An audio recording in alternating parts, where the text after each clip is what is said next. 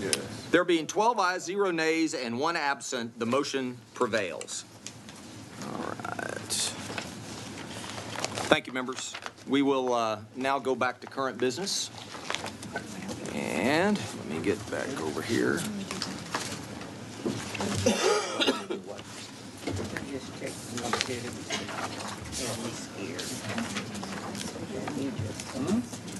You all ready? Here we go. The chair lays out HB 900 and recognizes Representative Patterson to explain the bill. The chair offers a committee substitute.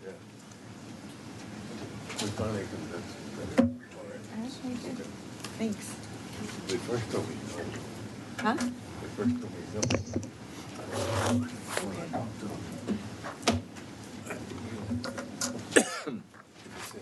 Still do it, what they were doing. Okay. That's why we changed. Great, thanks.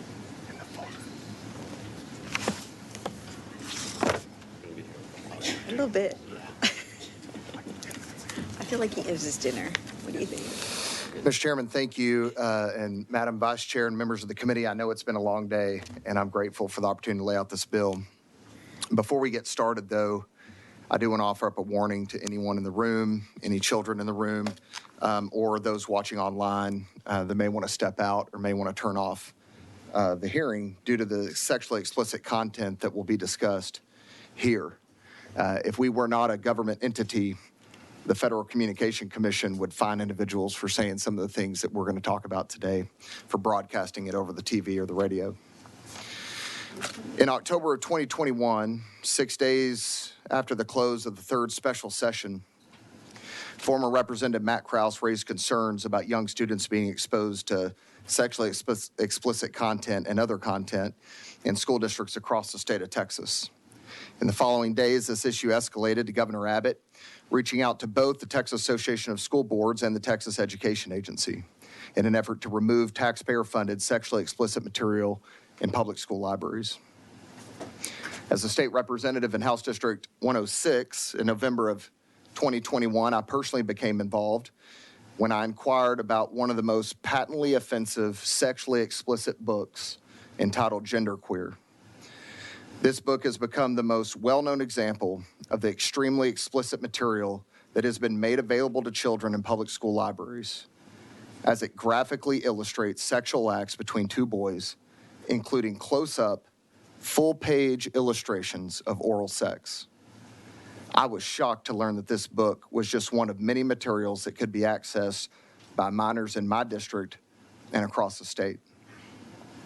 After learning of this, I held meetings with school districts and national book vendors to see how we could remove sexually explicit materials and ensure this content would not be available to children in a school library. In those conversations, book vendors had mixed awareness of the content they were selling to school districts statewide. One vendor, Permabound, pulled dozens of sexually explicit books from distribution and went above and beyond to ensure that materials they distributed were appropriate for children. Another vendor, Follett, would not remove any sexually explicit books due to the risk of losing profits and stated that they would not change their current practices until legally required to do so. That's about the time Representative Shaheen and I got up and left the meeting. We could not believe that Follett chose profits over protecting children. Multiple school districts I represent and others around the state would go on to quickly remove sexually explicit books and establish new local policies surrounding library standards. But some have stopped short in doing so, including my own home district in Frisco ISD, thus creating the need for a uniform statewide standard that the Reader Act hopes to establish. In my own experience, I was able to apply pressure to the school district and have a few titles removed due to sexually explicit content at first. Then the district seemingly drew a line in the sand, began to downplay the issue, and relied upon a policy of forcing parents to research every single title on campuses for sexually explicit content themselves, rather than proactively seeking out harmful materials district-wide. After months of giving the district time to solve the issue internally, in August of 2022, I formally challenged 28 additionally sexually explicit books to undergo the local reconsideration process. Amazingly, only 5 explicit books were removed from circulation. In October, I appealed the remaining 23 sexually explicit books to district leadership, but only 16 of those titles were removed. I appealed a third and final time to the school board on the remaining 7 sexually explicit books, of which 5 were removed due to their content. Notably, 2 trustees skipped the meeting for the book appeals so that they wouldn't have to vote on the issue, meaning just 3 board members could decide to keep sexually explicit content in the hands of children. The final removal would bring the total of 26 out of 28 that I formally challenged removed from my home district, a 93% success rate. I share this story because it's just an example of how difficult and burdensome it is to get these sexually explicit books removed from public school libraries in the current system. It took me, an elected official with a full staff and ample resources, including an army of concerned moms and teachers, 4 months to complete the formal process, and we still encounter challenges. So I can't imagine the strain that it would put on the average parent dealing with this issue on top of everything else. Everyone, elected officials, school district employees, librarians, and book vendors must do better to empower parents and protect children. The Reader Act is a solution to this issue. This legislation will accomplish the following. First, it establishes a mandatory library standard. In more than 3,700 pages of the Education Code, there is only half a page dedicated to library standards, all of which are voluntary. Second, preventing sexually explicit material from entering public school libraries by requiring vendors to rate material. Currently, the Federal Communications Commission uses similar standards to regulate inappropriate or harmful content for the protection of children, and books should be no different. Third, empower parents through increased parental controls and require district transparency on sexual material through a consistent reconsideration process. Members, I know the media and certain activists will do everything to sensationalize this legislation and try to turn it into something that it's not. I want to be very clear. This is not a Fahrenheit 451 style book ban. This is not a fight about silencing minority voices, and this is not an argument about race or gender or religion or political ideology. There is one common denominator in the books that we are addressing with this bill, and that is sexually explicit content. The Reader Act is about just a few simple things I think Texans can agree on, and that is protecting children's innocence, maintaining parental authority, getting schools and vendors out of the parenting business, and keeping school libraries what they should be, a safe place for students of all ages to learn and enjoy together.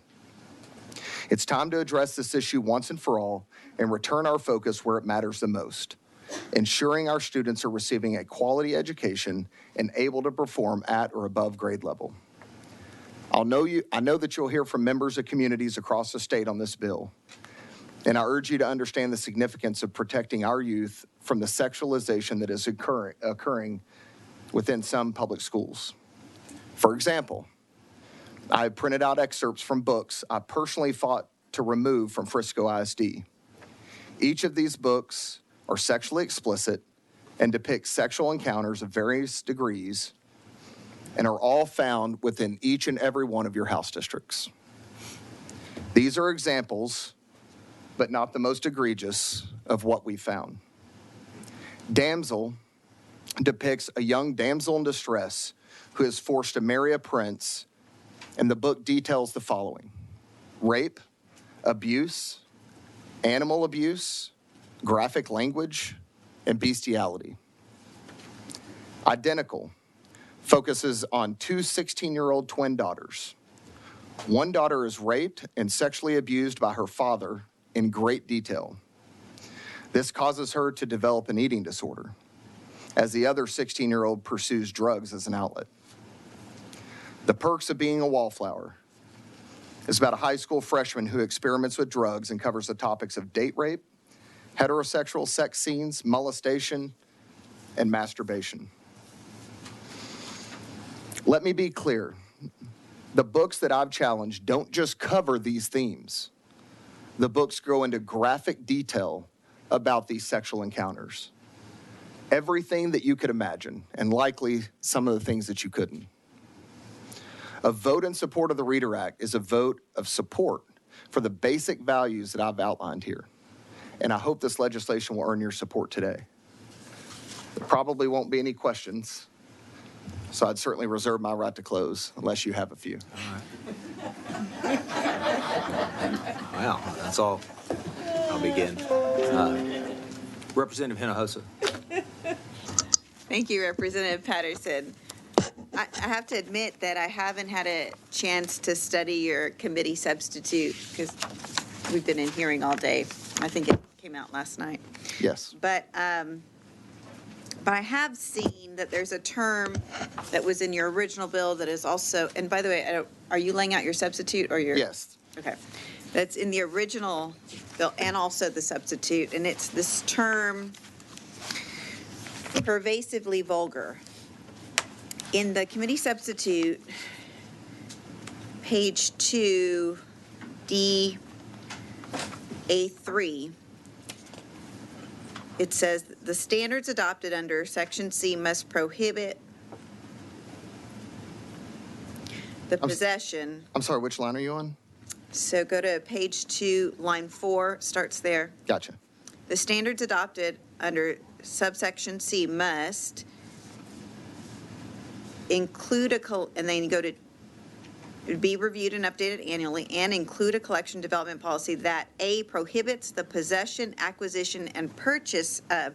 And so just to be clear, this is a standard that the State Library and Archives Commission will have to issue with approval from the SBOE. So this standard that they have to issue will prohibit the possession, acquisition, and purchase of, and then you go to number 3, library material that is pervasively vulgar or educationally unsuitable as referenced in Pico v. Board of Education, cites a U.S. Supreme Court case. I looked at that case and the district court case, and I did not see a definition for pervasively vulgar. So I looked it up, the word vulgar, in the Oxford Dictionary, and this is what I found. For the definition of vulgar, lacking in sophistication or good taste, and making explicit and offensive reference to sex or bodily function. So this concerns me because I'm a boy mom. And I brought a sampling of some of his favorite books. So, I mean, if you haven't checked out the Fart Quest series, it's a real page turner for an elementary school boy. And in fact, my son is dyslexic. And it's books like this, Captain Underpants and the Bionic Booger Boy.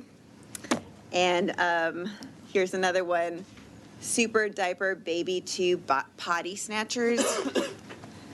It's books like these that are lacking in sophistication and talk about bodily function that inspires him to read. And, you know, I didn't grow up with boys. This is new for me to be a boy mom. I wish they would pick up Shakespeare and read that instead. They'll get there. This is what they choose. And what concerns me about your bill is my boys will always be able to read this kind of stuff because I'll buy it for them. Mm-hmm. But for so many of our kids, our libraries are the only access they have to books. And what's important to me is that we make sure that we do what we can to inspire a love of reading for all of our children. And oftentimes what they love to read is not very sophisticated and sometimes a little vulgar. Yeah, I mean, what I would say to that is that, you know, the sophistication is based on, you know, the age appropriateness of the child. I mean, if you're in elementary school, you're not going to be reading things as sophisticated as someone that's a senior in high school. You know, I've got 2 boys too, one in middle school, one in elementary still, and then a daughter in elementary. And I think what we've laid out in this bill very clearly is that we are trying to remove sexually explicit material as defined in the bill, as defined in court cases that go back to the Supreme Court over decades. And ultimately, I think the bottom line is, if you can't read this material on the television or over the radio, or if you can't show these images on TV, they have no home in a school library where students go without their parents to check out books. Now, you'll notice that nowhere in here did I mention public libraries or bookstores or Amazon or any other product. What we deal with in this bill specifically, and obviously it's why it's before your committee, is because we're dealing with public school libraries. And pervasively vulgar, sexually explicit content has no home in a school library. And that's what this bill seeks to address. Except that, according to the definition, it covers the books that I just brought. And so what I would ask is, I mean, maybe that's your intent to keep these kinds of books out of our libraries. I hope not. But what I would ask is that and look, nobody wants kids having access to sexually explicit pornography type, like any of that. You'd be Nobody surprised. wants that. I really don't think anybody wants that. Frisco ISD voted 3-2 to keep 2 sexually explicit books, including Perks of Being a Wallflower, which you have an example of right in front of If I you. may finish. So what I would ask is legislation like this, it's so important that you narrowly tailor it, because we're talking about right now a definition that's pretty broad to include things that, I mean, when I told my son, I think we're hearing a bill that bans this kind of book, he was like, I'm telling all my friends. Yeah. So I would just ask that you look at the language to ensure that you're not picking up in the language of the bill things that you don't intend to pick. Absolutely. Thank you. And if we can work with you to tighten that up to ensure that we don't include those books, I'd be happy to do so. I'd certainly hate to lose out on a future voter there. But I don't think that is the intent of the bill. But I appreciate your concerns. Thank you. All right, Representative Tallarico. Thank you, Mr. Chairman. Thank you, Representative Patterson, for being here. We've talked about this bill. You know, I have concerns about the way it's written, not necessarily the goal, but I'm worried that the language is so broad it would have unintended consequences. And I'm more than happy to work with you and the other members of the committee to tighten it up in a way that could prevent unintended consequences and still accomplish the goal. Because I do believe that everyone on this dais, probably everyone in the House, doesn't want pornography in our schools or in our libraries, right? But I think the bill is written currently with the current draft in a way that would sweep a lot of the books under that rug. Also, just want to say for the record, we're friends, classmates, we work together a lot. So all my concerns are not concerns about your motivations. It's purely about the language in the bill. Sure. So, okay, first question is an easy question, because I do want to talk about the history of efforts to regulate or ban or burn books, just so we know why it's important to be careful and to tighten up the language. So my first question is easy. What is your favorite book? Well, I mean, the Bible, obviously. Good choice. It's a good Republican answer, right? So I picked a fiction book, brought it here, Lonesome Dove by Larry McMurtry, who may be the greatest Texas author of all time, who we lost 2 years ago this month. I read it in high school, still my favorite book about Texas and friendship and growing old and adventures and all that kind of stuff. And my first job when I was in high school was at our local school library, shelving books, helping people check out. I became a language arts teacher in San Antonio ISD. So I know the power that books have, especially for kids who are left out, kids who are different, kids who are bullied, to comfort and inspire them. And it's because books have that power is why we both know, and you and I have talked about this, that dictators and authoritarians throughout history, whether it's Nazi book bonfires or Mao's Cultural Revolution, why they try to ban books, right? You're aware of this history, right? Yeah, absolutely. And by the way, it is unconstitutional to ban a book based on political ideology or any ideology for that matter. Yep. And that's not what this bill does. Yep. And the thing that frustrates me about this discussion is that feels, we accuse this bill of trying to ban books. We accuse people who have questions about the bill of wanting pornography. And those aren't helpful, I think, in this conversation, because I think we all share the same goal. We just want to make sure we're tightly tailoring it to solve the problem we're trying to solve. And I kind of think that censorship is the original cancel culture, right? And it's why our founders enshrined that First Amendment for freedom of speech. Yes. And the Supreme Court, as you said, has said that the First Amendment doesn't just apply to your right to express ideas, it also applies to your right to receive ideas, right? Even in a school library context. And that's especially true of our education system, because free speech, I think, keeps us smart and sharp and free, right? And we do not want to raise snowflakes, right, who are, not able to take the realities of the real world, right? We want to prepare our kids, especially our teens in high school, to be ready for what they're going to face when they're outside of our school walls. But we do see kind of a troubling trend. You're aware that Texas has banned more books from 2021 to 2022 than any other state? I disagree. Okay. I mean, we're not banning books. I mean, I think that's a Removing misconception. Yeah, I mean, just as you would remove any content that is not age appropriate from a classroom or for a library, it's not banning them. It's making sure that we have age appropriate items for our students. Yeah, and we all agree everything should be age appropriate. And I think we all agree there is some material that should never be in a school library, right? Pornographic, violent, racist material that has no literary, no artistic value. That like smut is what you would call it in the old days, right? Should never be in a school library. Yes. But that line can be hard to draw and hard to define, which is what you're trying to do in the bill. The word that's been brought up a lot in this discussion in the media and elsewhere is pornography. Can you help us understand why pornography as a word is not defined or mentioned in your bill? Well, I'm not trying to remove pornography. I'm trying to make sure that we have age-appropriate materials in public school libraries. I'm trying to determine or define, rather, what is sexually explicit under the law and within the Constitution, what is sexually relevant, because those two things are different, and make sure that we don't have sexually explicit material in our public school libraries. And pornography is actually not defined in our legal code. It falls under obscenity and harmful materials, both of which you do reference in your bill, correct? Yes, but I'm not using obscenity as a definition. Yeah. I mean, as a label for a book. Right.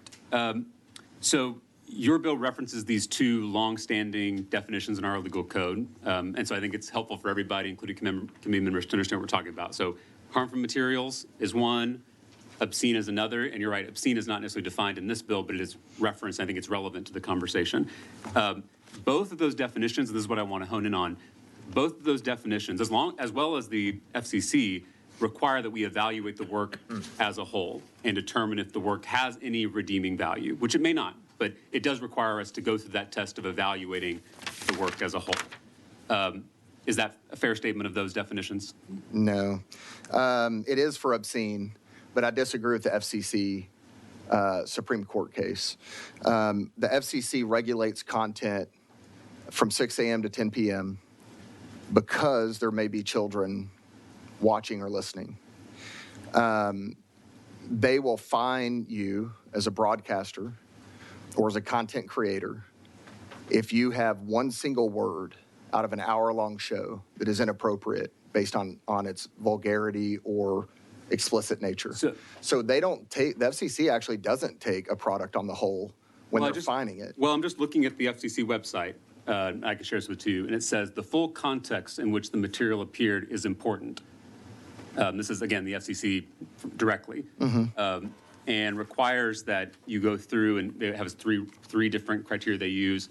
One of it is whether the material dwells on or repeats at length descriptions of or depictions of sexual or other organs or activities, and whether the material as a whole panders to or titillates or shocks the audience. So the FCC does evaluate works as a whole, which I think is good. And so it's very similar to obscene, which has the requirement that you evaluate the work as a whole and see if it has any literary, artistic, political, scientific value. And then the harmful materials definition has the thing about redeeming quality or redeeming value for youth, right, or minors, right? Is that So your understanding? the reason that we use the term patently offensive in the bill is we actually lifted that from the FCC case from 1978, where it talks about the FCC having the ability to regulate based on these factors, and patently offensive is the term that we've used as a result of that. Now, we do refer to other items in the penal code in two different areas to make sure that you know exactly kind of what we're talking about here, but patently offensive is what we're using. Right. So we've got obscene and harmful materials as two different definitions, very similar, meaning that it includes kind of patently offensive, but then it has that a requirement that you got to look at the whole thing, right? Does it have any redeeming value? Right. Is it, if you look at the whole thing as a whole, is it worth keeping?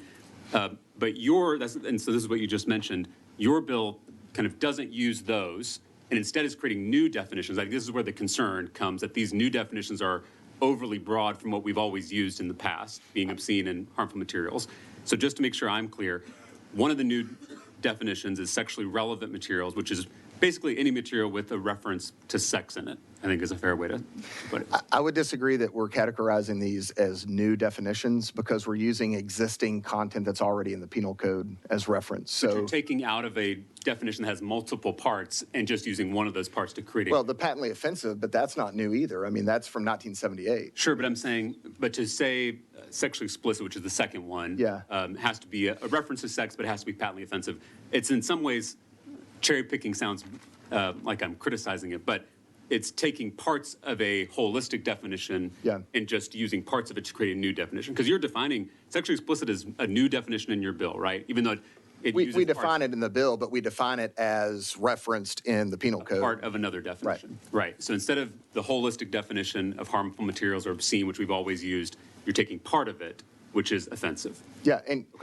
can I address why we didn't put on the whole? Sure. Okay, so, we have reviewed a lot of books, too many. And by the way, and I should have started with this, but my staff has done a phenomenal job over the last 18 months having to comb through material that no child should see and probably adults shouldn't read either, and having to go through all of this stuff, all these books along my side and create all this information and not only for the bill, but on the process that we've been over the last 18 months.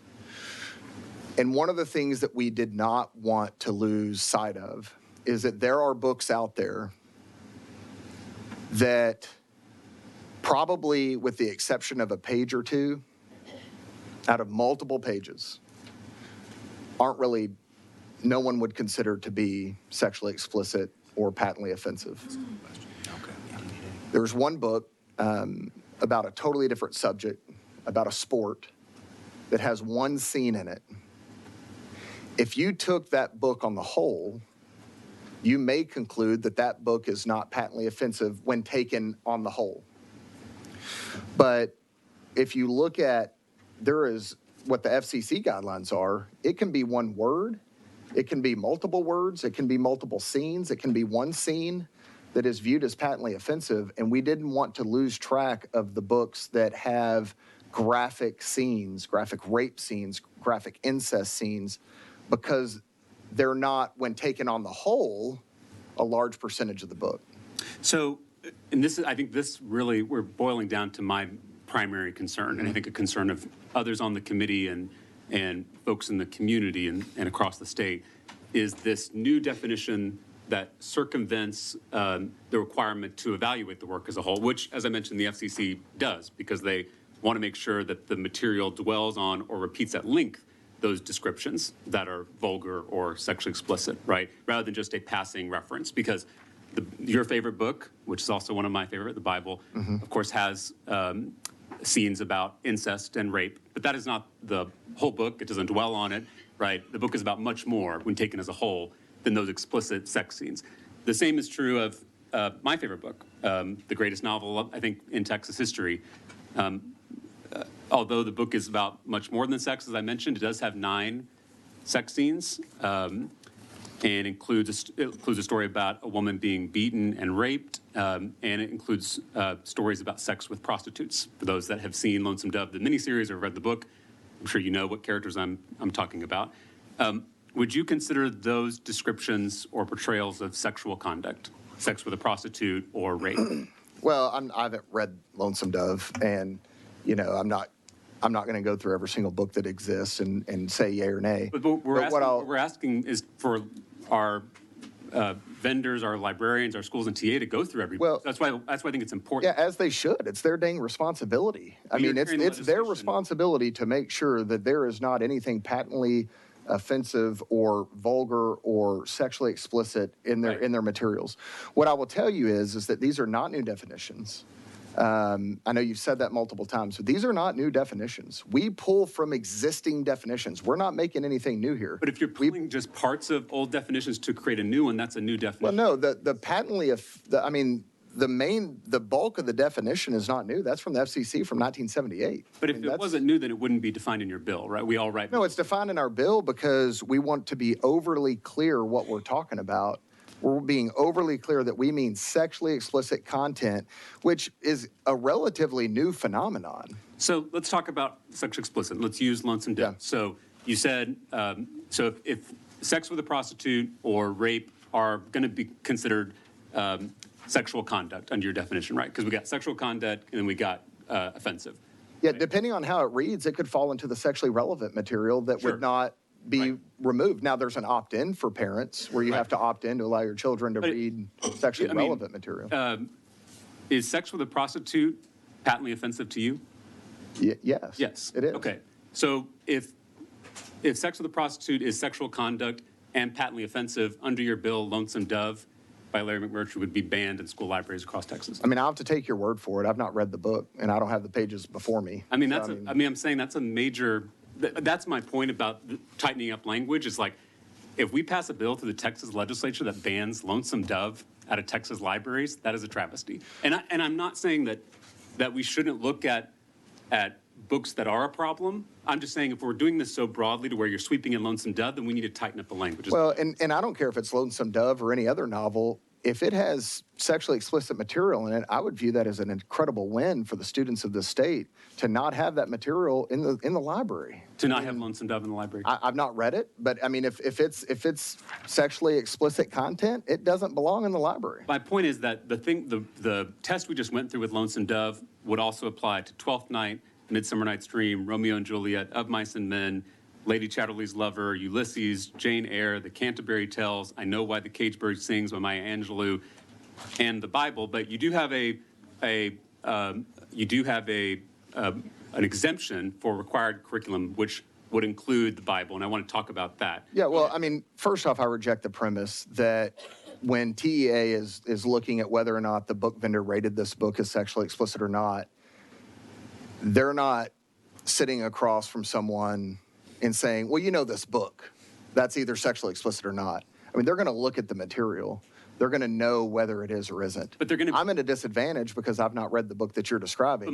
But my point, Representative Patterson, is that they're going to go off of what you pass into law, right? And so, or what we pass. It's not just you. You're introducing the bill. It's up to us to tighten the bill to make sure that when vendors are looking, they don't ban Lonesome Dove because that's crazy. They might need to ban Lonesome Dove, though. That's my point. I mean, if it's sexually explicit, they may need to remove that. But I've not read it, so I'm at a disadvantage.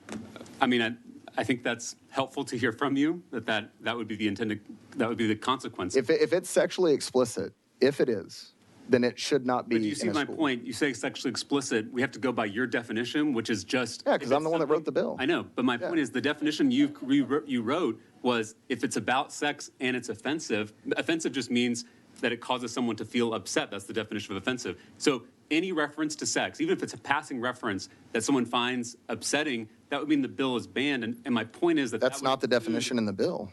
That's not the definition of sexually explicit in the bill. It's if it's sexual conduct that someone finds patently offensive. Yes. Yes, that's my point, is that those are the only two things, and those two things are going to sweep a lot of classic books that no one would think of as pornography out of our classrooms. And I'm not trying to dismiss the real concerns about some books that really are right there on the line and maybe shouldn't be in our libraries. My point, though, is if we're making a definition that's that is just kind of cherry picking from well-established definitions like obscenity and harmful materials, then we're casting a big net, and it's going to catch a lot of classic books that we think should be in libraries. Again, everything should be age appropriate. I'm not saying, I mean, not only can an elementary school kid not read Lonesome Dove probably, but for a high school kid, of course, I think they should be exposed to classic literature, including the Bible, right? So Well, I would just say that for it to be sexually explicit material, I mean, there's a specific definition in here. I mean, it's got to be, basically explicit. I mean, it's got to be as defined in the penal code, but patently offensive about those items. And I mean, it's talking about very specific items. And I'm glad we're talking So, because and let me just say this. It's not, the song Puff the Magic Dragon? Sure. That's not his pet dragon. Sure. Right? I've heard. But there's a far cry between Puff the Magic Dragon and how it's written and Because I Got High that came out when I was probably in high school. So you can deal with themes and you can deal with sex and have it not be sexually explicit. That's why we have the sexually relevant category as a catch-all for the other items that would be relating to or referring to sex. You can have that and it not be sexually explicit. The books that we're going after here, these graphic novels, so-called YA books that these publishers are hiding behind our current exemptions in the penal code for education purposes, that anyone else that would likely give this material to a minor would be arrested.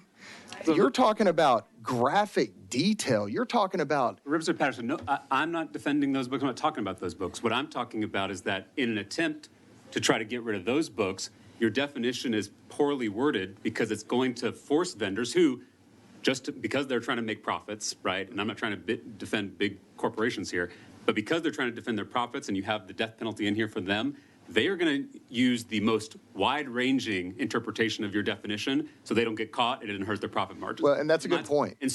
And that's why I think our definition has got to be airtight so that it doesn't include classic books. And I want to work with you on it, but I think the way it's currently written, it's sexual conduct, meaning anything about sex, and it's patently offensive are the only two things you got to meet.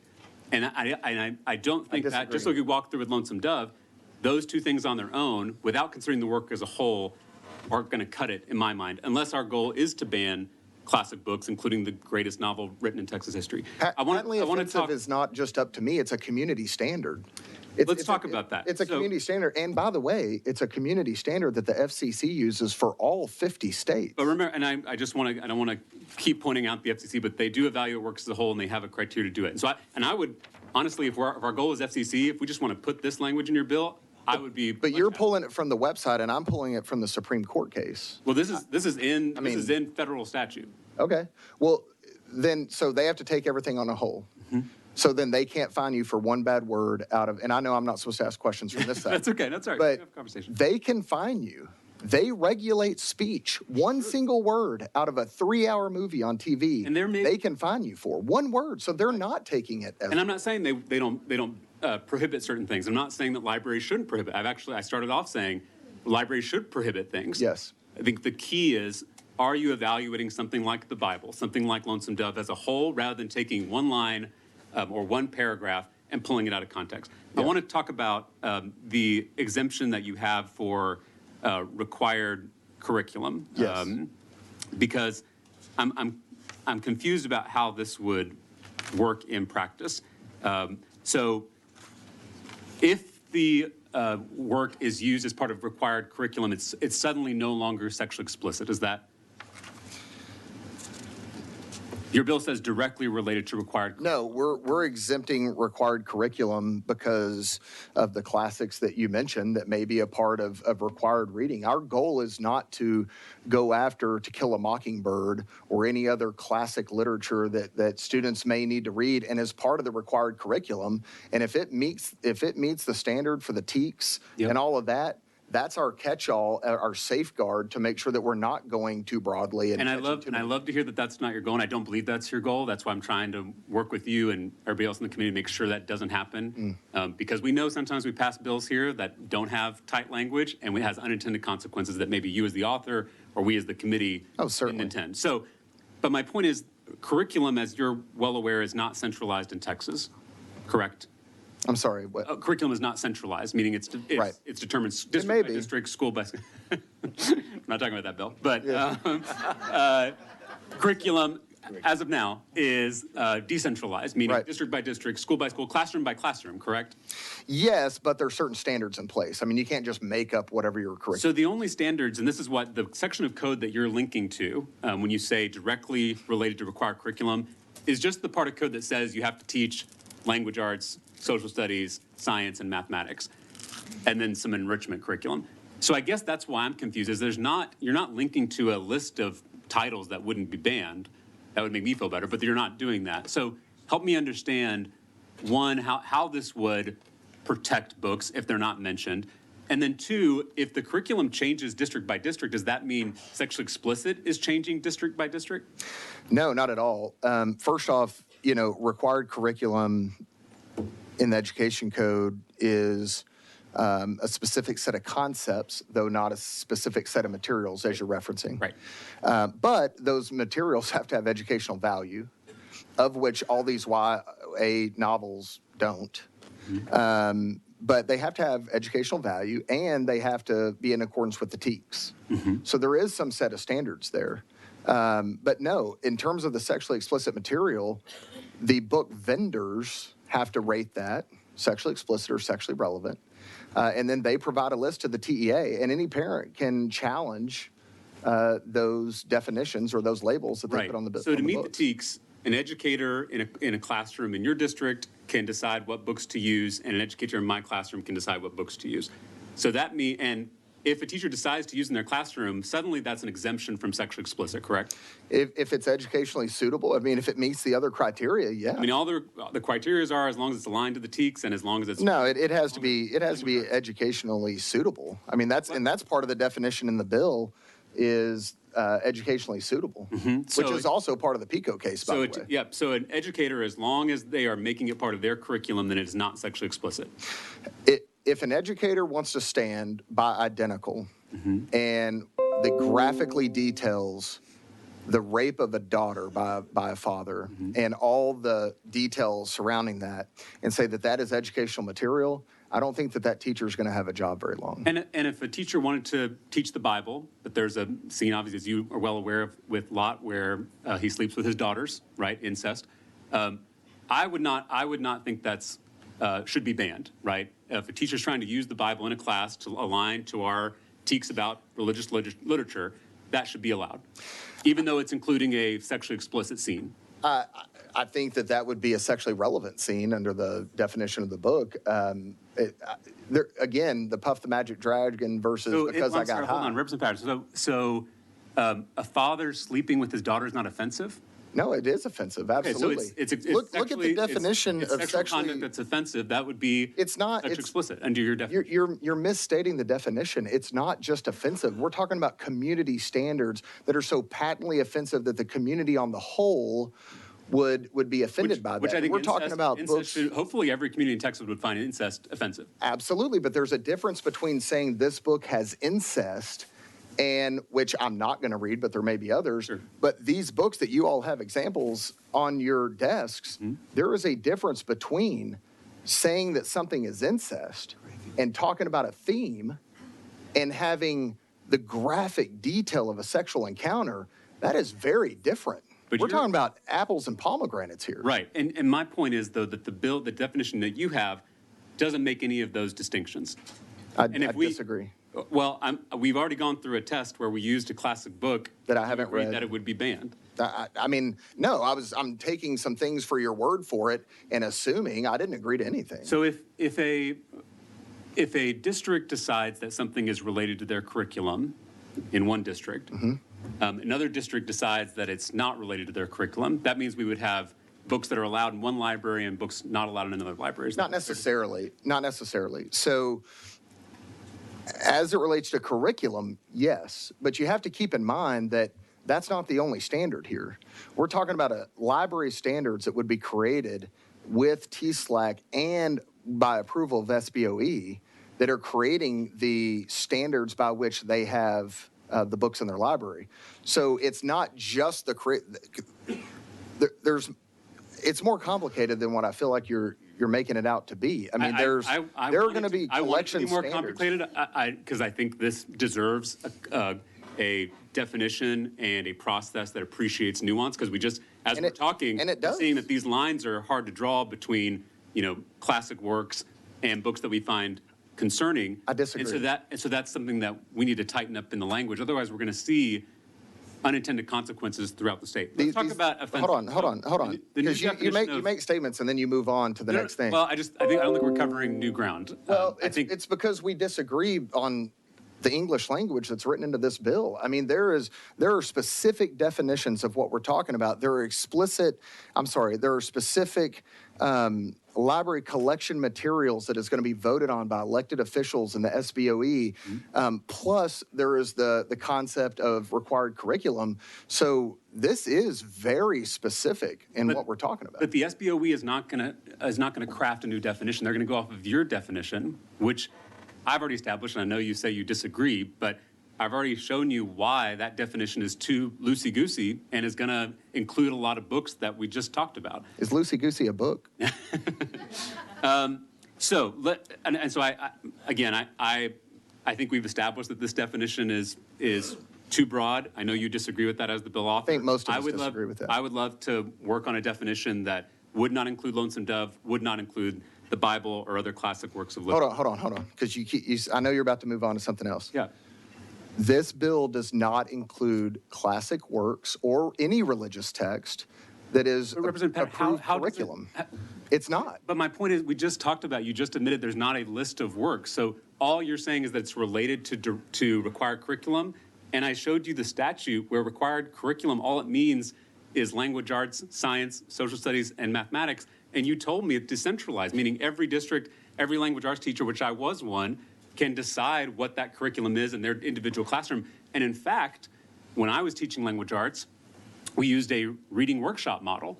Are you familiar with what that? I'm not. That's okay. So a reading workshop model is essentially where instead of having a class book where everybody reads the same book, you're teaching the TEKS through the books that students have chosen out of the library. There's a lot of research that students being able to choose their own book, having that autonomy, that agency, fosters a greater love of reading than when you're forcing everybody to read the same book. It's just a different model for how to run a language arts classroom. But so in my classroom, where it's a reading workshop model, when it was any book in the school library, that suddenly becomes part of the required curriculum in my classroom. Do you see where the trouble is coming in? If your bill is trying to use that as a way to say, the books that Tallarico's bringing up that sound concerning, we'd take care of that because it's part of required curriculum. Whereas a lot of classrooms, any book in the school library is part of the required curriculum, especially for language arts. I would say that the sexually explicit books would not be in the library to begin with.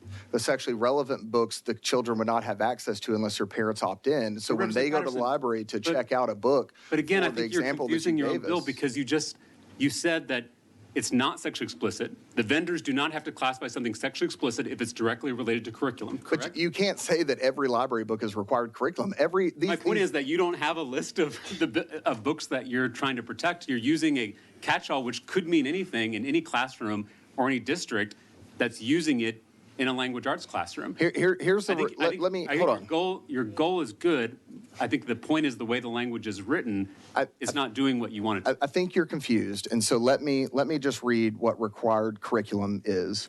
It's each school district that offers kindergarten through grade 12 shall offers required curriculum, a foundation of curriculum that includes English language arts, mathematics, science, social studies, et cetera, and enrichment curriculum, physical education, fine arts, career and technology, personal financial literacy, all these things that are required curriculum. Yes.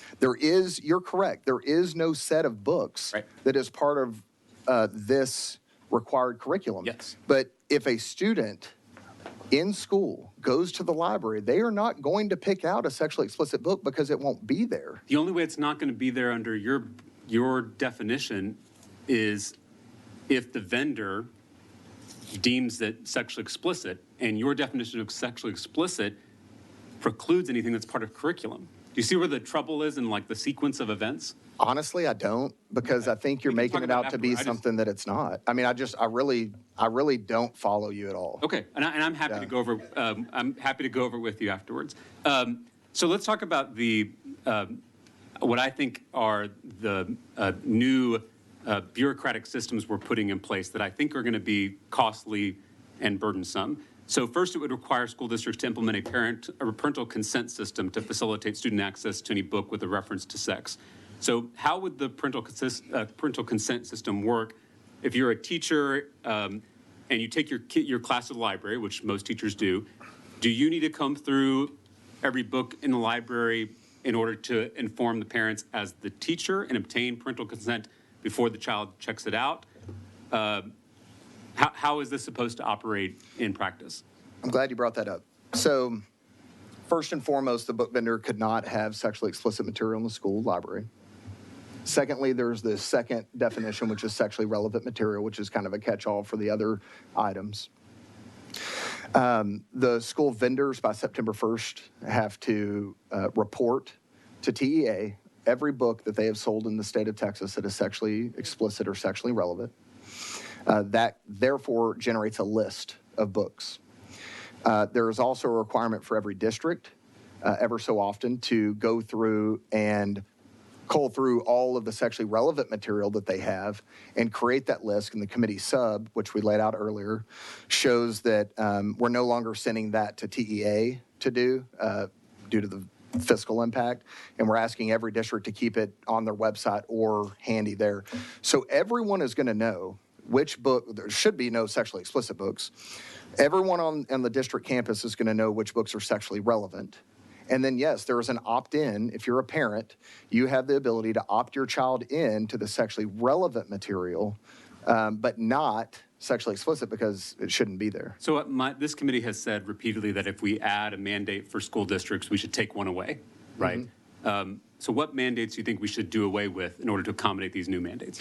Fitnessgram, I tried to get that done in 2019, but we took it out of the bill in a bill that I did to eliminate several unfunded mandates from the state. So, I mean, you can throw that one or any other one that you want to put out there. Because you don't like unfunded mandates. Well, I don't like unfunded mandates, but what I like worse is our kids being exposed to sexually explicit material. I don't view this as a mandate. I view this as some adults don't have common sense, and so the state needs a statewide solution on this issue. And so you're dang right. The state of Texas is going to come down and say, you won't have sexually explicit material, sexually relevant material. The parents are empowered to determine whether or not their children have access to that material. And I don't care if you call it an unfunded mandate or not, it's what we need to do. Well, it's not up to me. I'm saying your fiscal note says there's going to be an impact on local districts and you're not providing money to pay for it. Is that correct? Yeah, I'm not. Okay. And so I'm looking, Florida is one of the states that have kind of tried this experiment, and the school districts, or one of the school districts, paid $25,000 to just create the parental consent system. So if I'm thinking 1,200 districts in Texas, that's $30 million just for the parental consent system. Is that? And That's and this bill would not absolutely provide, absurd. That's absurd. What's absurd? That whole concept. Okay. No. Okay, and your bill does not provide any funding for those mandates for local districts? No, and nor does it provide funding for the reconsideration processes, which they're already doing. So let's talk about TEA commissioner. So the TEA would have the ability to essentially override all book rating decisions made by book vendors, correct? Hold on. I do want to mention something. Sure. So Follett, relating to your last question, Follett actually had an online system currently in place in some school districts as a pilot to allow parents to opt their children out of certain materials. It was taken away by Follett after a lot of pushback from the American Library Association because of radical librarians in the Northeast who said, no, our librarian Bill of Rights says that every library user, regardless of a lot of things, including age, have the right to privacy about their library use, even from their own parents. So there's a technological fix to this that Follett, the largest book vendor in the United States, already has the capabilities to do. They just have to flip a switch. So, I mean, that would be very easy. And I'm not asking the vendor part of the bill. I'm asking about the... But they're going to use the vendor to implement this. I mean, they're online searchable databases. They all use... Parental consent system, that's what I'm asking about. That's a different system. I mean, that's a form to fill out. I mean, I can't imagine that you'd spend $25,000. Well, every time a child checks out a book, depending on what the book is, parents would have to be notified before the book is checked out, correct? No, what I envision, and that's up for the SBOE to determine with consultation from TSLAC, is that If there's books that are sexually relevant, I would assume that they may be in a different area, that they may be, somewhere else, and that you would know whether or not a child has the ability. I mean, I don't know. We're not getting that prescriptive. They can do it however they want to do it. If they want to spend $30 million doing it, they can.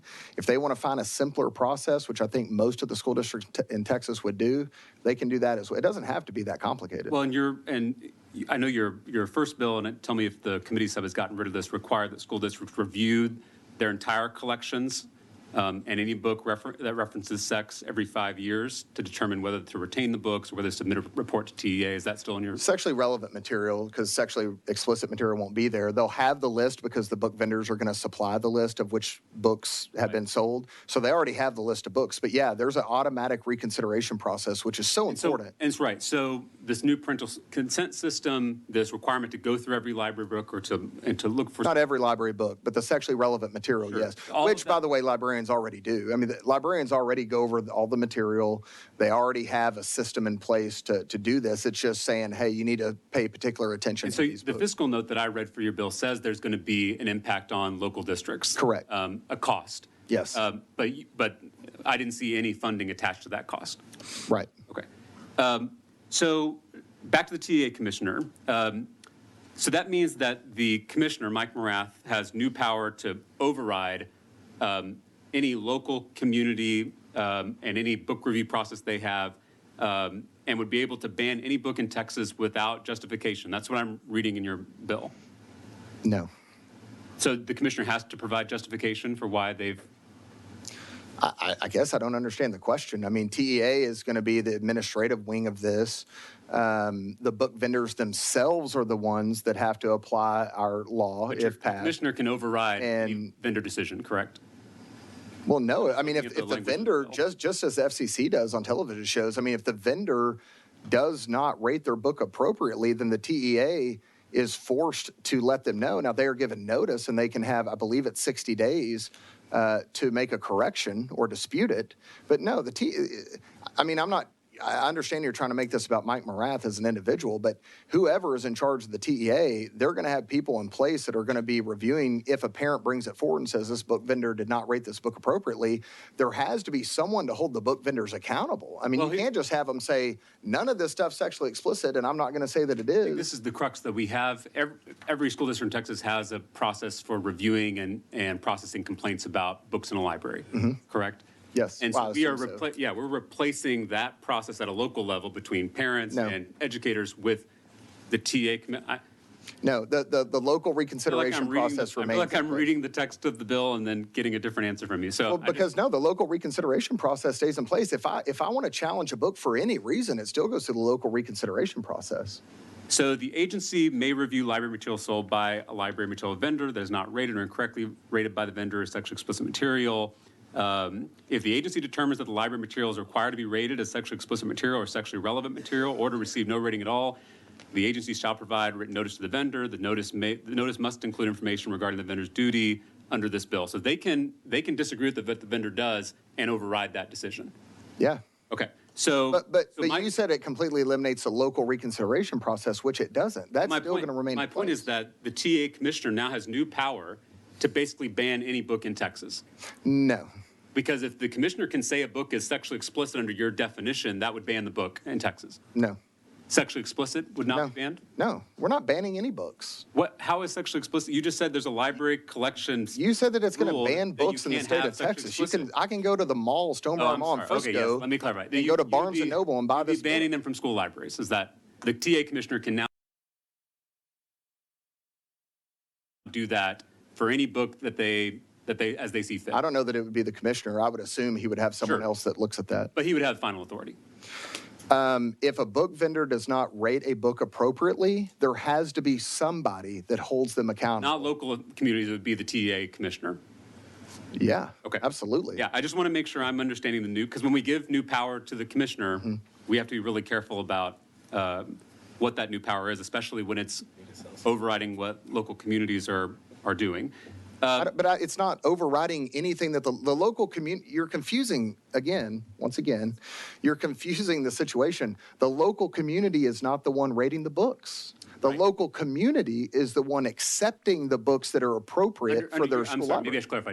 Not under your bill. I'm saying currently, the way Texas operates now has always operated.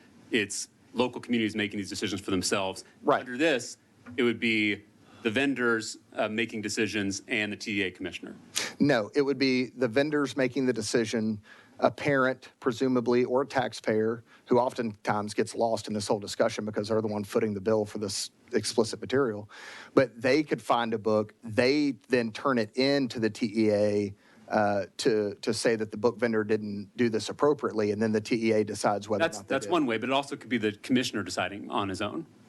Because your book doesn't. Presumably, I mean, the commissioner, if you want to make it specific about him, he's a parent of a public school child or children in I'm just saying Austin ISD. your bill doesn't clarify that. It's just saying the commissioner has Anyone can broad bring it power. forward, yeah. Right, I mean, or the commissioner himself can do this unilaterally on his own.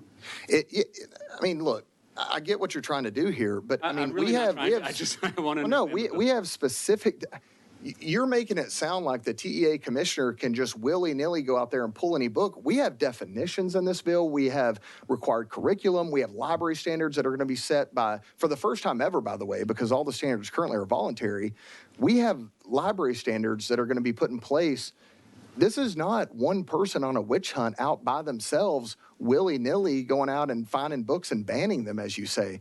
These are books that are not appropriate for children that are going to be rated as such. And if they're not, then the fail-safe is that the TEA administratively is going to apply the law that we pass as a legislature and see whether or not they're accurate. And if they're not, the book vendor still has the ability to appeal that and say, no, we disagree based on these grounds. And if they want to take it to court, they can take it to court and ultimately have it decided. President Patterson, I think you're saying what your intent is or what your goal is. I mean, that's the way it's written in the bill. Well, I've just gone through every part of the bill and shown you how those things can be interpreted to do things contrary to your goal.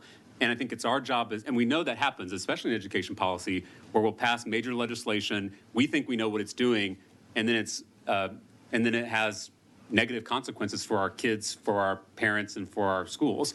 And so that's my concern, that the way the bill is written, some of these things we've already gone through, that it will have these major negative consequences. And I want to work together. I don't want this to, I know you're taking offense at this, and I don't want this to be confrontational. I'm not taking offense. I'm just confused because this is very plain language, and it's really not that complicated of a bill. I would love it to be plain. I think what we're having an issue with is that these definitions can be used, as we've already demonstrated, as you've demonstrated here, to ban books that we don't want banned. I want to be very clear. I have not demonstrated that whatsoever. You gave me a hypothetical of a book that I haven't looked at. That's not the way this policy would go. I never said anything about banning a book. All we're talking about is if it is not, which is a key word in the statement that I made earlier, if it is sexually explicit, it has no business being there. If it's sexually relevant, then parents should be empowered to opt their child into reading sexually it. explicit, instead of using the definition of sexually explicit, which you have in the bill, right? Well, I mean, I can say all 40 words every time I say sexually explicit. We agree on what the definition says, and I said, if it applies to your definition in these ways, you said that it would apply. And so I want to work together to try to tighten up these definitions so that we don't have the unintended consequences that we've seen in other states that have tried this, and happy to continue working with you. And I'm sorry if it came across as something that was upsetting. I just want to make sure that we're trying to work together to achieve, I think, a common goal, which is making sure pornography is not in our school, while still making sure that classic works of literature, including classic Texas works of literature, are protected. Yeah, and just to be clear, I'm not offended and I'm not upset. I'm passionate about this issue because I've fought it for 18 months when the adults in the room who should have had the wherewithal to remove these. Hold up just one second. Just want to remind everybody about our house rules about outbursts. Okay?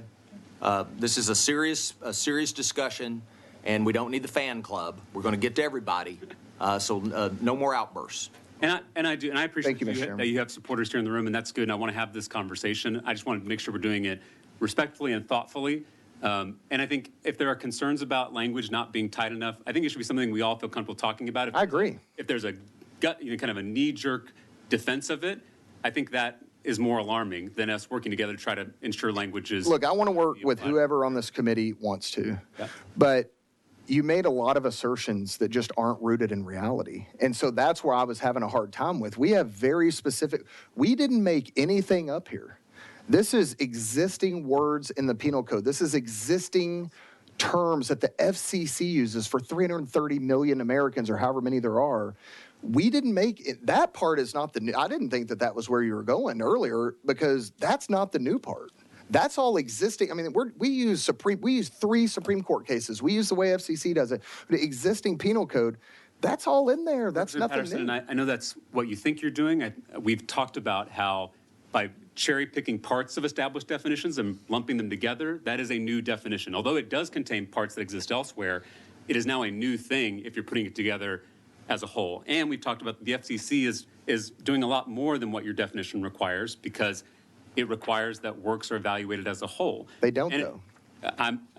I mean, I know you're saying things here, but If there is one nude scene in a movie, it's rated R. Okay. One scene in a 3-hour maybe movie. something to consider, since the FCC is your standard. Let's just Yeah. adopt the language that the FCC uses. Are you open to that? I'm not, look, man, I'm not agreeing to anything that I haven't read, okay? I mean, it's just, I mean, that's. Representative Patterson, Yeah. I would love to look at this language, because I agree, if the FCC is your goal, let's actually use the standard they use rather than something new in the bill. Thank That'd be my only concern. Thank you, Representative Patterson. Thank you, Mr. Chairman. You bet. Chairman Longoria. Thank you very much, Chairman. First of all, I appreciate all the effort that you've shown on this bill. You've put a lot of work in. I'm trying to grasp, how does this work as a parent? I have 2 daughters, 8 and 11. I'm trying to figure out, how does this help me as a parent to make decisions on what I feel is in their best interest, I guess, growing Yeah. up? Well, thank you. And first and foremost, what it does, and one of the things that I grew frustrated with over the last 18 months was Frisco ISD. I'm going to use anecdotes because that's my personal experience over the last 18 months. Frisco ISD had a system where every parent had to know every title and every word in every book in every library. And we're a fast growth district. We build new schools all the time.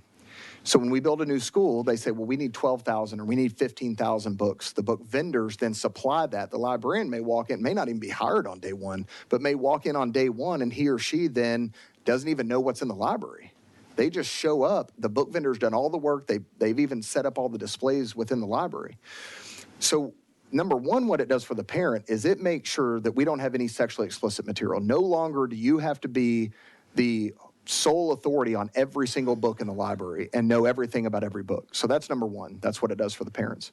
Number two, what it does is, because the book vendors have to create a list of every book sold into the state of Texas that was sexually explicit, sexually relevant, and give that to TEA, it's going to be known which books that you may want to pay closer attention to for your child.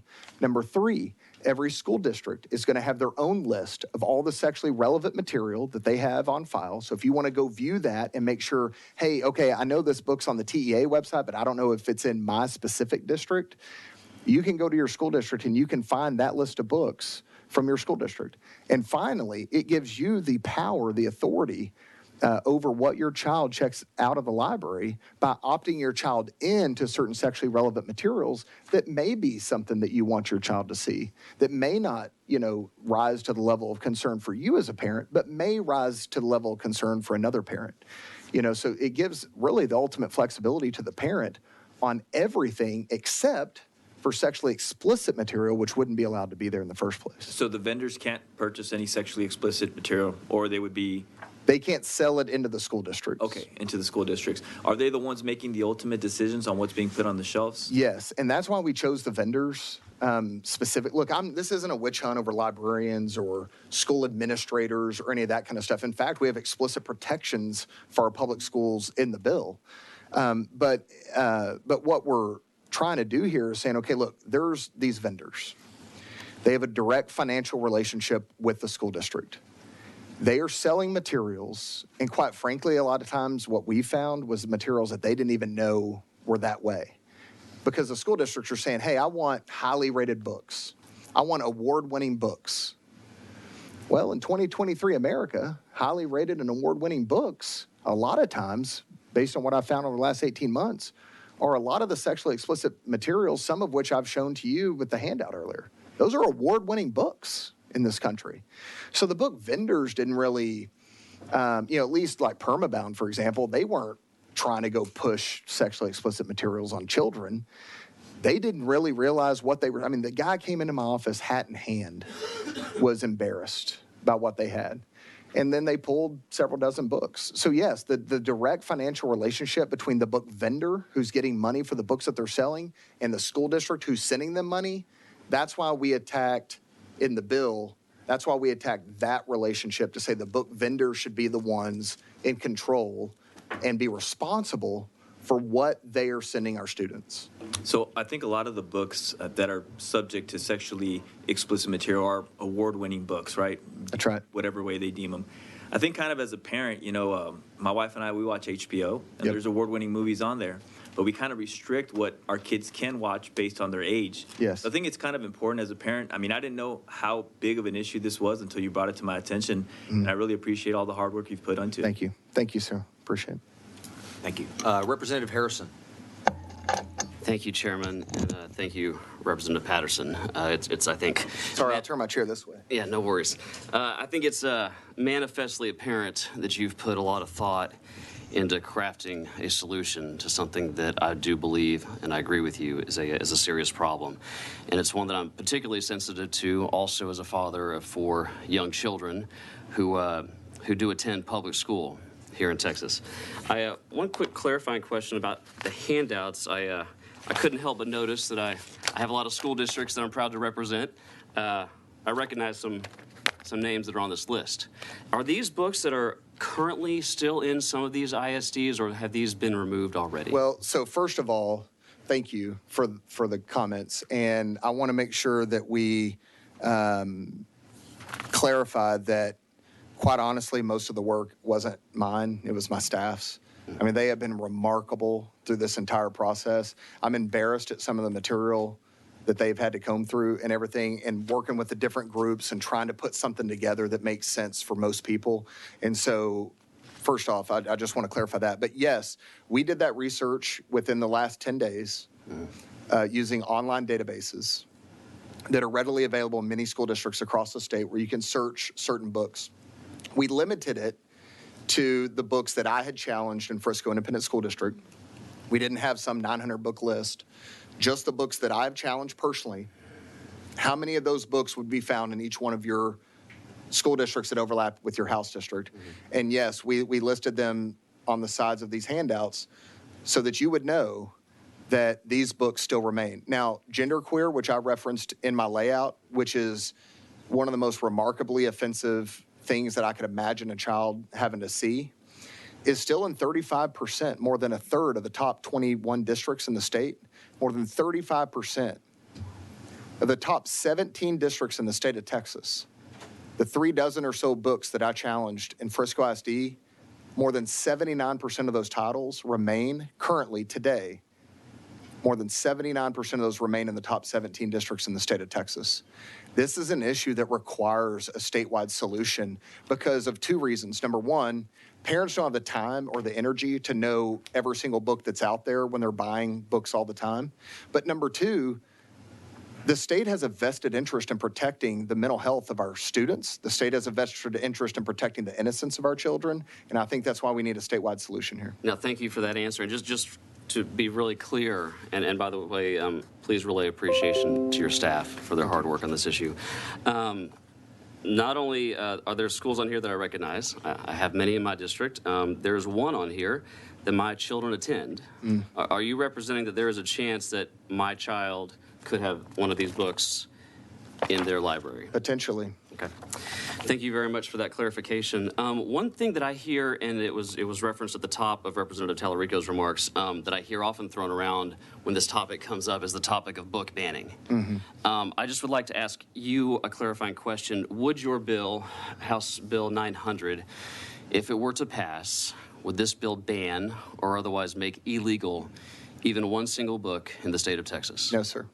Thank you for that clarification. And then final question regarding the fiscal note, because that's come up here a little bit. maybe I'll back up. How would these books have ended up in the schools in the first place from a fiscal perspective? Is it possible that not only is this in my children's school, but that my constituents paid to have these books in their school? Absolutely, sir. Government entities don't have money. They have our money.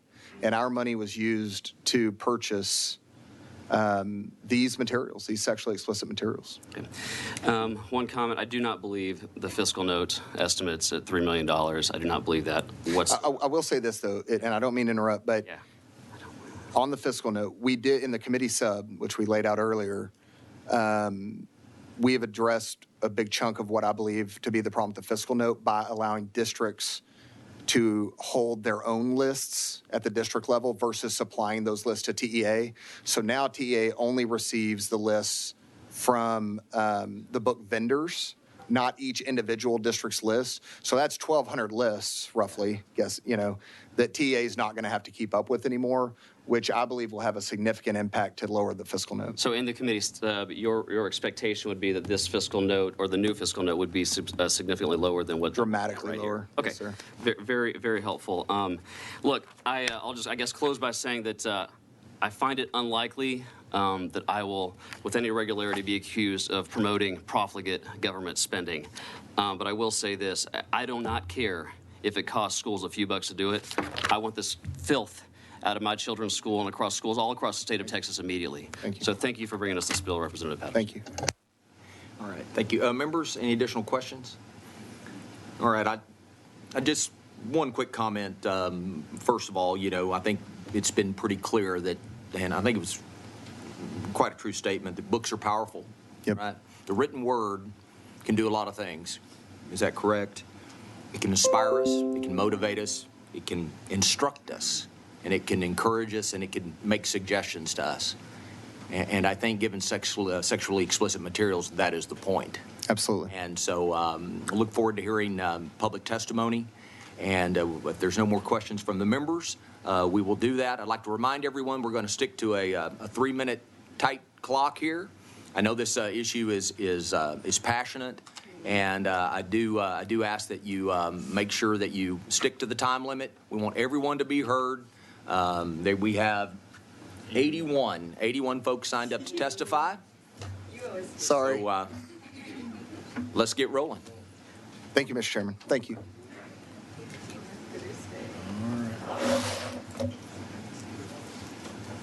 Chair calls Kristen Bentley, Republican Party of Texas, and yourself.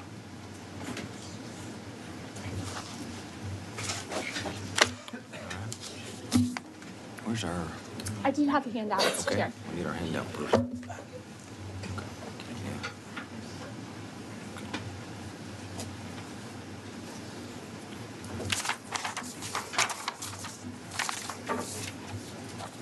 All right, we show you registered as Kristen Bentley on behalf of the Republican Party of Texas and yourself, and you'll be testifying for the bill. Is that correct? Yes, Chair. All right, thank you. My name is Kristen Bentley, and I'm the State Republican Executive Committee woman from Senate District 1, and I chair the subcommittee Stop Sexualizing Texas Kids. The Republican Party of Texas strongly supports HB 900. Sexually explicit materials are in Texas public schools in every single House district across the state. Local policies have largely failed to protect Texas children from these indecent materials, as school districts are not given clear directives other than to avoid breaking the law. At its core, the sexualization of children is abuse, and the state has a compelling interest to protect kids from sexualization. As you said, Mr. Chair, words are powerful. And I'm going to go off my script here because I want to clear something up about what the FCC does. Between the hours of 6 a.m. and 10 p.m., the FCC regulates for indecent and profane content. And why do they do that? They do that in the interest of protecting children. 24 hours a day, the FCC regulates for obscene content because obscene content is not protected speech. That is where they use a three-prong Miller test to determine what is obscenity, because they basically ban that kind of speech in America, in a country that loves their freedom of speech. It's not protected. And so I think there's been some confusion about the definitions of the FCC, and I have the definitions in front of me, and I would like to read them because of the confusion. Representatives, according to the FCC, obscene content does not have protection by the First Amendment. For content to be ruled obscene, it must meet a three-pronged test established by the Supreme Court.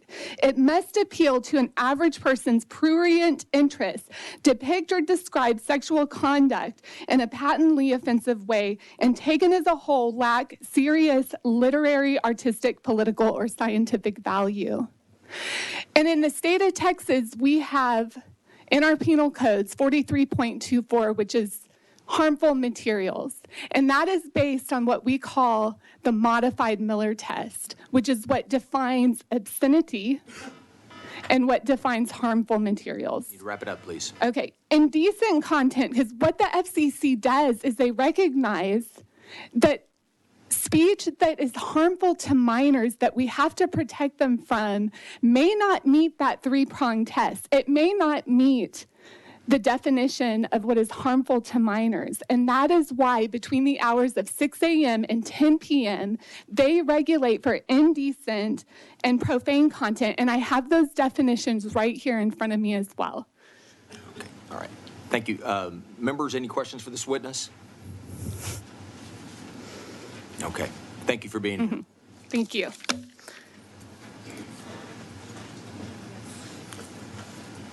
Chair calls Jonathan Covey, Director of Policy, Texas Values.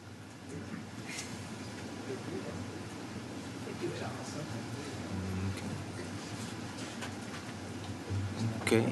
We don't see Jonathan, so we'll have the record will show Jonathan Covey, Director of Policy, Texas Values, for the bill.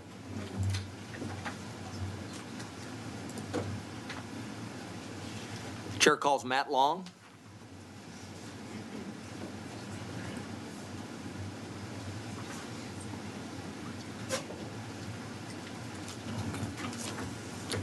We show you registered as Matt Long on behalf of yourself, and you'll be testifying for the bill. Is that correct? Yes, sir, that's correct. You may proceed. I'm a simple guy, very simple guy. I've been reading laws and legislation for about 10 years now in my trying to get engaged up here at the Capitol.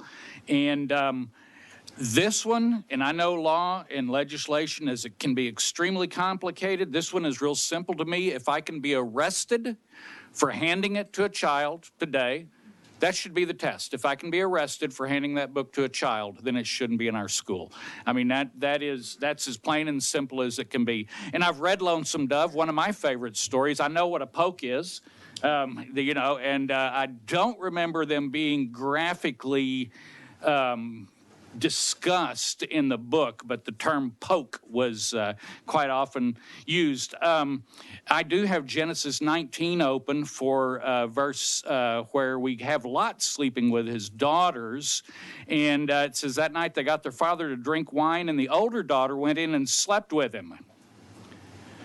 He was not aware of it when she lay down or when she got up. Then the other daughter goes in, and she went in and slept with him.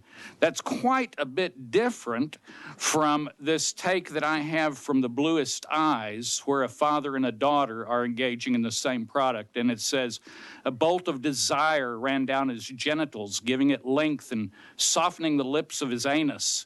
Surrounding all of this lust was a border of politeness. He wanted to fuck her tenderly, but the tenderness would not hold. The tightness of her vagina was more than he could bear. His soul seemed to slip down to his guts and fly out into her, and the gigantic thrust he made into her then provoked the only sound she made, a hollow suck of air in the back of her throat. It says, removing himself from her was so painful to him, he cut it short and snatched his genitals out of the dry harbor of her vagina. So when the child regained consciousness, she was lying on the kitchen floor under a heavy quilt, trying to connect the pain between her legs with the face of her mother looming over here. There's a big difference between a graphic description and the Bible saying he slept with, the daughter slept with the father. Those are huge, big difference. I have a daily radio program, and I'm on the air live. I have a live microphone. It's not a podcast. I don't sit in my basement and record it and go over. I get a microphone that gets turned on at 8 minutes after 9 every morning, and I speak into it. When we started reviewing these books in Fredericksburg, we tried to get the paper to print some of these excerpts, and they said, we can't do that. It's a family paper. So I went to my boss, and I gave them some excerpts. And I said, I want to read these over the air.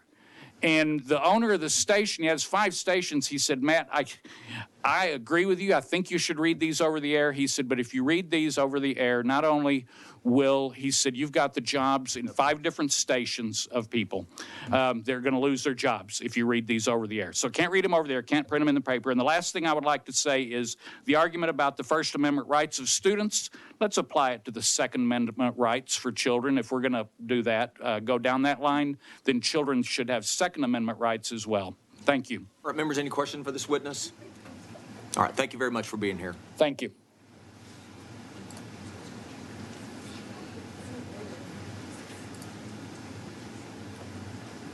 Okay, Chair calls Jonathan Covey, Director of Policy, Texas Values. All right. Thank you for being here today. We show you registered as Jonathan Covey on behalf of Texas Values as Director of Policy. You'll be testifying for the bill. Is that correct? That's correct. Thank you. Thank you, Mr. Chairman. Sorry, Mr. First Call, trying to get down from the overflow room. My name is Jonathan Covey. I'm the Policy Director for Texas Values, testifying in favor of HB 900.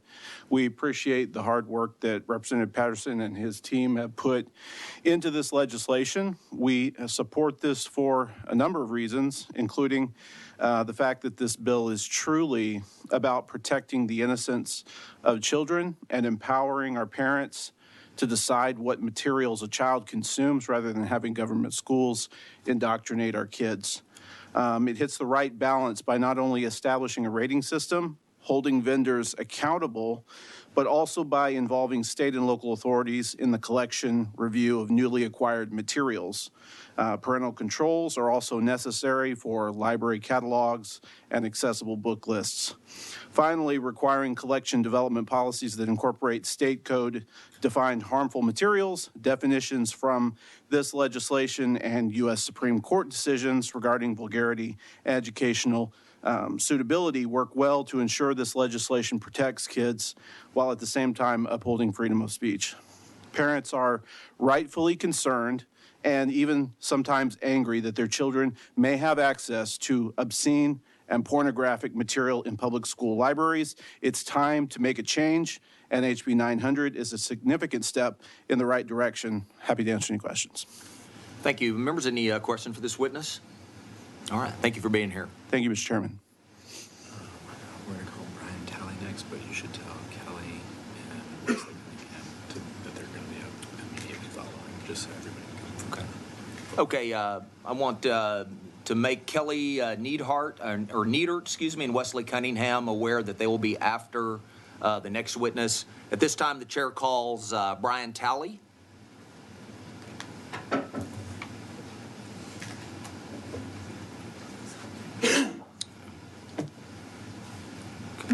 We show you registered as Brian Talley on behalf of yourself, and you'll be testifying for the bill. Is that correct?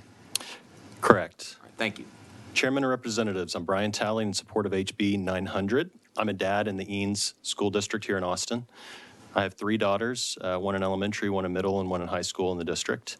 I attended public school myself, and I'm here to protect the innocence of our children, ensure parents are maintained as the sole authority over our children, including their social and moral authority, and ensure they learn the core curriculum and learn about and support the values of our existing Constitution. I'm in support of HB 900 by supporting age-appropriate access with parents' permission only to sexually relevant materials in public schools. In the year 2020, a diversity, equity, and inclusion program was adopted by our Patterson School Board and Eanes ISD. A critical race theory expert from Columbia University was hired to be their DEI consultant.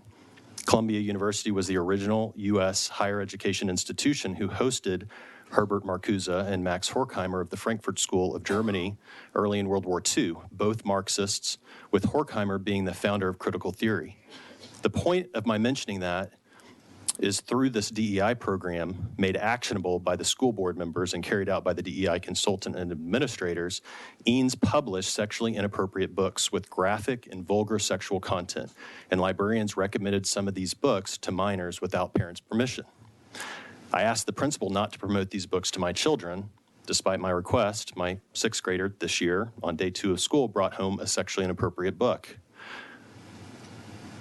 Parents began to challenge these books, and the book reviewers were picked by the administration and were overwhelmingly existing administrators and only a few community representatives. I'm not aware of any challenges that were approved. Later, lacking any integrity, the district published a list of parents who challenged the books in the district by emailing the entire district email list, and then the partisan Austin American Statesman published the list of parents as well. I should also note that our lead librarian rallied far-left political activists to 2 school board meetings to rally against concerned parents under the cover of book banning, and in coordination with our immediate past lead librarian who found #Freedom Fighters, a national partisan group who is openly working to stop limits on adults providing adolescents materials that many parents object to and without parents' permission. In summary, this was all done through the DEI program initiated by our trustees, carried out by the administration, and in partnership with political activist librarians who directly promoted these books to minors without parents' permission. The district admitted in writing that the DEI consultant and administrator made it an initial goal to examine and potentially increase diversity in library selections. To wrap it up, not only do we need age-appropriate access to books, but parents need a way to enforce the existing laws on the books with TEA. As it is, TEA is taking no action that I'm aware of to stop licensed teachers from using the school for personal partisan reasons and from prohibiting them from communicating sexually inappropriate materials to minors without parents' permission, despite this being a breach of TEA rules, clearly. So if we pass this bill, and I hope we do, it needs to be enforceable. And I would like this body to understand that the partisan political DEI agenda, which is in my direct experience behind the effort to promote this material to our children, needs to be addressed in K through 12 public schools, not just higher education. So please pass HB 900, and I'm happy to answer any questions. Members, any questions for this witness? Representative Schaefer. Did you hear Representative Patterson refer to these 3 books, Damsel, Identical, and The Perks of Being a Wallflower? Uh-huh. Are you aware of these still available to children in Austin ISD libraries now? Well, we're in Eanes. I'm in Eanes. Eanes, okay. Austin ISD is, they push the limits on everything. Okay, I thought you said you were at Austin ISD. No, I'm in Eanes, but that is in Austin. Okay, very good. And we do have, essentially, they've been going through and doing different things with the books, but these books are still available in our library. And we had moms who categorized about 350 books that they found that had sexually inappropriate material in them. Have they, made them where the parents have to consent? Or is there any restrictions on the access that children have? Not that I'm aware of. I have called in and begged them not to provide these books to my kids, and so just out of courtesy, they won't. But the trustees of our school will not take action without legislation because they support the material being in the library. Thank you. Members, any additional questions? All right, thank you. Thank you. Chair calls Kelly Niedert, Protect Texas Kids.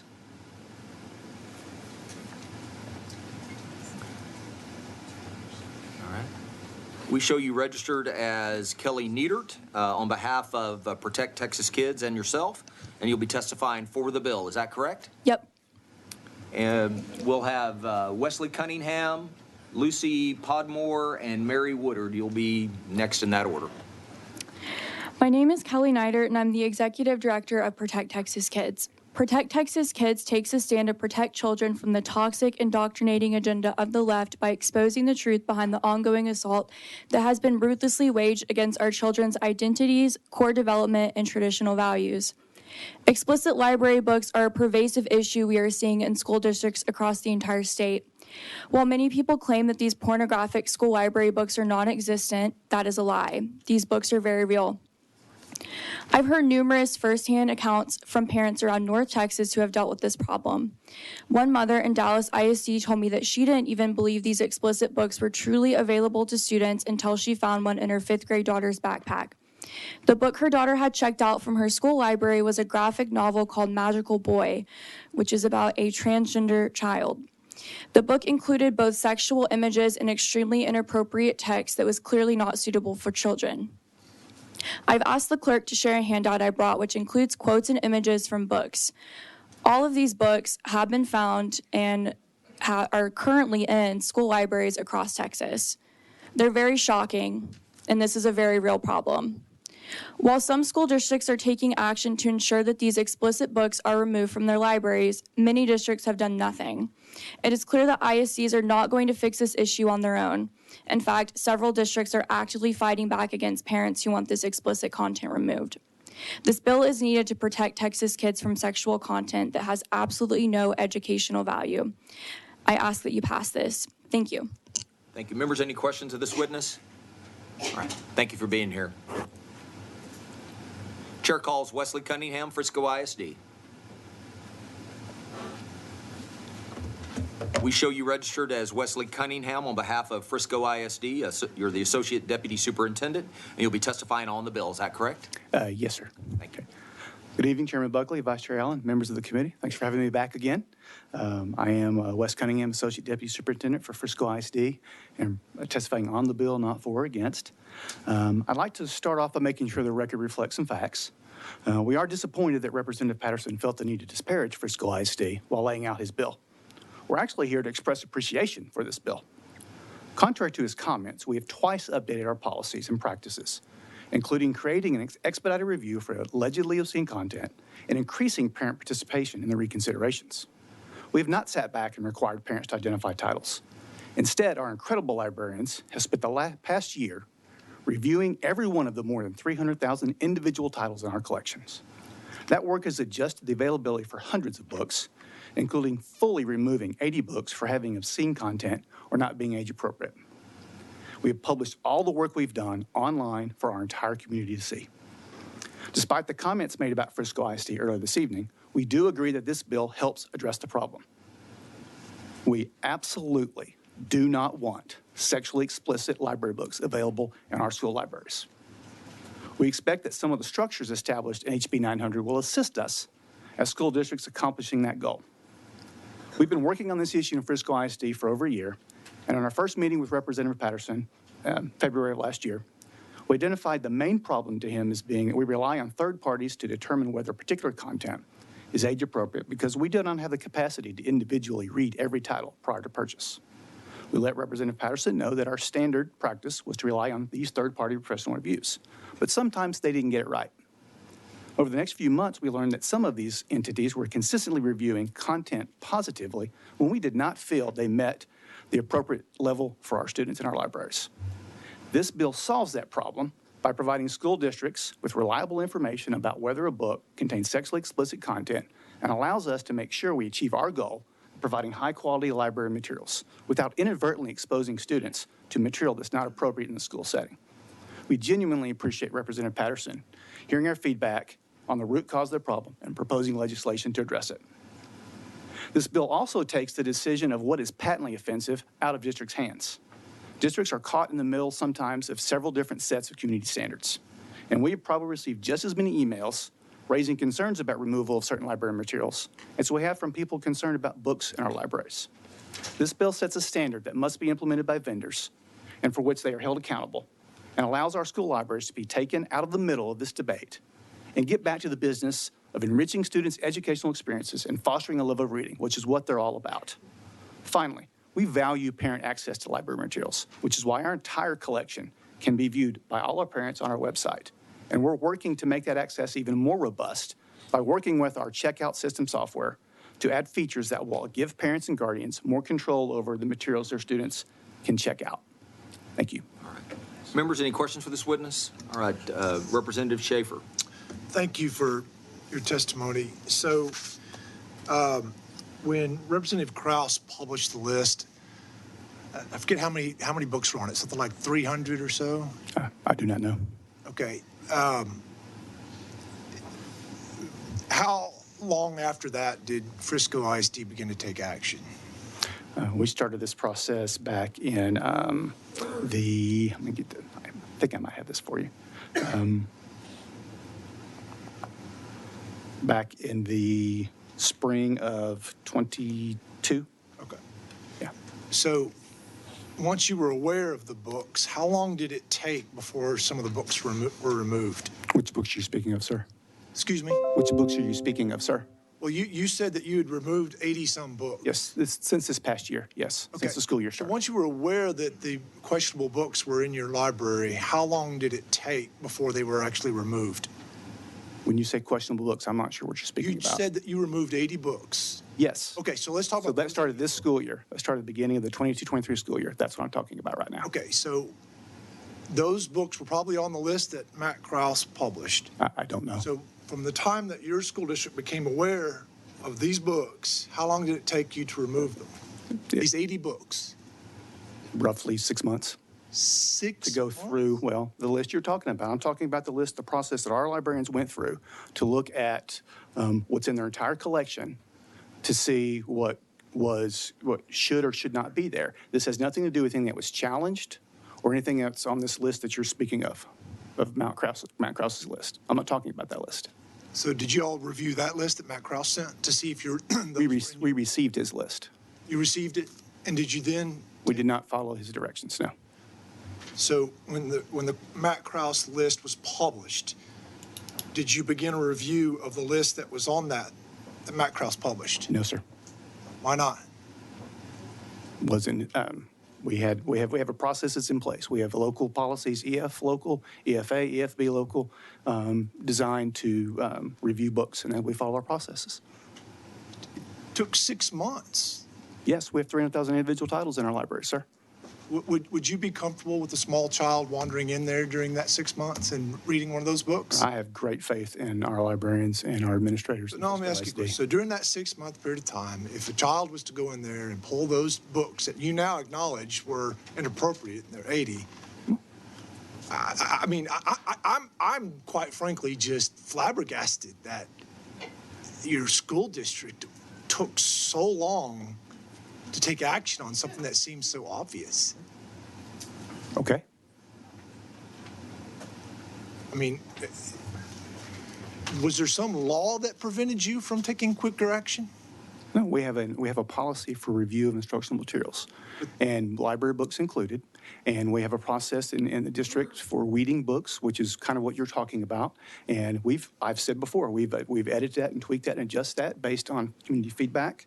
And I'm not answering your question clearly. Okay, so the list that Matt Krause published. Yes. Are there still books that are on that list that are still in your libraries? I do not know. I don't have the list in front of me. Well, that was a very, high-profile list. And Yes. so you don't know whether you don't know what your school district's done with those books. I want to say it again. After I do all not this have that list in front of process, me. you don't know. If you want to go look on the online, you can look at every book yourself, and you can see which books are there and what not there.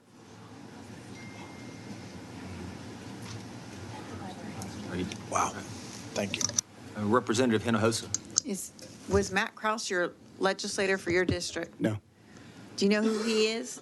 Legislative district, one of them. Do you know who Matt Krause even is? Yes. You do, okay. Yes. So is there something in law or policy that would compel you to listen to what a legislator who is not a legislator for your district would decide are books that should not be read by children? Is there anything in your policy that speaks to that? No, ma'am. Okay. And so I just want to commend, I don't know, I didn't give Matt Krause's list any kind of credibility. I don't know one way or another, busy with other things, just saw something happen, but I didn't go and check out every book that he listed.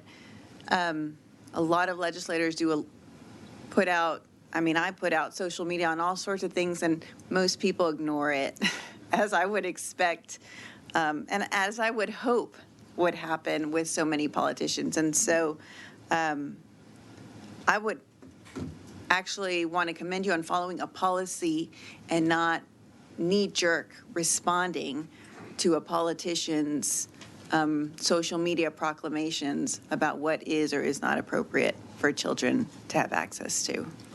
Thank you. Have you been shocked or surprised at some of the titles and some of the books that were in, that were in the libraries? I mean, just as an individual, not as a superintendent. I mean, I think it's fair to say yes. There were a few Yeah. titles that slipped through that we were like, and I understand school districts have a process, Yes. but I think, you know, because I've seen districts handle this many different ways, and sometimes falling back on the process. I think there are some books that are some close calls. I mean, I can think of some my kids read. I think others really shouldn't be a 6-month process. I think that they should be removed from children, and then maybe a process at some point. But also asking parents to do some of the things that some districts have done as far as reading and highlighting and suggesting alternatives. To me, it's just felt, I don't know, like kind of self-inflicted wound, if you will, on a school district. But I hope we can agree that when sexually explicit material is available to children, that, you know, policy be dang, we're going to make sure kids don't have access to it while we take care of that. yes, and we do. And one of the things that, you know, if the question I was asked was how long did it take all those books through, it didn't take us 6 months to get the overtly sexually explicit, obscene books out of that. We have an expedited. We created an expedited review process to get those out immediately. Okay. The totality of the books I was speaking to is where I was talking about the amount of time, and that includes books that were at one level that might have been moved to another level. There's lots of nuances here. And so I would agree with you on that, that we do have, we've continually edited and tweaked our process so that we can protect our students. All right, Representative Schaefer. Are you familiar with this book, The Perks of Being a Wallflower? Yes, sir. You are? Yes. And is this a book that your school board has chosen to keep in your library? It is currently in our high school libraries, yes. Okay, would you be That comfortable? went through the entire instructional, entire the EF process. Would you be comfortable with me reading excerpts from it out loud in the committee? Yes, sir. Would you be comfortable with me reading if there were children in the audience? It's rated for high school students. Well, how old do you have to be to Our be in high district. school? 13, 14. Okay, so if there's some 13-year-old, if the room was full of 13-year-olds, would you be happy with me reading this out loud to them? I can speak to the community standard in Frisco ISD, and it went through the whole review process and was cleared to remain on our shelves in high school. That's all I can tell you. You're asking me as an employee of Frisco ISD, I'm giving you my answer. If a teacher was to read this aloud to a room full of 13-year-olds, boys and girls sitting next to each other, would you be comfortable with me reading this out loud? It's available in our libraries in our school district right now for 9 through 12 grades. So yes. You would be comfortable with that? I would not be comfortable with having my student in your school. I think this is one of the most unbelievable things that adults have just gone off the rails in leadership of your school. If we're at a point where you think this is appropriate for 13-year-old boys and girls in your high school. Okay. Unbelievable. All right. Members, any additional questions? All right. All right, thank you. Okay. Yes. Lucy Podmore? Yeah, if we haven't already called out those three. Okay. All right. Oh, there you go. Chair calls Lucy Podmore, Texas Library Association, Mary Woodard, and Jeffrey Carlisle. You're on deck, I guess is the right word.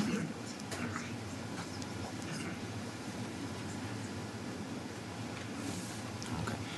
All right. We show you registered as Lucy Podmore on behalf of the Texas Library Association, and you'll be testifying on the bill. Is that correct? Correct. All right. Thank you. I am Lucy Podmore. Thank you for sticking out this long day, very long day. And I'm here offering testimony on HB 900 in my position as chair of the Texas Association of School Librarians.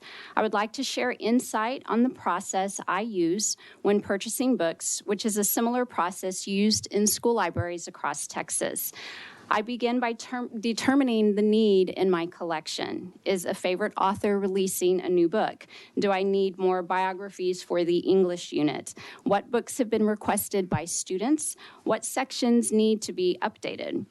Using professional book reviews, the content policies established by my school district, and my experience with my community, creating a personalized list for my campus can sometimes be a week-long process.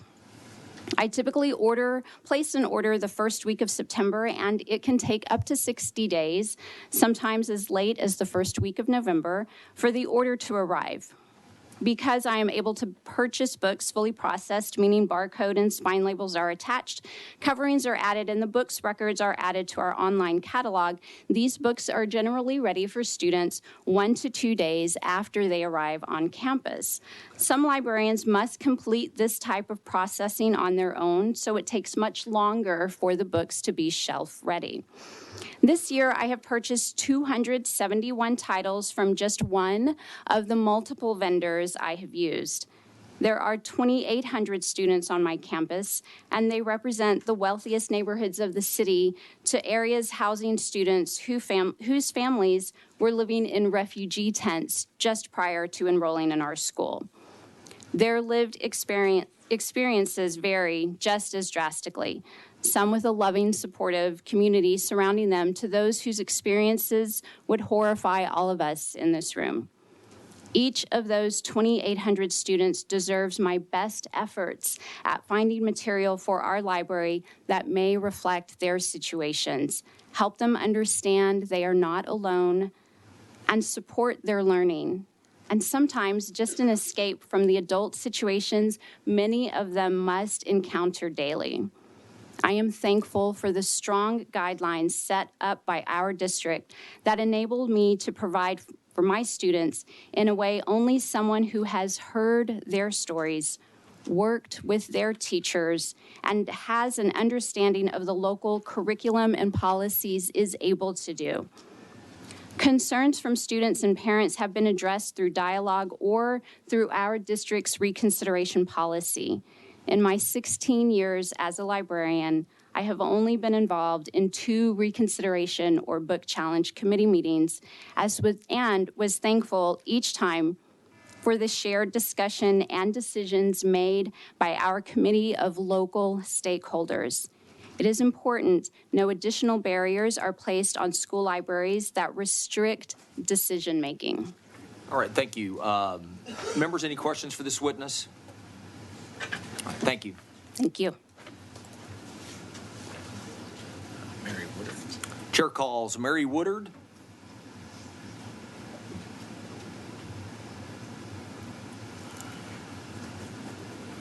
Jeffrey Carlisle, Summer Crow, and Natalie Ebe, you'll be back.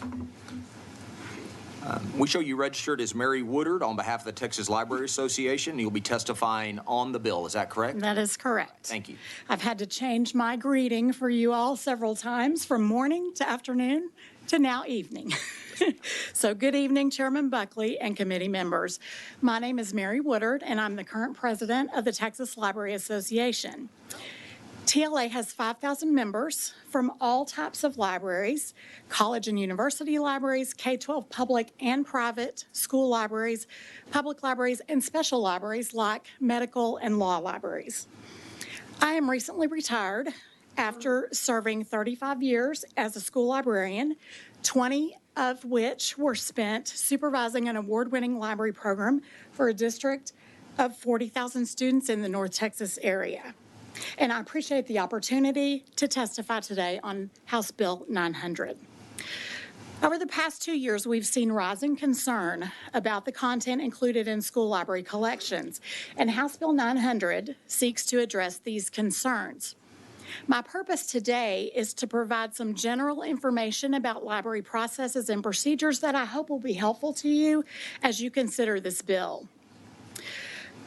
First of all, I want you to know that certified school librarians are professional educators who have at least 2 years of classroom teaching experience, a master's degree, and a school librarian certificate from the State Board for Educator Certification.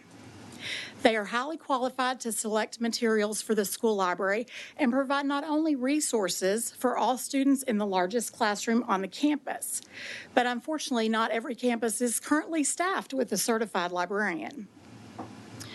The collection development process a certified librarian follows is a very nuanced procedure. Books are selected using many different factors, including the interests and the needs of the students and faculty who use that particular library collection. Every school district already has a library materials selection policy in place that requires adherence to current state and federal laws regarding material that's harmful to minors. Partnering with parents is a best practice for school librarians. In fact, we love parents who are interested in what their kids are reading. In many districts, as we've heard already, the library catalog is open and available so that parents can easily see the titles and the subjects that are available. This access, however, is dependent on the school district's investment in a robust library management system and may not be available in every district.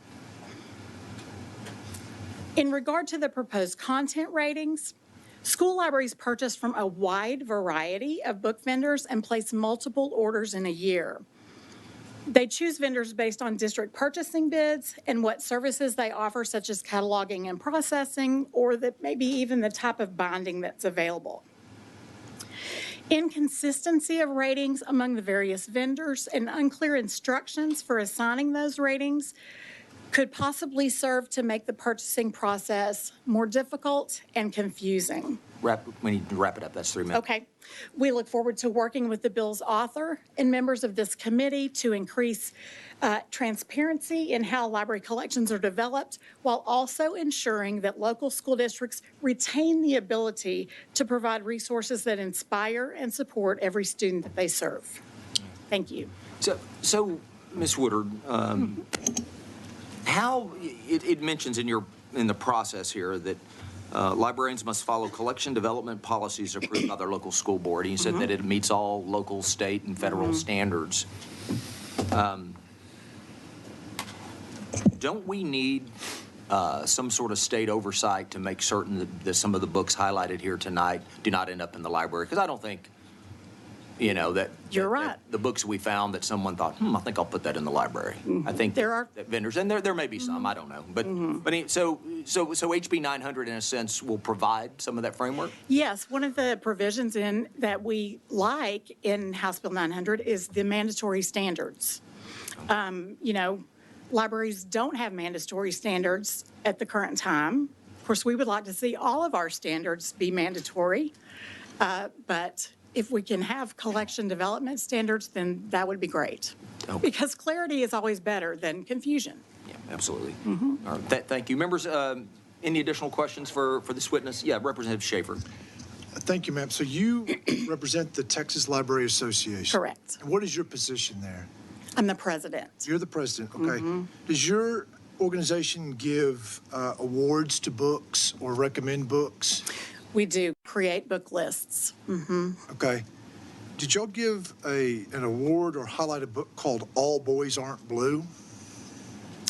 I'm not sure. We do. We have multiple lists that are created by different committees in the association. So has your association given any awards to any sexually explicit books? I'm not aware that we have. You're the president of the organization. You're not aware if they have or they haven't? No, I'm not. That's maybe something you should go back and review. I can look at that. Okay, thank you. Members, any additional? All right, Representative Hefner. Do you think there are any books in libraries currently that discuss sex and are patently offensive in our public libraries? In our public Public school libraries? libraries. Or in our school libraries? Yeah. You know, it's hard to say. It's, you know, those collections are developed by the local librarian, you know, and what's patently offensive in one community might not necessarily be in another. Have you had any parents express concerns to your association about sexually explicit, inappropriate books being in any of the public? We have not had parents express concern directly to our association, but we have heard from librarians who have had parents express concern. Okay. Okay, thank you. Additional questions, members? Thank you. Okay, thank you.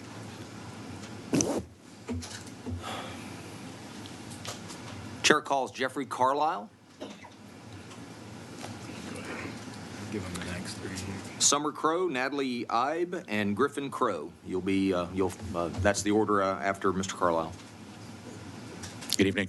All right, I have you, we show you registered as Jeffrey Carlisle on behalf, testifying on behalf of yourself. Correct. And you'll be testifying against the bill, is that correct? Correct. All right, thank you. Thank you. Good evening, Chairman Buckley and honorable members of the House Public Education Committee. My name is Jeffrey Carlisle, and for the past 12 years, I've been an 8th grade science and sex ed teacher here in Austin, most of that time in Representative Ina Hose's District 49, but I now work for an education nonprofit, and I'm here testifying on behalf of myself in opposition to House Bill 900. The key issue with this bill is that it will lead to censorship of LGBTQI+ identities. Section 33.021 codifies the term sexually explicit material to include the definition of patently offensive from the Texas Penal Code, which means so offensive on its face as to affront current community standards of decency. If I may point you to the Texas Health and Safety Code, Section 85.007 and Section 163.002, which both state that course materials and instruction must state that homosexual conduct is not an acceptable lifestyle to the general public and is a criminal offense under the Penal Code. So therefore, because the Texas Health and Safety Code states that homosexuality is not an acceptable lifestyle to the general public, any mention of homosexuality at all in a book would allow for it to be considered patently offensive and therefore subject it to being prohibited in Texas public schools. According to the 2019 GLSEN School Climate Survey, only 13% of Texas students were taught positive representations of LGBTQ people, history, or events. And this same survey found that students who attend schools with LGBTQ inclusive curricular resources have markedly more positive school experiences, including lower victimization and absenteeism and higher academic achievement. You know, when I began teaching in Texas, my classroom had no books and we had no school library. So during the 10 years that I worked as a teacher here in Austin, I collected almost 2,000 books for my classroom and my school. I purchased books with my own money. I received generous donations from friends, family, and even former students. And I made so many trips to half-price books to collect used books that they weren't planning to sell that the staff began to joke, "Oh Lord, he's back again." To be clear, I'm not unique. Most teachers I know go to great lengths outside of working hours to collect books for their classroom, but this is not the best use of teacher time. I share this because most teachers I know would be concerned that we're spending so much time on restricting access to books instead of providing critical resources to purchase books for classrooms. School librarians and reading teachers care about the health, well-being, and safety of their students. It's why they devote years of their life to earning advanced degrees, spend numerous hours in professional development, and make decisions about individual books through a critically informed lens. The service and professional status of school librarians and reading teachers should be respected. I urge you to vote no on HB 900. Thank you. Members, any questions for this witness? All right, Representative Harrison. Thank you, Chairman. Thank you for your testimony. Just a quick clarifying question. I'm curious from your perspective, are you choosing to testify against the bill because you think it's a solution that is imperfect, or that you would prefer a different type of solution, or is it in your assessment, after all of the news that has been going on around this issue for the past couple of years, that you do not determine that, in your opinion, this is in fact a problem? So maybe I would ask it this way. Yeah. Do you believe that in the state of Texas there are books currently existing in public school libraries that are in fact inappropriate for children to have access to? That's a fantastic question. As a science teacher, I don't know that I'm the best person to make that evaluation. I will note that from the PEN America analysis of similar bills that have been introduced in states across the country, 41% of these books that are put on these lists to being removed from public schools are about LGBTQ characters. And so I have a concern for what this means for my students about what kinds of books someone might consider to be offensive that I wouldn't consider to be offensive. And any of the books that have been mentioned so far, to the extent you're familiar with them, are you okay with them being in public school? I haven't read them myself, so I wouldn't be able to make that determination. Do you think the state has an interest in controlling what type of taxpayer-funded material is in public school libraries? Yes, and I think the state has an interest in protecting the health and well-being of all students. So I agree with the intent of the bill 100%. I think my concern is the way that it's written overlaps with the Texas Health and Safety Code in a way that I'm concerned about. So thank you very much. And by the way, I'm trying to find areas of agreement here. Absolutely. Are there provisions of the bill that you could support? It's a great question. Yeah, I mean, I don't want any sexually explicit material in front of students that we would all deem to be inappropriate. And I agree with a lot of the conversation that happened between the writer and Representative Tallarico. But yeah, apologies. No worries. I appreciate your testimony and your answers. Thank you. Yeah, Thank you, thanks. Chairman. Members, any additional questions? All right. Thank you for being here.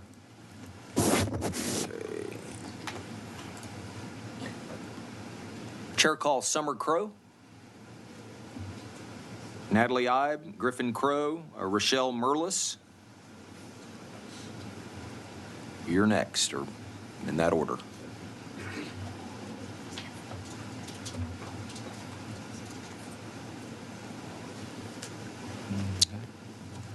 These are books that I've created that contain all sexually. Hold up just 1 second. Oh, yes. Let's do the perfunctory Yep, part. okay. All right. Yeah. We show you registered as Summer Crow. You're testifying on behalf of yourself, and you'll be testifying for the bill. Is that correct? Correct. All right. Thank you. Now. So these are all books that have content in them that's sexually explicit. It's 100% sexually explicit, and they're all books that have been found in Texas schools. A lot of them still exist in some schools or another. We've been able to get them out in Keller ISD specifically, but that's because we flipped our board in the spring, and we were able to introduce a new EF local policy that has an exhibit in it that explicitly gets out sexually explicit material. So it allows for none of it in any of our schools. So that's been a big change in our district. I've switched around what I was going to talk about today, and that's because of the conversation from earlier. I want to focus on the definition of sexually explicit. I've spent thousands of hours over the last year and a half on this particular topic, thousands of dollars, buying books so I can read them, going through them, launching a website to help people become familiar with what sexually explicit content is in our schools and what it isn't, okay?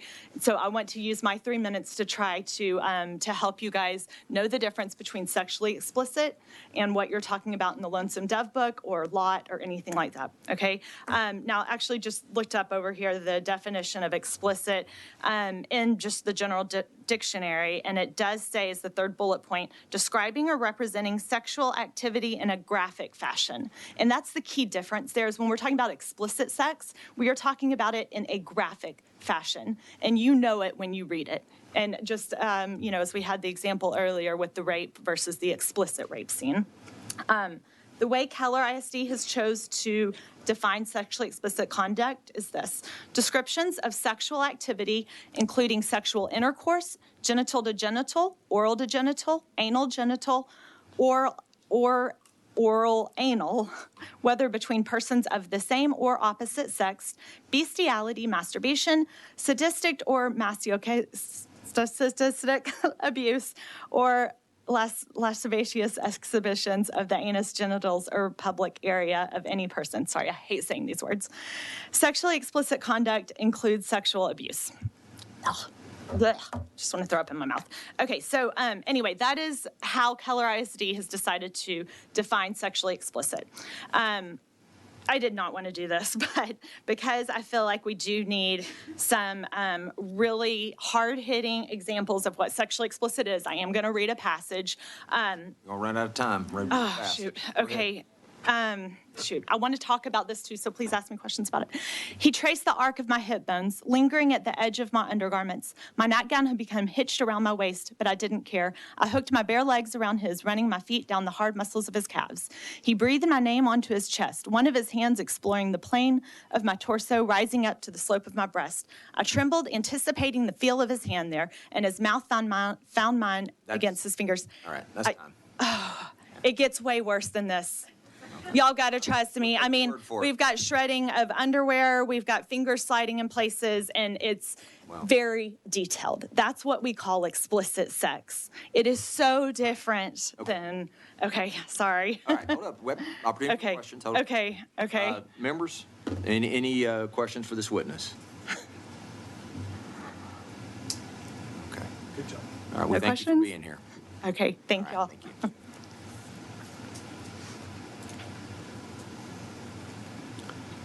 Chair calls Natalie Ibe. Hope I said that right. Hi. Okay. My name is Natalie Ibe. Oh, sorry. It's Nigerian. It's Let me, okay. hold on just one second. We show you registered. It's Natalie Ibe on behalf of yourself, and you'll be testifying for the bill. Is that correct? Right. All right, thank you. So I'm a career-long RN with a master's degree in psych mental health nursing, and I'm speaking on this bill as a very concerned citizen, as a nurse and as a taxpayer. Moral reasoning and ethical understanding develops over time. This includes the development of conscience. There's a saying, knowledge without virtue leads to arrogance. Just as muscles have to grow stronger and develop, so does moral reasoning and conscience.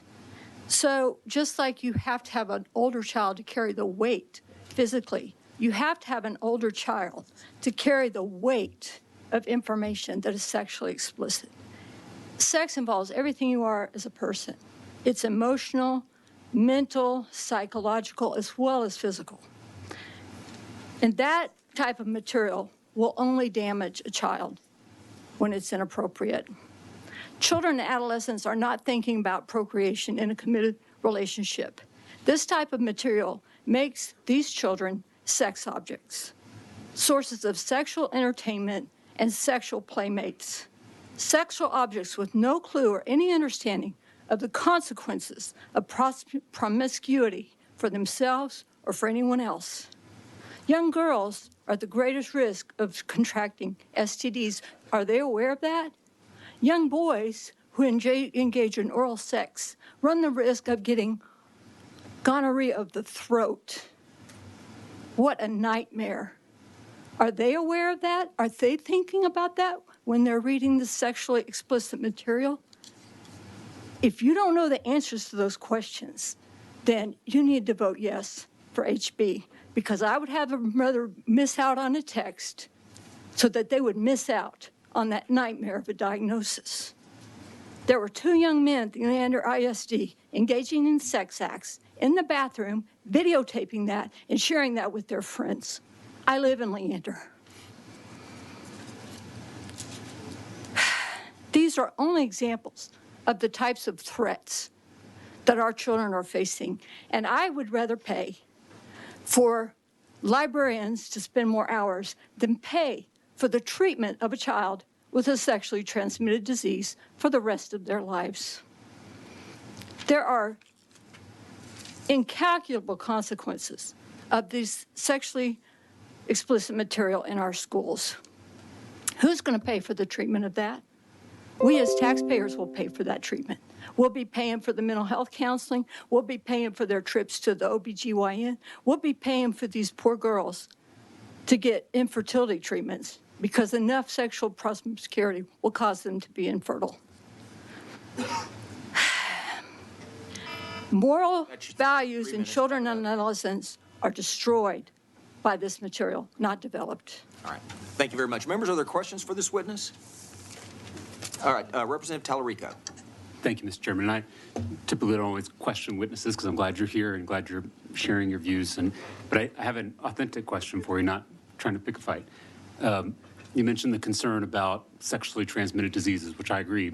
You know, we got to make sure our students know about them and know how to avoid them. And sex ed is not part of the required curriculum in Texas, so it wouldn't fall under the exemption that's in Jared Patterson. Well, if you're going to share sexually explicit material and not talk about sexually that's. And I know we've got different definitions of explicit. Some have offered that it's the level of detail, which could be a definition, but that's not currently what the definition is in the bill. It's not worth the risk. So would a book, sex ed book, that tells students what oral sex is, Well, that's not making them sex object. Okay, The sexually material. So that level of explicit detail would be okay because it would be telling students what you said. Gonorrhea. I'm not sure why you would need to teach an elementary school or a high school person how to have oral sex.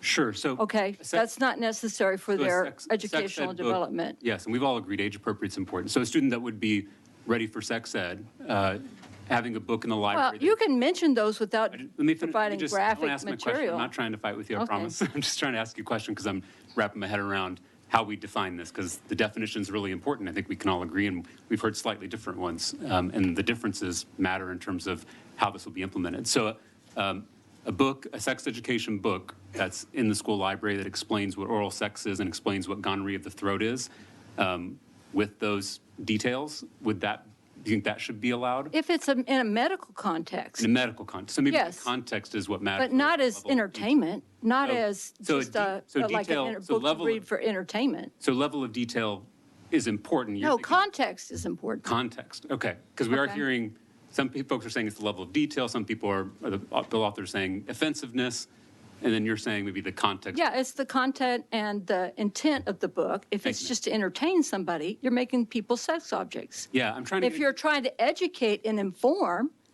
about science, that's a whole different thing.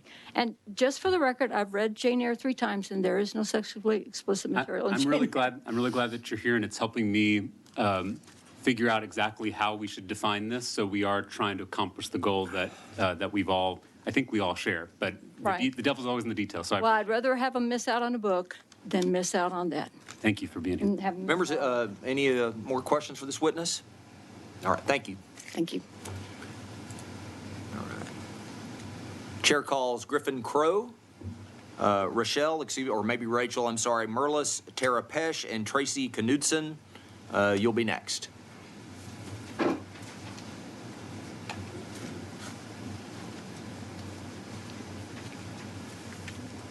We show you registered as Griffin Crow on behalf of yourself, and you'll be testifying for the bill. Is that correct? Yes, sir. All right, thank you. All right. So as a high school student, I think in the world, like not even in school, like as its own, I think in the world it's very easy to find sexually explicit material. And I think that if this is being handed to us, like, in school, I think school is like the last place, it's already like all around us. It's just as worse whenever it's in school. I mean, this is a public school system. We shouldn't be teaching students, or at least just handing them out sexually explicit material. I mean, that fills their minds, sexually explicit material, especially in word form.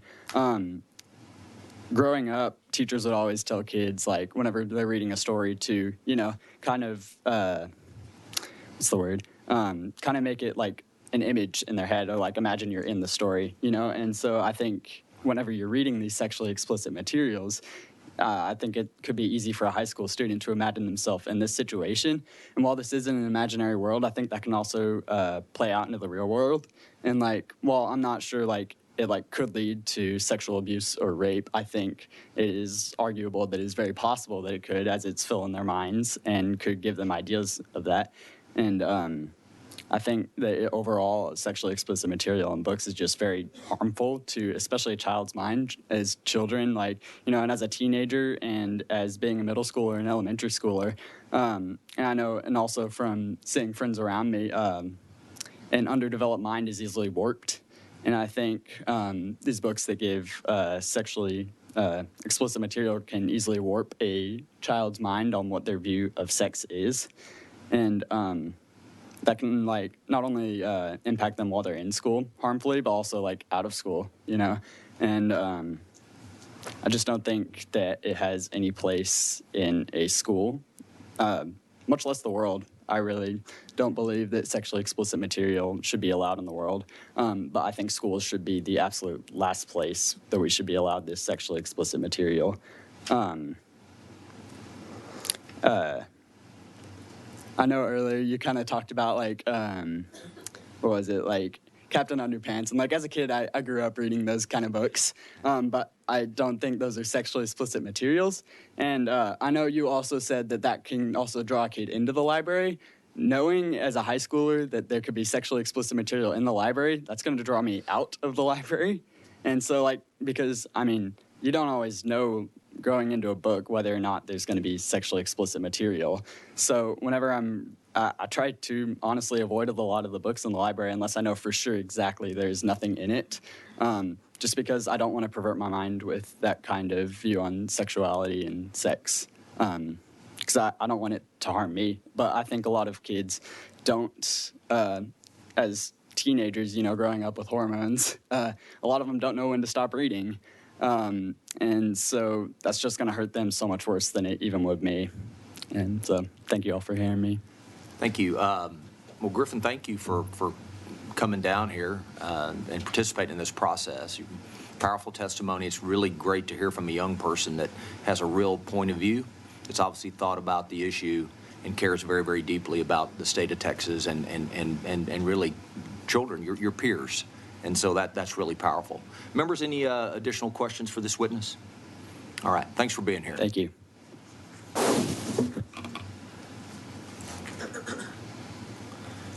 Okay.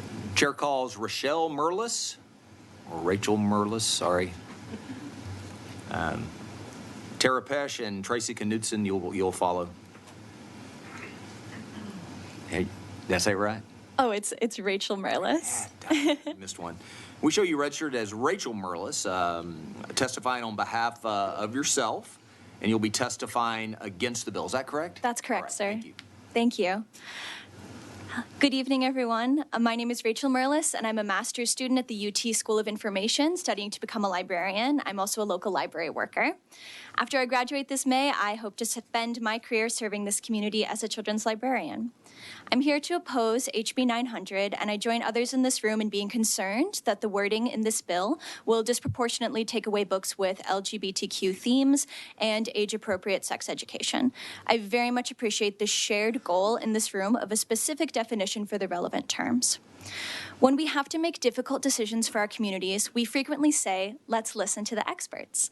In the case of selecting books for school libraries, librarians are the experts. They have a master's degree in it, and I can tell you personally the degree is not it's not easy to get, especially those school librarian classes. If you'd like to go study for 2 years in order to thoughtfully, carefully, and intelligently select these books, be my guest. But until then, it's simply irresponsible to allow anyone but librarians to make these decisions.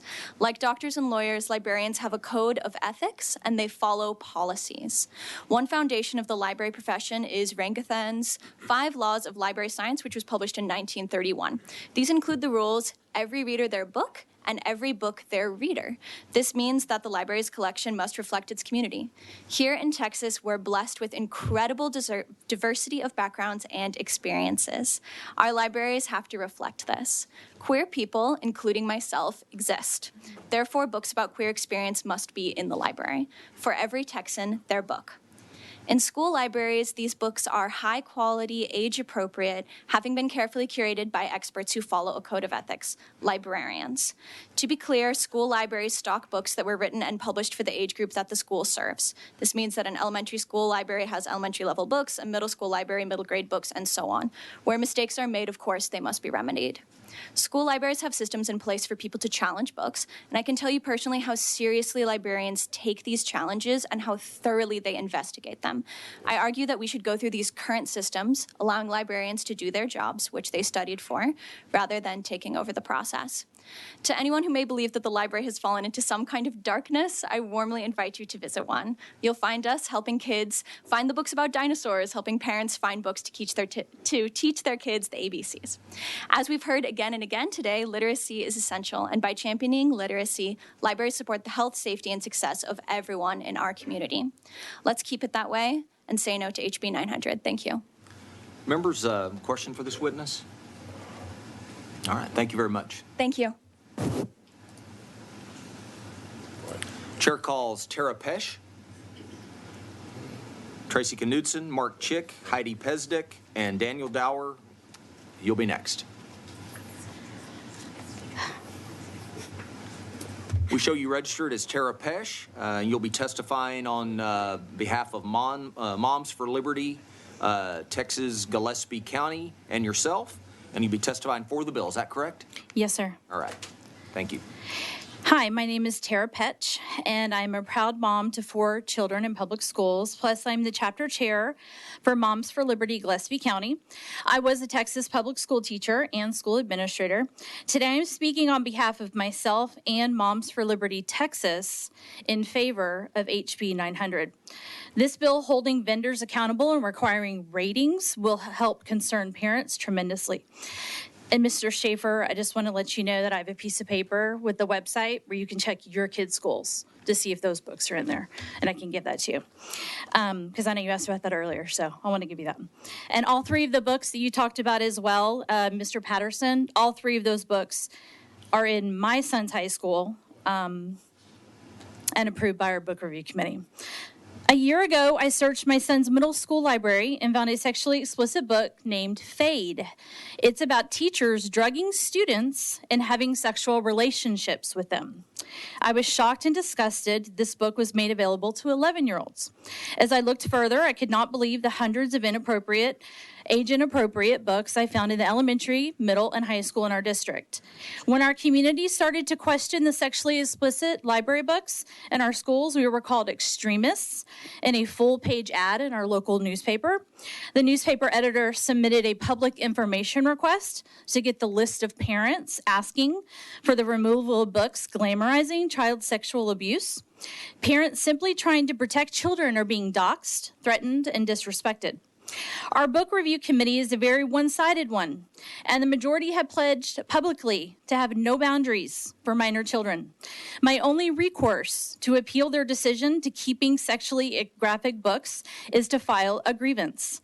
I have 4 level 3 grievances right now, but it's been 7 months, and my school district will not give me a hearing in front of the school board. And I'm going to give these to her real quick so she can pass these out to you. I'm so sorry, I forgot that. In the packet I gave you, you can see excerpts from just a few of the books in our district, Fredericksburg ISD. These are not healthy for our children. In fact, they are harmful. I'm trying to understand why some are so passionately determined for minor children to be desensitized and normalized to child sexual abuse and suicide. Please don't believe the lies that these books are just like the Bible. Complete and total lies. In your packet, you can scan the QR code on the last page to view the book of Genesis and determine that for yourself.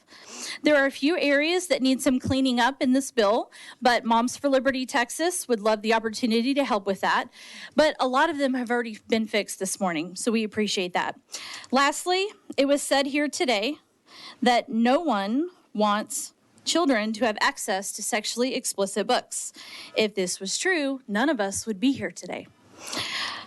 So thank you, Representative Jared Patterson, for presenting this bill to this session. And thank you to Representative Buckley and the committee for the hearing today. And I appreciate your time, and I can answer any questions that you have. Members, any questions for this witness? All right, thank you for being here. Thank you. Can I give this to you, sir, or do you want me to give it to her? This is the website for Mr. Yeah. Thank you. Chair calls Tracy Knudsen. Got that right. Mark Chick, Heidi Pesdick, and Daniel Dower. You'll be next. Did I get your name right? Yes, you did. All right. We show you registered as Tracy Knudsen. You'll be testifying on behalf of Moms for Liberty, Gillespie County, and yourself. And you'll be testifying for the bill. Is that correct? That is correct, yes, sir. All right, thank you. Hello, my name is Tracy Knudsen. I live in Fredericksburg, Texas, and I am speaking for myself as the Vice Chair of Moms for Liberty in Gillespie County. I am here to support HB 900. Vendors need to be held accountable for selling sexually explicit relevant books to our schools and making them accessible to children. I sit on the reading committee in Fredericksburg Independent School District, and this bill would help in our book review and voting process. Right now, the committee just votes by personal opinions on all books submitted. Most of these books we have reviewed go against Texas penal codes and education codes. Unfortunately, our committee does not consider this when voting. I have asked repeatedly for guidelines to be set, which would take the personal opinion out when voting. Reading committees need to vote upon guidelines. Reading committees should also have discussion on the books. Right now in Fredericksburg ISD, we are not allowed to have any discussions about the books we are voting on. You just show up and vote. HB 900 would help us with books that are currently accessible to children and prevent these type of books for future purchase. It's very unfortunate we even have a problem with explicit sexual books in our schools and have to work so hard to keep them out of the hands of our children. As a parent, I thought school was a safe place to send my daughter. I never would have thought books that glorify sex, rape, incest, and worldly agendas would sit on the shelves of school libraries. The good news is we have uncovered this that's been hidden for so long, and we have the opportunity and responsibility to take action. I ask that you support HB 900 and help make a difference for the children now and for future generations. Thank you for your time.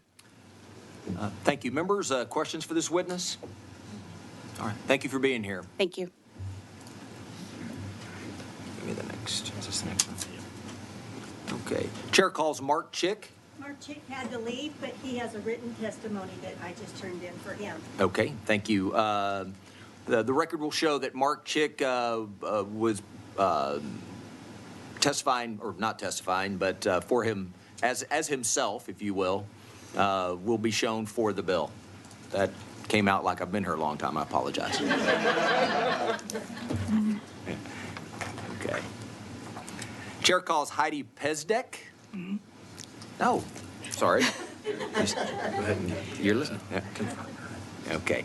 All right. Let me see. We show you registered as Heidi Pezdek, and you're testifying on behalf of yourself, and you'll be testifying for the bill. Is that correct? That is correct. All right. Thank you very much. Okay, my name is Heidi Pezdek. I'm a former RN and have spent 50 years teaching in children ministry. I grieve over the sexualization of kids and have seen monumental shifts towards pushing sexualized materials in K through 12 schools.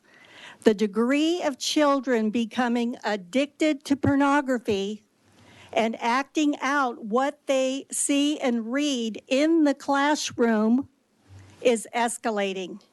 This past year, our Salt and Light team has made appeals to our Lorena ISD administration and school board to clean up the vulgar, harmful to minors curriculum in the library. The administration and school board rejected the letters from Governor Abbott and Attorney General Paxton in November 2021 to, quote, clean up the library of vulgar, harmful to minors. The letter stating parents have a right to shield their children from obscene materials. We have gone through the chain of command and used the book challenge forms required by the school. They defaulted to a draconian policy that does not keep up with this new tsunami of books being shelved in the library.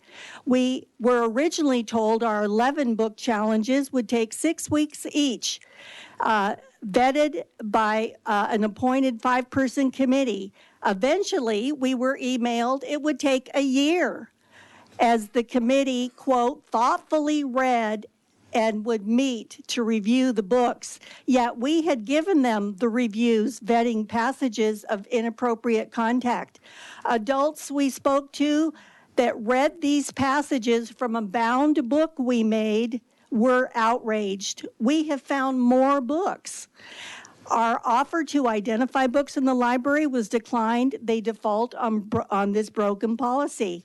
Our team is faithfully testifying each month to this school library now, and now we're reading the pornographic passages. One of the board members revealed her stand by email by saying to us, "I anticipate pushback from you clearly, so please also expect it from me. I will never support censorship in any form."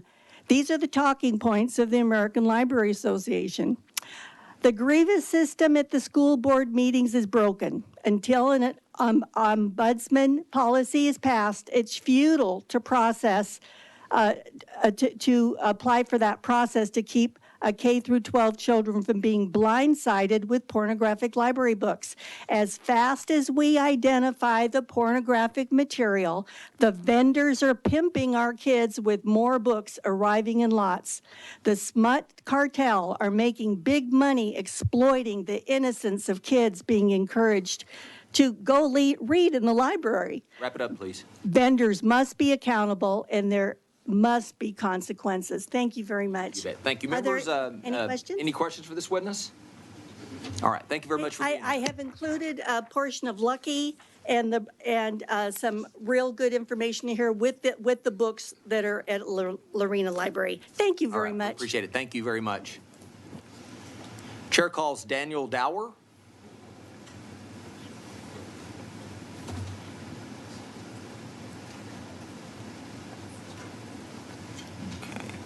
We show you registered as Daniel Dower, testifying on behalf of Educators in Solidarity and yourself, and you'll be testifying against the bill. Is that correct? Yes, that's correct. Thank you. Good evening, Chairman Buckley, honorable members of the House Public Education Committee. My name is Dan Dower. I'm presenting this testimony on behalf of Educators in Solidarity, or EIS. So a little bit about me. Growing up, I was what some might call a library kid, what others might call a nerd. I spent a lot of time in public libraries, in my school library, and knowing that I had the freedom to read any book that I chose helped me develop a love of learning and a curiosity to acquire knowledge. It led me into the classroom. I was a teacher in Texas public schools for 11 years. Like Representative Tallarico, I was a language arts teacher for 5 of those years. And some of the most important and most memorable moments in my language arts classrooms were trips to the library, helping students find books that spoke to them, that they connected with, that they related to, and that helped them understand the world. And I share all this because whenever there's discussions about removing books or restricting children's access to books in any form, I get concerned. And for reasons that I'll address, I and Educators in Solidarity strongly oppose HB 900. Any attempt to remove books from school libraries or restrict students' access to books in those school libraries represent attacks on school librarians and children's freedom to read, and will only worsen the oppression that LGBTQ plus young people in particular face in our Texas public schools. As it's been addressed earlier this evening, exactly what constitutes sexually explicit or sexually relevant material is extremely ambiguous in this bill, leaving room for a great deal of subjectivity. Because of this ambiguity, this bill will likely lead to bans or restrictions on students' access to a large number of books featuring LGBTQ plus themes, characters, and content. When people say that a book featuring gay or trans characters is inappropriate, they're effectively telling many of our Texas children that their families, that their identities are also inappropriate. Many school climate surveys that have been conducted recently have found that the vast majority of LGBTQ plus students in Texas are victimized while they're at school. Bullying of any kind should never be tolerated in our public schools. And this includes bullying by lawmakers who communicate to LGBTQ plus students that something is wrong with them for being who they are. School librarians are professional educators with advanced degrees, training, and licensure. They are experts in selecting books that students can relate to and connect with, and play a critical role in promoting literacy and helping young people, like me, I once was a young person, find joy in reading. When librarians select books for library collections, they draw on extensive knowledge of their students and their community and are compelled by professional standards to consider students' age, social and emotional development, intellectual level, and interests. Previous efforts to ban books in the state have already taken a toll on our librarians. Many have left their positions already and are experiencing a great deal of anxiety over threats that they've received. I recommend to you first to trust the professional expertise of school librarians to select books that meet the needs of students and our communities. And second, reject any attempt to remove books or restrict access to books that are in our school libraries, especially ones that will result in further marginalization of LGBTQ plus young people. Okay, thank you. Just to make certain, Paige Duggins-Clay, Mary Castle, Cindy Castilla, you'll be next. Representative Harrison, I believe you had a question. Thank you, Chair. Just a quick question. Thank you for being here. Thank you for your testimony. You said we should oppose, I think you said, quote, any efforts to restrict access to books in these public school libraries. I am curious, are there any limits that you believe would be appropriate for public school libraries with material that is funded by taxpayers?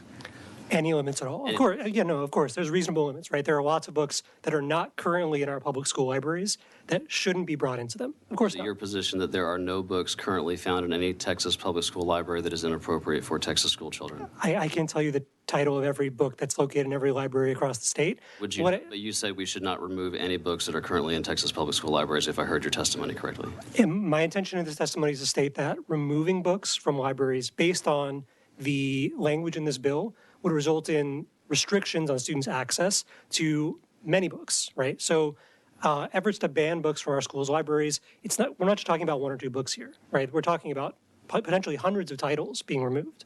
And honestly, I'm just seeking clarification as to your position. So you said some limits are appropriate.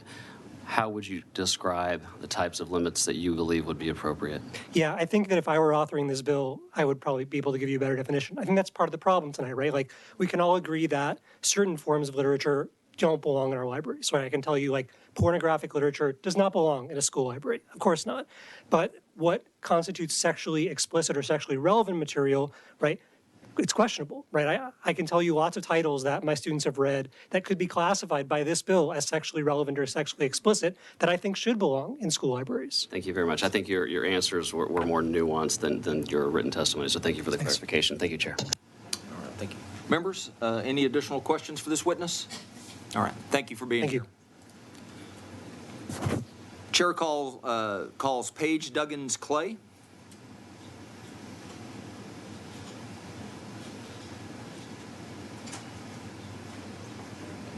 Okay. Chair calls Paige Duggins-Clay. Okay. The record will show that Paige Duggins-Clay, Chief Legal Analyst for the IDRA, is against the bill. All right. Chair calls Mary Castle, Texas Values Action.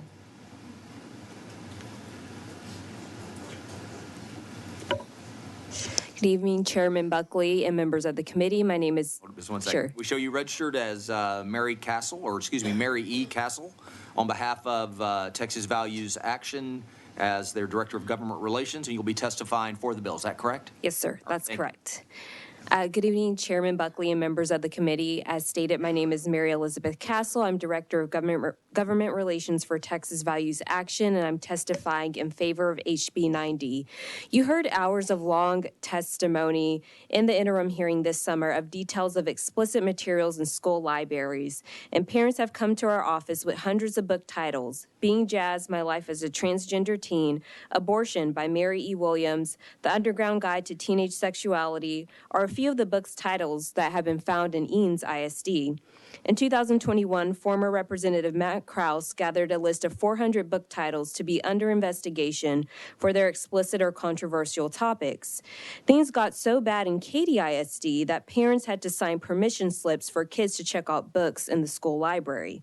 The problem is not so much the subject matter of the books as it is the content. Many of these books are graphic novels with detailed pictures of sex scenes or nude characters who, according to storyline, are still minors. If the books aren't graphic novels, then they are novels that use explicit descriptions of sexual activity or sexual violence. HB 90 will solve the problems of explicit book titles finding their way on school library bookshelves by providing content ratings and make the distinction of sexually explicit materials that should not be in the hands of public school students. This bill will put parents in control and hold schools accountable for the books they purchase. What we are doing is necessary and legally plausible. The federal court in Missouri held in CKW versus Wentzville School District that schools essentially may remove books for any reason and that schools can remove books based on their vulgarity. Also, it has been reported recently that there are nearly 10,000 books banned from Texas prisons. Some of these books excluded from prisons include sexual explicit books or diagrams of genitalia. Keeping these books out of school libraries is not denying kids anything, it is protecting them. Exposure to adult content at an early age could lead to sex addiction, violent behavior, objectification of other people, and intimacy disorders. With that, it's very important that we pass HB 90. Thank you. Thank you very much. Members, any questions for this witness? All right, thank you very much. Great, thank you. Chair calls Cindy Castilla. Maggie Stern, Sarah Stevenson, and Sarah Caffey, you'll be next. We show you registered as Cindy Castilla. You're testifying on behalf of Texas Eagle Forum and yourself, and you'll be testifying for the bill. Is that correct? Yes, sir. All right, thank you. Okay, thank you, Chair and committee members. I'm speaking as president of Texas Eagle Forum, and we support HB 900. In our education code, section 4.002, our stated academic goal for public education is that it serve as a foundation for a well-balanced and appropriate education. The stated goals that are under that are that students in the public education system will demonstrate exemplary performance in reading and writing of the English language, exemplary performance in understanding mathematics, in the understanding of science, and in the understanding of social studies. There's not a listing for sexualization, and that's for a reason. Our schools must not sexualize our students, provide them pornographic reading material, or introduce them to inappropriate materials that detract from the educational goals that we have set as a state. When you have a child, you learn to protect them, and you understand their innocence, you protect them physically and mentally, and you guard their soul. When you're cooking on a stove, you learn to turn the handles backwards, and this is not food banning. This is child protection. And that's what this bill's trying to do. It's trying to protect our children. Sexually explicit materials are inappropriate for minors. They are educationally unsuitable for students. Taxpayers should not fund them. HB 900 is a good bill. Publishers and school book vendors will become responsible for properly rating the sexually explicit materials, which will be a blessing to our librarians who really, I can't imagine that they can know every single detail of every book in their library. So this should be helpful to them. And so we appreciate that part of it. And it'll help our children not get exposed to materials that they're not ready to be forced to digest. We appreciate that it also furthers the desires of parents across the state to see education focus on the basics of reading, writing, math, science, and history, or civics. Thank you for allowing me to publicly support this important bill. Thank you, members. Any questions for this witness? All right, thank you very much. Thank you. Chair calls Maggie Stern.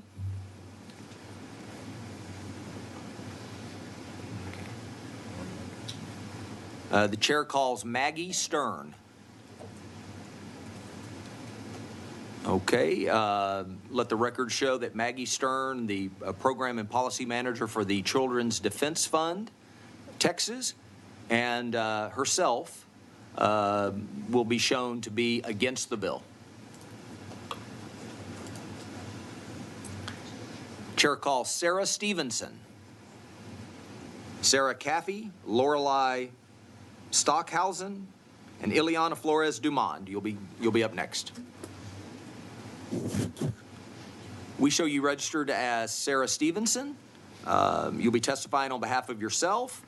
And you will be, against the bill. Yes, thank you. Yeah, you can see I've taken lots of notes during all the conversation. Basically, I was a middle school librarian here in Austin, Texas for 15 years after being a high school English teacher. And so reading is just my passion and getting kids to read. And it's so difficult these days, in the age of TikTok and YouTube and Instagram, to get kids to even focus on reading books. And so I'm really worried, especially the sexually relevant term about the curriculum. Well, I have two major concerns. One of them is the vendors, because vendors, they only sell books. They don't review them. They don't select them. They are in the business of selling books. And so I don't understand why we would count on these sellers to go through every single book looking for anything sexually relevant. For instance, okay, well, a seventh grader can check out a book about Greek mythology because it's in the curriculum, and the curriculums are different for every school and to me, it just seems like a bureaucratic nightmare, and quite frankly, they're just not going to do it. And I also don't understand why we would trust the vendors to label the books as sexually relevant or sexually explicit. Now, sexually explicit, I feel like we could come to terms with that, but the sexually relevant, the way it's written in this bill, is very confusing. And so I won't go through my examples because everyone's come up with examples, but I just thought of one, for instance, about Greek mythology. And so, for instance, The Lightning Thief, a middle grade series by Rick Riordan, the protagonist, Percy Jackson, is the product of sex between his mother and Zeus. He's a half-blood. This is one of the most popular. It was originally a middle grade book, but now third and fourth graders just read it voraciously. It is a hook book for so many kids. It's really, really good because Percy is dyslexic because, his dad, because of the ancient Greek thing. I mean, it's such a great book. But, I've talked to librarians, like, are kids going to ask, okay, how could Zeus be the father when Percy's mother is married to his real life dad? I mean, is this going to be sexually relevant? I don't know. Permission slips. I had 1,000 students, one librarian. Every week, the classes would come in, check out books.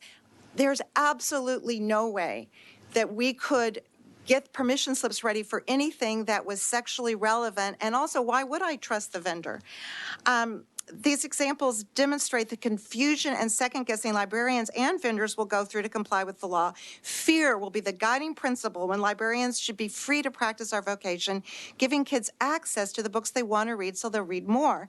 I understand about concerned parents. There's wonderful, I would send my parents to commonsense.org. It's great. Tells you how many dirty words. Does it have drinking? Does it have smoking? What age level it recommends. I mean, that is there. There is parents' rights. It's not that complicated. Instead of trusting Texas school librarians who are required by law to have a master's degree, 2 years of teaching experience, it bypasses our role, gives it to vendors who are salespeople. That's just the part that's mystifying to me. But the thing that really concerns me, it will totally slow down the book buying process. So what's going to happen with all this second guessing and fear? I will wrap it up. But I'm just saying that kid who is clamoring for the latest book in the favorite series is going to have to wait and wait and wait. And we want kids to read. The more they read, the better their reading skills, the better their test scores, the better their academic achievement, their empathy, their attention, wrap it up. Everything. All right, thank you. Thank you so much. Members, a question for this witness? All right, Representative Hinojosa. I want to comment first and just acknowledge and thank you for your many years of service to AISD. We are hearing from an AISD Librarian of the Year in Austin ISD, a librarian for a school in my district. And I'd ask you to kind of help us think through what makes sense because I believe that members of this committee don't want to cut off access to books like Lightning Thief. That was a hook for my boys as well, but that there are some sexually explicit things that maybe are in libraries that we don't know are in libraries. Yes. And how do we narrowly tailor it so we can do that? So we can't figure this out right now here, but would ask that you help with your expertise, bring your expertise to bear to help us work through some language. Well, I would really love to help you because I feel like, and it came up in the discussion with James Tallarico, that it gets really complicated with what he brought up about the reading workshop. That's what we did at my school. I mean, it was all about free voluntary reading because these middle school kids were not reading. So read. We're cheerleaders for reading, and we'd bring authors in like Jason Reynolds and Kwame Alexander, some really wonderful books out there. There are some books that are misplaced. I had books that I did not realize, and I thought, oh my goodness, and I got them out of the collection. There's 500,000 to 1 million books published every year. Those are titles. So it's a really huge job. But I think for sexually relevant, I feel like somehow we could figure out, if we want to get rid of the explicit and keep the relevant without resorting to permission slips and all this kind of stuff, since the curriculum varies, that's where I feel like we can maybe come up with very specific terms for the explicit, and then maybe loosen things up a little bit with the sexually relevant. And it's also, people have different tastes. I have students, I was just volunteering at O'Henry, they're reading Game of Thrones, they're reading adult books. I mean, there's that side of it too. So yeah, I don't really know what the answer is, but I really hope and pray that this book will be changed, because my greatest fear is that it's going to get in the way of kids reading, and it's going to gum up the whole process of getting the kids access to books so that they will read and improve their reading skills, which is what we're all about. All right. Thank you, members. Any additional questions for this witness? All right. Thank you very much. Chair calls Sarah Caffey.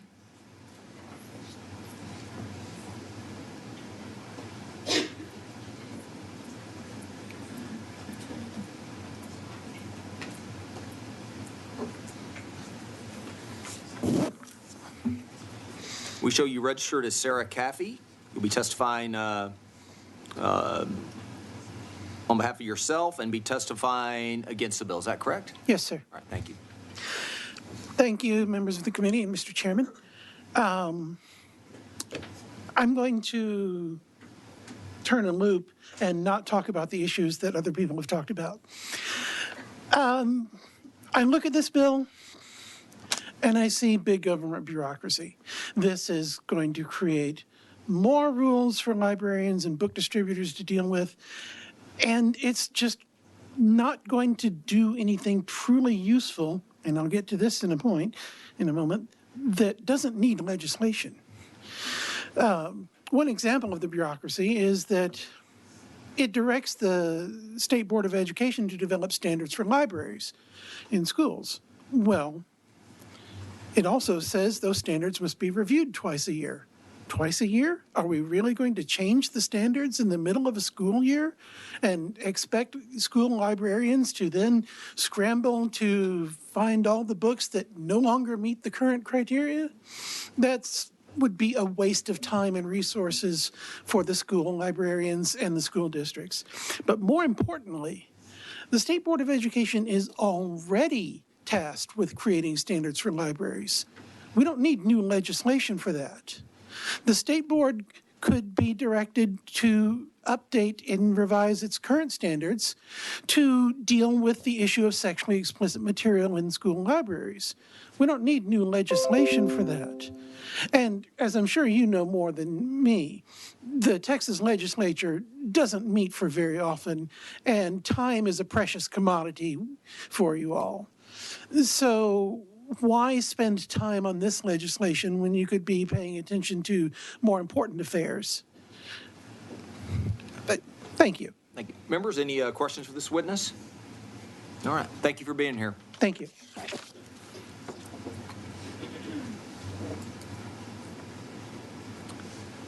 Chair calls Lorelei Stockhausen, Ileana Flores Dumond, and Cindy Najera. You'll be next. Hopefully I've got that right on the name. Did I say right? Yes, you Lorelei, did. okay. Very good job. All right, let me see here. We show you registered as Lorelei Stockhausen. That is You'll correct. be testifying on behalf of yourself, and you're testifying against the bill. Is that correct? That is correct. Thank you. All right, thank you. So I understand that protecting children is both very noble and uncontroversial. And often when we talk about something like protecting kids, we've seen this from both sides, we can always have extreme solutions that we might disagree on both sides. Maybe it's making gun restrictions to protect kids. And so when we talk about our rights, and we want to, we need to be very careful and very specific on what we're trying to excise and remove. And I'm worried that the bill is so broad in scope that an overzealous regulator or public servant is going to start removing books that we don't agree should be removed and create all of this hubbub. I think the bill would be improved significantly if it had more explicit language of what specifically it wants to address. And I think you need to work a lot more with the librarian associations to get that language refined before getting it out of this committee. Areas that could be very clear is a lot of people testified that they don't want LGBT themes being banned from books. And the people who are proponents of the books also say they don't want that to be a reason the books get banned. So make it explicit in the bill that these authorities and these powers that we're giving to regulators and to school districts and stuff like that doesn't get to be used for that purpose exclusively. And also make it clear that books like the Bible and stuff like that aren't going to be removed, with really clear language of why certain things like literary merit for things like Catcher in the Rye and The Giver for age-appropriate classrooms isn't going to get removed just because it has something that is sexually relevant. I grew up, I read lots of books as a kid, and yes, sometimes books that shouldn't be there gets donated to the library, and we encounter them. We have been solving that problem for decades, and we still need to work on it, but there are better ways to do it than this bill, in my opinion. I hope you all vote no for this bill, and at least work on it some more. Thank you. Members, any questions for this witness? All right, thank you for being here. Chair calls Ileana Flores Demond, Cindy Najera, Jackie Bessinger, Adair Apple, and CJ Grisham. You'll be next. Ileana Flores Demond. Okay, we'll move on. We'll show Ileana Flores Demond as herself against the bill. Chair calls Cindy Najera. Thank you, committee and Chair Buckley. Hold up just one second. Mm-hmm. Come up. Where is it at? It's not there. All right, let me see. Oh, there he goes. We show you registered as Cindy Najera, Executive Director, CCDF Travis, and you'll be testifying for the bill. Is that correct? Yes, sir. All right, thank you. Thank you, committee and Chair Buckley, for allowing us to speak today. My name is Cindy Najera. I'm a mother of four and executive director of a nonpartisan nonprofit called County Citizens Defending Freedom in Travis County. I am representing myself and approximately 150 people in Travis County. In my job, I have read many of the books in question out loud at some of the 7 school district board meetings in an attempt to draw attention to the fact that these books are sexually explicit and not appropriate material for minors in Travis County. Some school boards are receptive and shocked to learn that these books are in their schools. Others stare blankly and refuse to remove these books. My children are in Lake Travis ISD.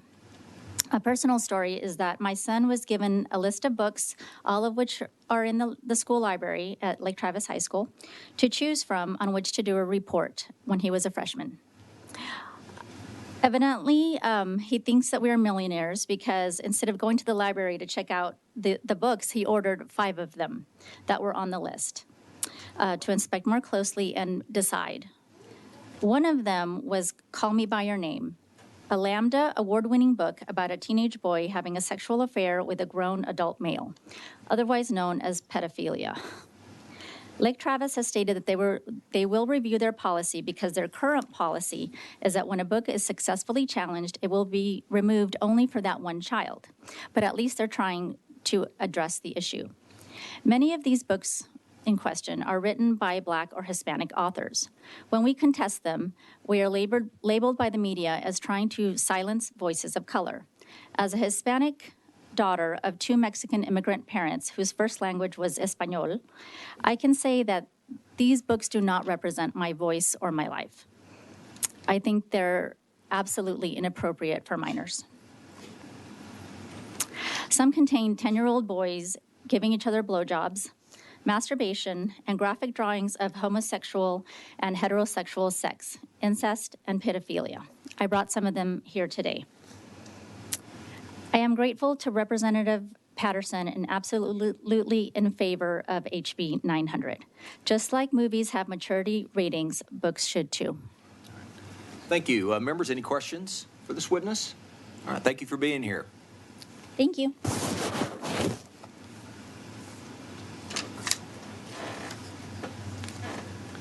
Chair calls Jackie Bessinger,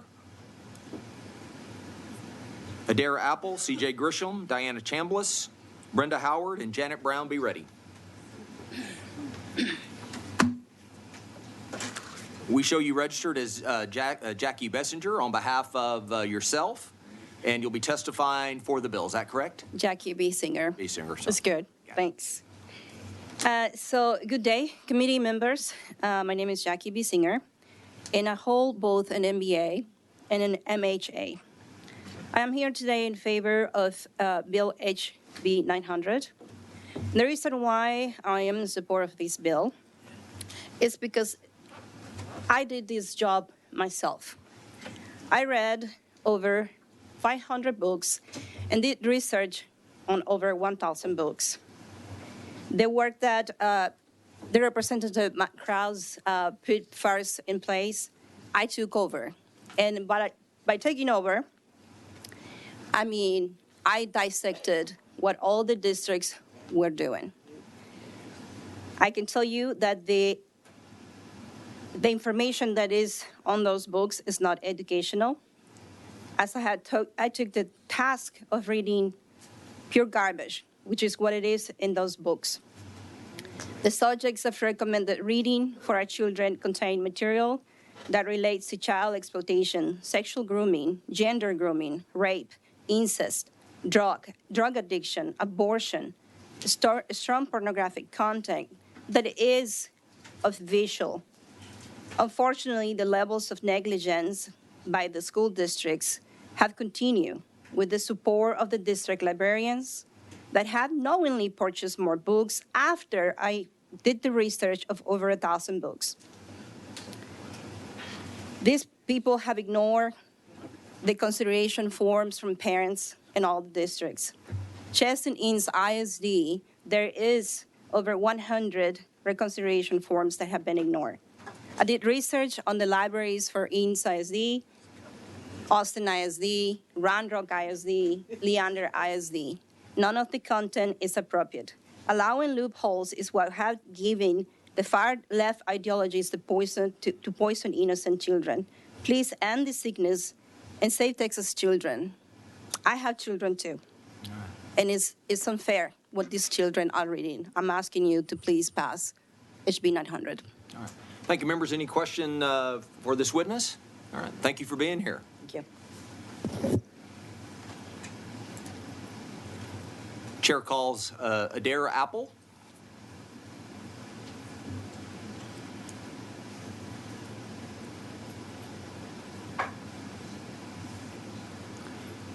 We show you registered as Adair Apple on behalf of yourself, and you'll be testifying against the bill. Is that correct? Yes. All right. Thank you.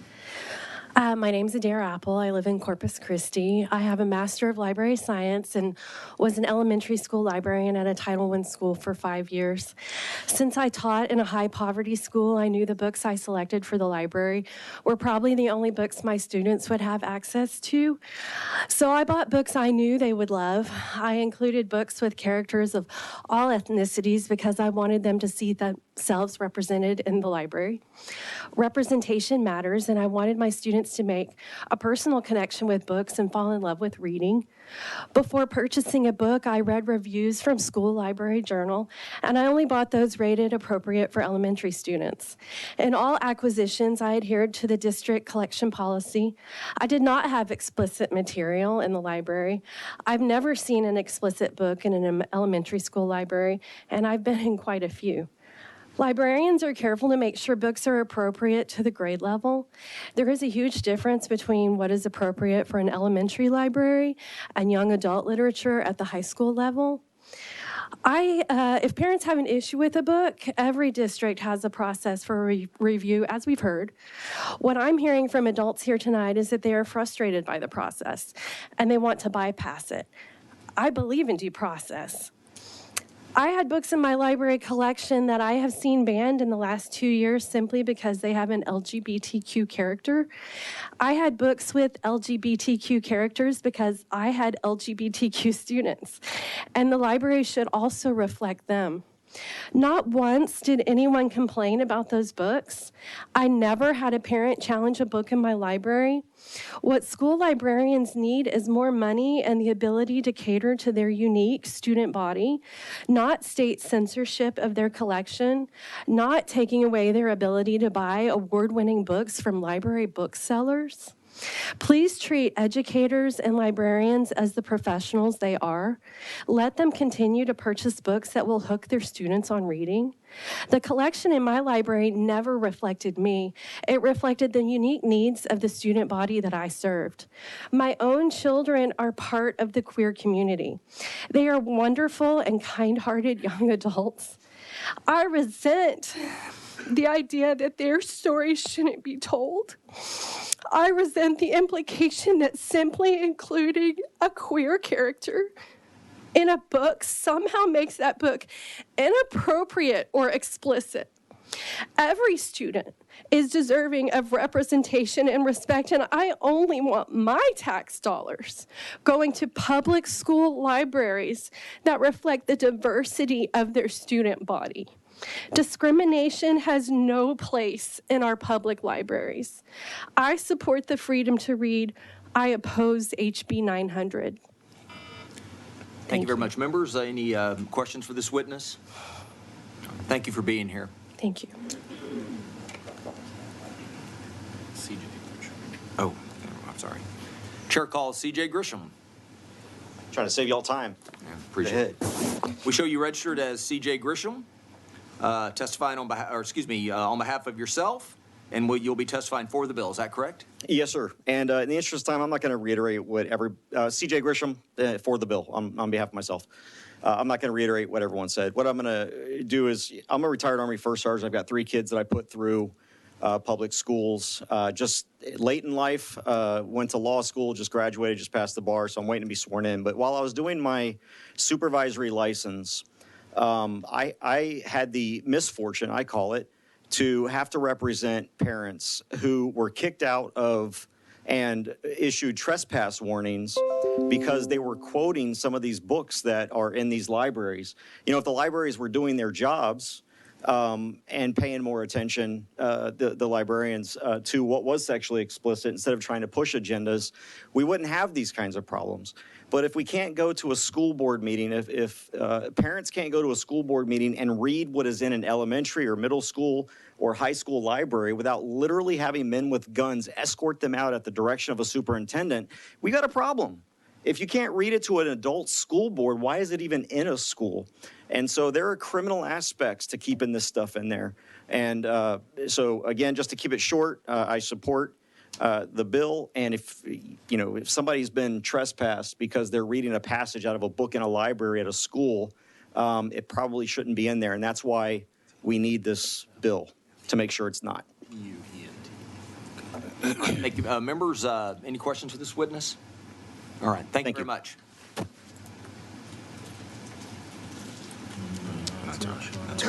Chair calls Diana Chambliss.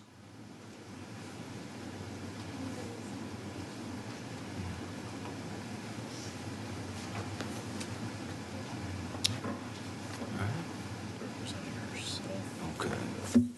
We show you registered as Diana Chambliss on behalf of yourself, and you'll be testifying for the bill. Is that correct? That's right. All right. Thank you. My name's Dee Chambliss, and I currently serve on the RPT subcommittee called Stop Sexualizing Texas Kids. I'm also involved with other Republican organizations, but today I'm speaking on my own behalf. And I support HB 900, and here's why. I've been serving on the Tyler Public Library Advisory Board since 2021.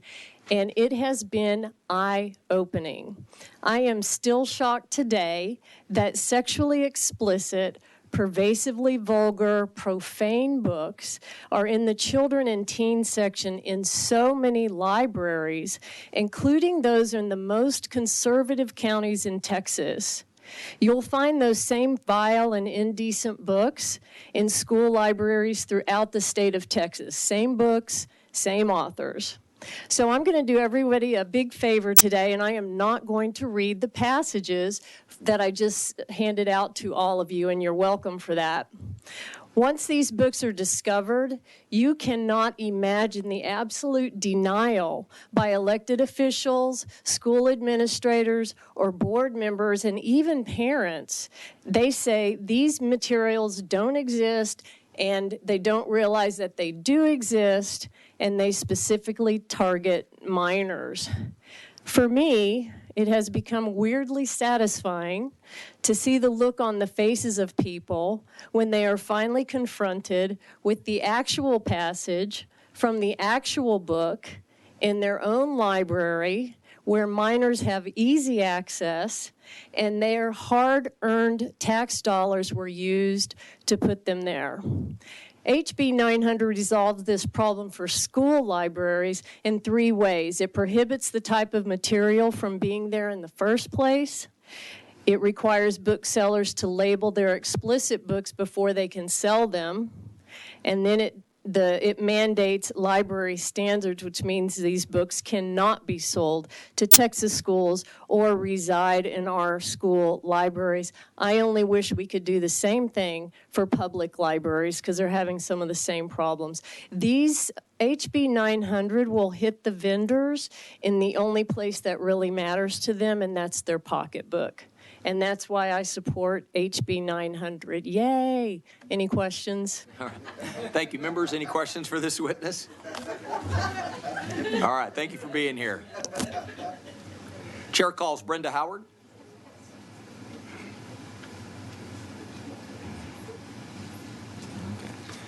We show you registered as Brenda Howard on behalf of yourself, and you'll be testifying for the bill. Is that correct? That's correct. I am Brenda Howard. Good evening, not good morning. Good evening, Chairman Buckley and members. I am speaking for myself and for HB 900, the Reader Act. I have spent the last year and a half attending school board and policy meetings for Belton ISD. I have been speaking about why we should not have sexually explicit and age-inappropriate content in our public school libraries. My story is similar to that of Representative Patterson. Here's the timeline. On November 12, 2021, our district, quote, "To the district's knowledge, it does not possess any books or content with sexually explicit images or graphic representation of sexual behavior that have been determined to violate the law." Attached to this letter was a list of books, and it contained Gender Queer, which specifically contains graphic images of 2 minors engaged in oral sex. Number 2, the Belton ISD attorney scheduled presentations on the First Amendment, so we would all understand about the First Amendment. March 2022, Mike Morath, TEA, sent out a letter stating that there were books in the schools that violated the Texas Penal Code. He also attached a policy template for a book challenge process. Belton ISD chose not to use this template and waited 2 months for TASB to provide one. The next step, a book challenge process, was approved in August of 2022. I challenged All Boys Aren't Blue and Kiss Number 8 after a 6-month challenge process.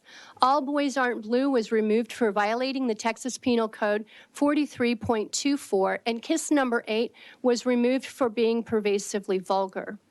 In addition, the school board trustees realized that their interpretation of the Texas Penal Code may have been skewed.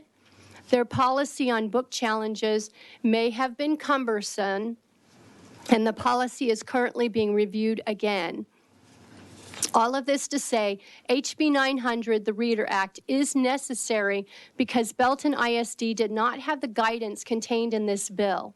In addition, the book vendors are part of the problem and should be held accountable, much like music and movie vendors that are required to rate the sexual content of their products. I want to commend Representative Patterson for his work on this bill. He personally has challenged books in his own ISD and was instrumental in helping me with successfully navigating this process through to a positive conclusion. It is my hope that HB 900 becomes law so that there is clarity with regard to books throughout all public schools in the great state of Texas. Thank you, members. Any questions for this witness? All right. Thank you. Brenda? Thank you. Thank you. It's good to see you. And thank you for your help. One of my neighbors from back home. Thanks for being here. Chair calls Janet Brown, Chad Green, Fernando Albernaz, and Jamie Puente. Be ready. We show you registered as Janet Brown on behalf of yourself. And you'll be testifying for the bill. Is that correct? That is correct. Thank you. Good evening, Chairman Buckley and Education Committee members. My name is Janet Brown, and I represent myself. Thank you for the opportunity to testify in support of House Bill 900, the Reader Act. I want to share my journey to challenge the book Milk and Honey by Rupi Kaur, discovered in the Lake Belton High School collection of Belton ISD. The adult-level writing and erotica-type graphics material in this book are unsuitable for minors and better suited for higher education adult libraries. As a first step, anyone challenging a book must meet with the Belton ISD lead librarian. During this informal meeting with the Belton ISD lead librarian on this book, she shared literary reviews and the author's struggles and the #1 New York Times bestseller in 2017. Following this meeting, I submitted an online challenge form on August 25th, 2022 to the book Milk and Honey for sexually explicit obscene content and for violating the Texas Penal Code 43.25. Copies of the Milk and Honey pages included in my online formal grievance request to remove the book from the Belton ISD Library collection are in your packet, along with the decision letter to remove the book from Belton ISD on November 1st, 2022. Also included in your packet are a current listing of books that have been challenged and the result, and some of them are still pending. The free availability of sexually explicit and obscene pornographic material to minors through our school libraries does not make sense. I'm encouraged there is a pathway forward to remedy through House Bill 900. Thank you for listening and recognizing the legislative priorities to strengthen policies that protect children and families using a book rating system and provide an audit and check system for school libraries. Thank you. Members, any questions for this witness? Janet, thank you for coming down today. It's good to see you.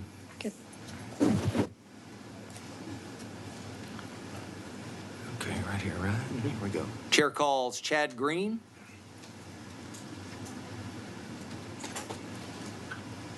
Okay.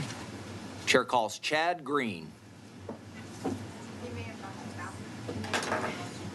He's to step out or leave? We know? He's Okay, been here all all right. day. Okay. Can we skip and? Okay, we'll come back to Chad. Chair calls Fernando Albernaz. I hope I got that right. You did, pretty good. Okay. Castilian accent. Okay. Chairman Buckley. Yeah, we show you registered as Fernando Albernaz on behalf of yourself, and you'll be testifying for the bill. Is that correct? That is correct. Okay, yes, thank sir. you. Chairman Buckley, Madam Chair Allen, members of the committee. About 20 years ago, I was the executive director with Tejano Democrats. For about 10 years, I served as the public affairs director for a large public employee labor union. And about 2001 or 2, I was political director of the Texas Democratic Party. Today, I am a proud member of the Texas Republican Party. I'm a precinct chair of Burnett County Republican Party, and the principal reason I left the Democratic Party is because the Republican Party does a much better job of representing the interests of the nuclear family and defending children. There are tens of thousands of people like me in Texas, millions nationally, who are leaving the Democratic Party because we understand how dangerous and how cruel it is to sexualize children in our public schools.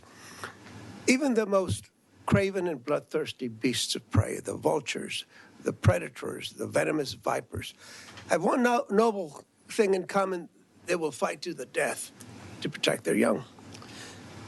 So what does this say about us as a society?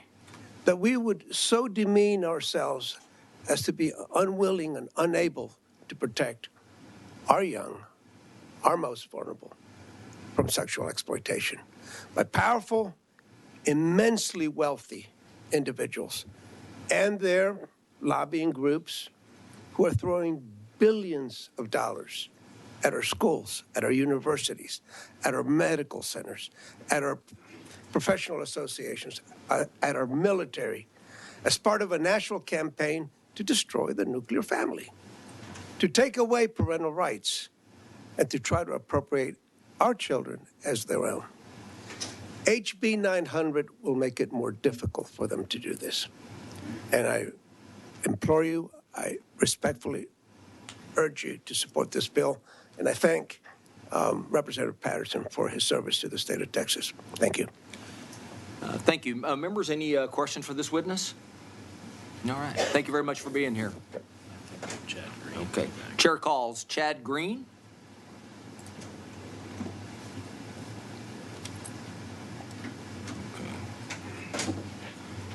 We show you registered as Chad Green on behalf of yourself. You're a McKinney ISD trustee, and you'll be testifying for the bill. Is that correct? Yes, sir. All right. Well, thank you all for your time, and I have to compliment you. You guys put in some really long days. So I'm speaking to you from my experience as a trustee, and I'm relating to you what my parents have gone through, what many of our kids have gone through in McKinney ISD. To say that the administrators and the librarians don't know about these books is just not so. I have been fought for a year and a half on these issues. I went with a parent to McKinney High School, walked through the door to see if the books were there. Guess what? They were. And from that time on, the district has tried to censure me and ban me from going on any school property. They have gone after the parents. In fact, that parent, they told the IRS that she wasn't actually an American citizen. And so she spent, I think it was 3 weeks, arguing with the IRS. She was adopted in South Korea by a colonel in our Army, and had been, I think when she was 6 years old. So they sicked the IRS on her. My family has been doxxed. My wife and my daughter have been doxxed by members of the McKinney Library, a librarian actually in McKinney, and also the president of the school board. So they know what they're doing. We presented all 282 books right in the beginning. They refused to follow their own protocol, which if we faxed those books and listed those materials and what we objected to, they should have taken them all as a grievance. They took none of them as a grievance, and in fact said you didn't follow the protocol, but they couldn't point out where in the protocol that we didn't follow. Just to get one book out of the district happened about 2 months ago, and it took 1.5 years, and that was The Bluest Eyes, a very disgusting book. Our superintendent, you could go watch the videos, proudly said, hey, we've only exposed 75 kids to these books in open session. And so I guess we're serial child abusers under that rule. The problem is when you look at this, if kids are taking books out of the library, they're showing them to other kids. These books are incredibly graphic. You know, everybody read The Diary of Anne Frank probably in high school. Great book, right? You know that there's a graphic novel version that has a very explicit scene in one of the chapters. So this stuff that's going from the publishers and the administrators, it's here by intention. It's not here by accident at all. And I have to say there's a couple of librarians that have helped us call out these books, and they've done it very, very quietly, but we really appreciate them. And it has caused the rest of our parents in our school district to really not want to come forward. I've got a parent right now that would love to talk about the drag queen reading hour that happened in 2 of our elementary schools, but she's not willing to subject herself to what's happened in our district. All right. Wrap up. Anything else? That's it, sir. Thank you. All right. Thank you very much. Representative Schaefer, he has a question for you. Just a quick question. So you're currently a sitting Board of Trustees member at McKinney ISD. I am, yes, sir. And are there still sexually explicit books in your school library? Oh, yes, sir. Yes, sir. In fact, one of those that you held up, Perks of the... Brooks. Yes. Brooks of being a wall. That was approved by all of our committees. And then you got the problem of trying to find out who's on those committees, and they won't give that information. They'll even stonewall the AG's office on that. So this stuff is not a close call. This is not something where we'd read this out loud and say, well, you know, it's got some literary, artistic value. We would all go, good grief, you don't want 13-year-olds reading that. Well, and you're even promoting that type of lifestyle of raping a young woman in that book. You're promoting that to the men or the young men in your school district. Well, not to mention a young girl or young boy even that had experienced some kind of sexual assault or trauma. And you're re-traumatizing. Or had a family member do that. And so, as you understand it, unless the legislature passes this bill, these books will stay on the shelves in McKinney. Yeah, I'm fighting a multi-pronged war here. TASB's coming at us from one angle because they're making a bunch of these policies. And then we've got the administrators. They're at first I thought, well, maybe they don't know. They know. I've seen enough and heard enough that they know. Well, maybe the teachers don't know. It's not all of the teachers. It's a very small percentage. It's less than 5% of the teachers. We've got teachers with these books in their personal library in their classroom. Okay? So and even I've heard administrators, some of the administrators that are friends have said they're trying to transfer the books in the library to the personal libraries of the teachers inside the classrooms. So it's... And you're not even saying that McKinney has like a parental consent or age restriction on these? No, the parents can opt out, but they have to know what they're opting out of. They should be that if you want your kids to have access to the book, you need to know what the book is and you need to opt in. So it should be a different policy. So right now, all children have access unless the parent affirmatively opts in. Correct. Okay, thank you for testimony. Thank you. Representative King, then we'll go to you, Representative Harrison. Okay. Yes, sir. And so you're a current trustee? Yes, sir. Okay, I'm a former trustee, school board president, and grew up, different town, fair enough, but you're saying that there's committees within your library and they won't tell you who's on them? Oh, yes, sir. Now, they told how does that the work? AGs. Because when I was a trustee, I never had that problem. If I wanted to know something, I walked in and asked, and how do they prohibit you from knowing? Well, so when I ask, I get no reply, being a trustee. When the AG's office is asked, the AG's office is told, oh, we simply don't have those records. Now, heard a discussion between our superintendent and the president of the board where the superintendent is, I'm not giving lists of our teachers that are on these committees and the way they vote to anyone because I'm afraid how parents would treat them. I'm going to tell you, there is no accountability going on in this district at any place. And how long have you been a trustee? A year and a half. A year and a half. And from day one, nobody responded. Your superintendent, when you ask your superintendent, you get no response? Correct. In fact, the superintendent has lied to the district or lied to the public in board meetings saying we don't have these books, when we have these books. We even have the barcodes that are on them. And they look in their computer and make it look nice. So, oh, this book is not here. It is there. So your other 6 board members, are they aligned with you? No. Okay. Most of them are former employees of the school district. Yeah. Okay. So the team of 8 doesn't exist in McKinney. Team 7. I would say it exists on the other side. Yeah, I would say it's on the other side, and I'm not going to play ball with that. If it's going to hurt kids, I'm not doing it. And so, I mean, our focus needs to be on education, math, reading, writing, arithmetic. We need this sexualization, and it goes way beyond just the books and the drag queen reading hour. It goes with kids advertising their sexuality, wearing furry costumes, animal costumes.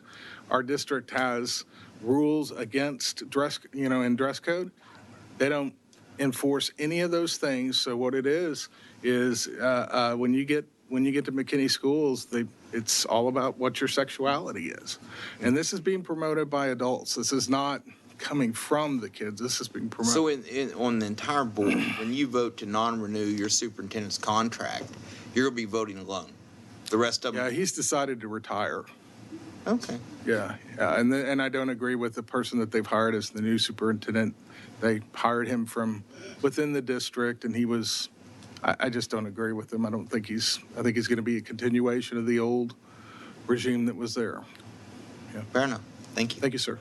Representative Harrison. Thank you, Chair. Thank you for your testimony. Just one last question to pick up where Representative King left off. Is the superintendent responsive to questions like the ones you're asking to other trustees in your ISD? They don't ask these questions. They go with what they're spoon-fed from the district. The way that they act is as if the district employs them. Does that make sense? So I'm not even sure they would ask that question. Yeah, no, I'm genuinely trying to get my head around this because as a trustee of a school board, are you or are you not elected by the voters? You're elected by the voters. Are superintendents elected by voters? No. Who works for who? The trustees work for the superintendent, or do the superintendents work for the trustees? The superintendent's supposed to work for the trustees. Okay, I appreciate you clarifying that. Mm-hmm. The reason I actually wanted to ask a question is because you made a comment sort of in passing that TASB sets some of these policies. I was wondering if you could perhaps expound upon that. Well, I heard from Julie Pickering today that TASB is going to be inputting a new policy to try to change the way that different districts across the state vote. They're putting it in their consent agenda for this next month.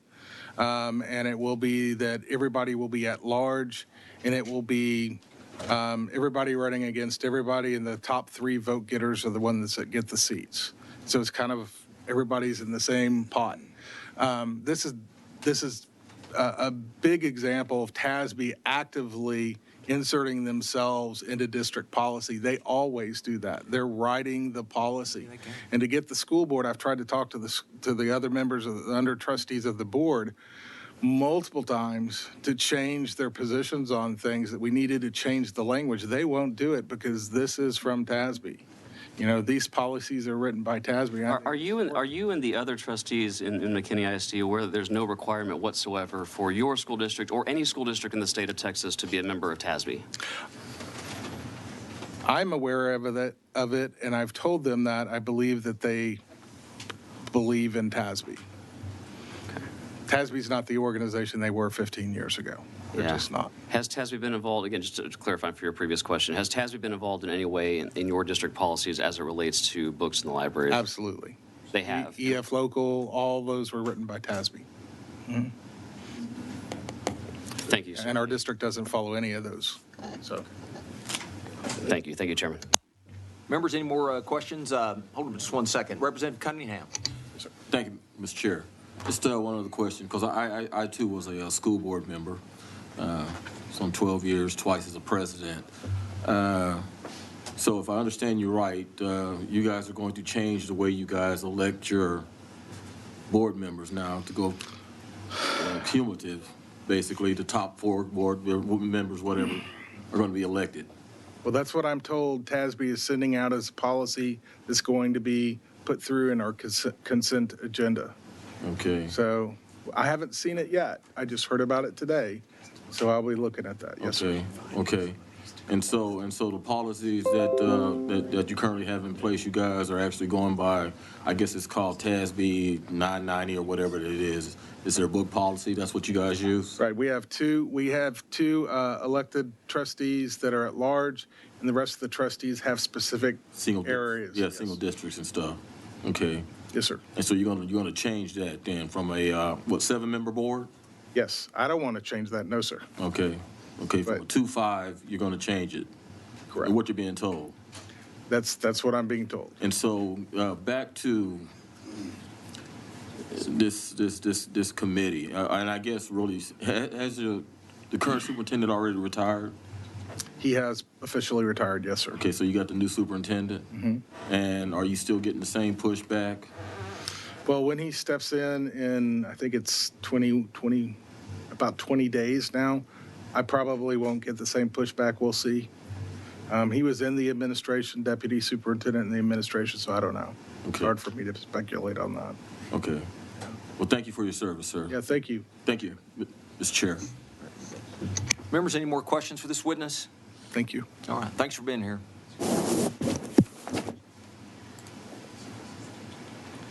Chair calls Jaime Puente, Francesca Leahy, Chris Dundas, and Dorothy Dundas. Be ready. I don't see him in the room. I'm not here. Okay. Is it Jaime or Jamie? Jaime. Okay. All right. Not here. All right. The record will show Jaime Puente, Director of Economic Opportunity for Every Texan, and himself to be registered against the bill.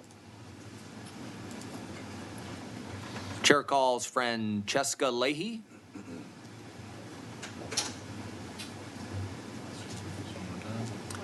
Chair calls Francesca Leahy.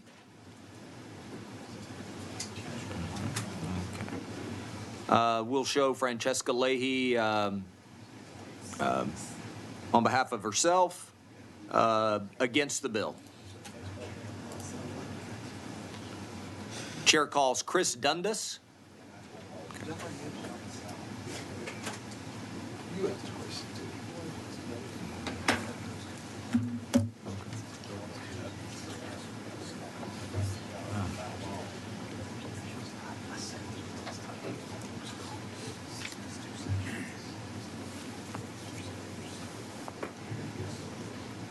Good evening.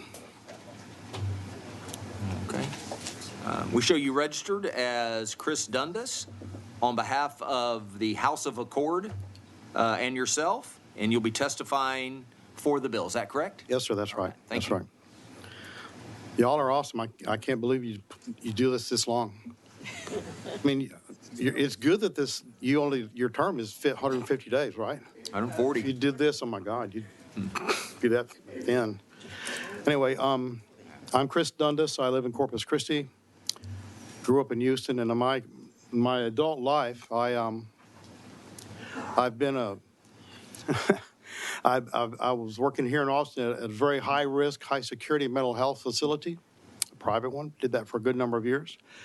I taught high school, good number of years. Taught college some.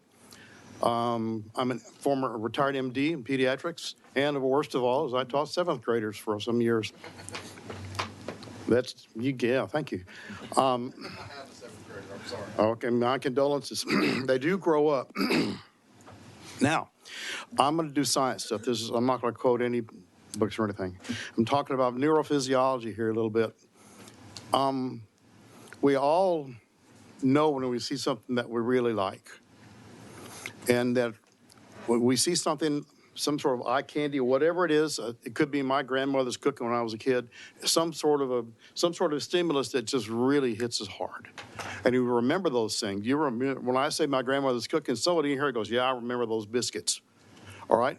Now, what happens there is the aromas go into into the body and all that sort of stuff, and we release a neurotransmitter called dopamine. Dopamine is the pleasure neurotransmitter. And what happens is that in the limbic system, it's released in several parts of the brain, but in the limbic system, which is kind of a centrally located structure in the brain, when it's released, a lot of that dopamine goes up to your prefrontal cortex, which is your pleasure center, and it's your emotional center. If you remember frontal lobotomies, anybody here ever heard of those?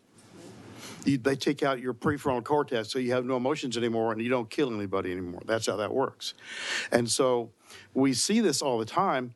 And as we go through this, through the cycle, when we see something, like when I see my wife, boom, I really like that. I love her and she makes me real happy. Now, if I see something else, some other kind of a stimulus, we'll talk about a different female or something like that.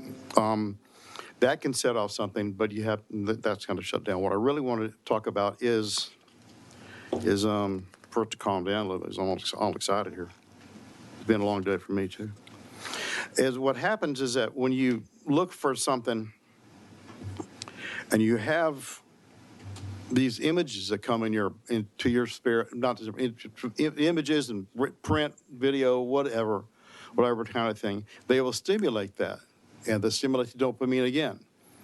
And what happens is that with normal relationships, husband and wife, that kind of a thing, when you get together intimately, the dopamine has a big release, and you just kind of chill out for a while. And that's kind of a normal happenstance in life. We appreciate that. If it's a pornographic type of image, we don't get that kind of a release. Dr. Dundas, can you get to the... Yeah, I'll get to the point here. What happens is there's a process called neuroelasticity. And we know this when you first started riding your bike, you were terrible. Now we're all good at it. And the better we get, we're making neural pathways in our brain, and we get that locked in, and then we get really, really good at stuff. If we pursue pornography, we get locked into that same kind of cycle. Now, little kids, I know 3- and 4-year-olds that are bilingual at their age-appropriate level. We all know this. I lived in Brownville for a while in Corpus Christi. That plasticity, Wrap it up, please, sir. Yes, sir. That plasticity creates a format where they can become stuck in that cycle. I don't want to have my kids or your kids stuck in the cycle of pornography. It's something I bet almost all of us remember the first pornographic image we ever saw. All right. I'll stop right there. All right, thanks, sir. Any questions for this witness? Dr. Dundas, thanks for being here. Bless you guys. Thank you very much. Chair calls Dorothy Dundas.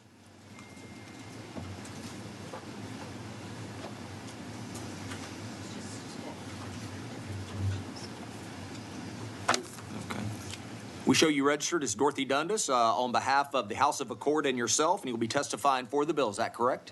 That is correct. All right, thank you. I am also a former educator. I was a research associate with UT. I've done many different things in education, from developing infant lab at Southwest Texas to being a research associate with UT. I've taught every single age group there is. My interest was in optimal development. I had children that read 2 grade levels above. 80% of my kids went into GT. I had a love for books. I gave it to my kids. They learned many authors' names, their favorite authors. And I'm telling you, you don't need nudity to get kids to like books. You just don't. I was very successful in helping kids to read well. And I'm telling you, some of those, the first book, the first section, Blue is the warmest color, the last 9 pages, I apologize for. But if you think a junior high or high school kid can look at that and then concentrate on trigonometry, you're kidding yourself. There's a reason that we don't have nudity in schools. There's a reason we don't, we ask that kids underage must have parental consent. Kids just mimic things, they pick up things, and they don't always choose what's helpful, safe, or beneficial to them. That's why they have to have the parental controls. Pornography, it's kind of a fine line between pornography and sexually explicit. I mean, for most of us, if we see those pictures in those last 9 pages, we're not aroused. But I don't know that we can say hormonal teenagers aren't. I mean, they see things and they want to imitate. I'm telling you, having worked with teenage mothers in a high school, they get involved with sex too early. Having worked with trafficked kids in Guatemala on a mountain where every single kid there, infants through high school, were trafficked. They started out with lots of sexual involvement. The thing of it is that trafficking has several symbiotic connections to pornography, and pornography to me is hand in hand with explicit sexual image after image after image. Even in production of porn, sex trafficking can occur. People don't even realize the girl on the screen is actually horrified, afraid for her life, and was raped, not consented into anything. It's basically they groom traffic victims. They train them. It's a pattern. We set up a home for trafficked Wrap up your kids testimony. in Corpus Christi, and we learned a lot about how they were groomed and they were consistently had to look at sexual images. Okay. This is not healthy. This is not optimal development for our kids. All right. Thank you very much. Members, any questions for this witness? All right. Thank you. Thank you very much. Chair calls Brian Klosterbor, Fran Rhodes, Hillary Hicklin, Tricia Rickner, Laura Heffelfinger, and Laura Davis. You'll be next. Brian Klosterbor. Okay, the record will show Brian Klosterbor of ACLU of Texas. What? Sounds like you might be. Okay. Okay. Chair calls Fran Rhodes. What? Not yet. She's gone. She's gone. Okay. Record will show Fran Rhodes, president of the True Texas Project, and herself for the bill. All right. No Brian Klosterbor yet. Chair calls Hillary Hicklin.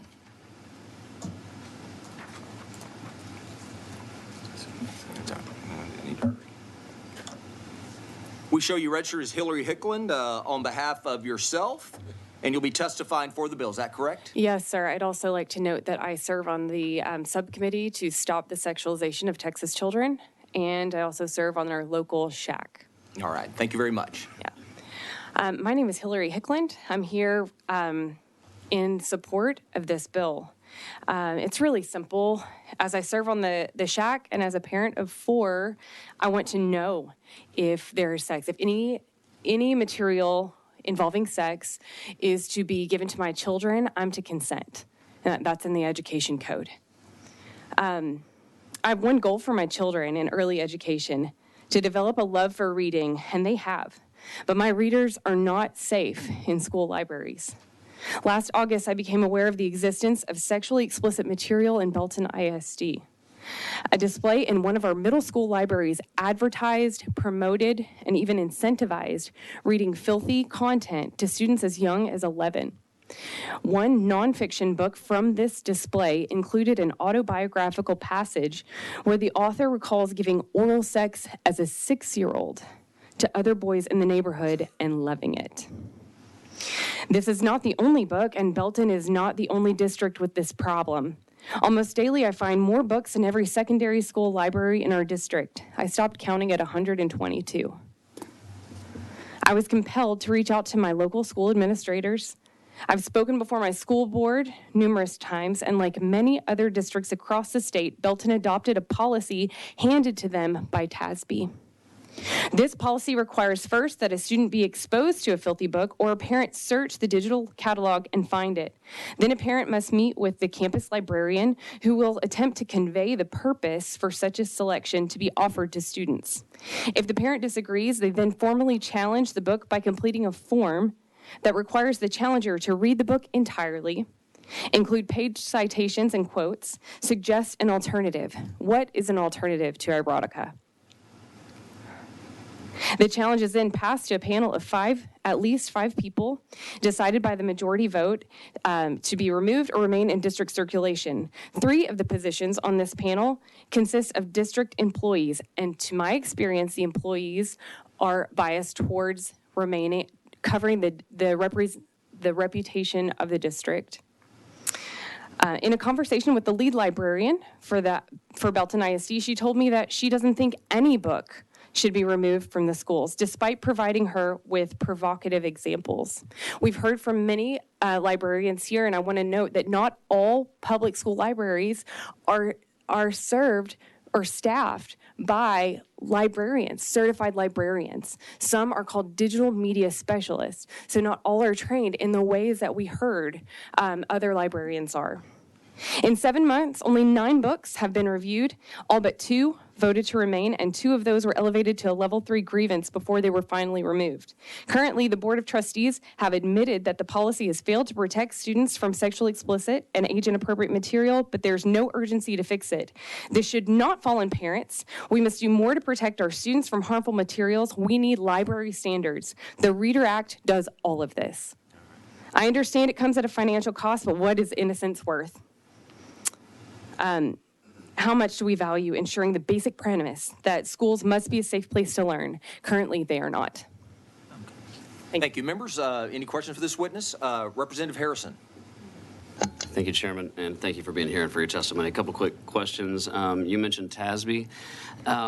Is it, in your opinion, are the policies TASB has written for your school that you referenced making it harder or more difficult to remove taxpayer-funded obscenity from public schools? It's a lot harder, yes. Okay. Who funds TASB? The school districts do. Where do the school districts get the money that they send to TASB? From taxpayers. So parents, tax-paying parents, send money to these schools, and then these schools send the money to TASB. So the money TASB has, is it correct? Their money comes from tax-paying parents and yours and all That's right. And that's one of the things I spoke before the school board about, to ask them to look at alternatives instead of re-signing the contract with TASB this year. Thank you. Last question. So is it your opinion, or in fact, that TASB is using parents' money to write policies that help keep taxpayer-funded obscenity in Texas public schools? That is absolutely correct. Thank you very much. Thank you, Chairman. Members, any additional questions for the witness? All right. Thank you very much. Good to see you, Hillary. Thanks for being here. Chair calls Brian Klosterbor.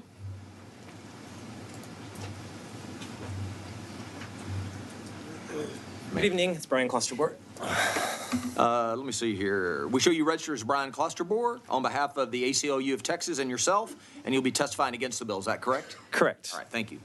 Good evening. I'm with the ACLU of Texas. We are testifying against this bill. I'm an attorney. I grew up here in Texas. I'm also the proud product of Texas public schools. I owe a great debt to many of the teachers and librarians in this state. I also wanted to add a quick clarification about TASB. Their policy service, their policy guidance is non-binding, so they don't actually set policy. Local school districts choose to set policy. The local control we have over schools and libraries is also very helpful. It actually gives parents the right to file complaints and grievances with those districts, and also to vote out school board members with whom they disagree. Growing up in Texas public schools, I never actually saw myself reflected in my public school libraries. I never once read a book with any gay characters, even though I'm gay myself. LGBTQ Texans have always lived here. We always will. Even if you choose to ban every single book that reflects our identities in public school libraries.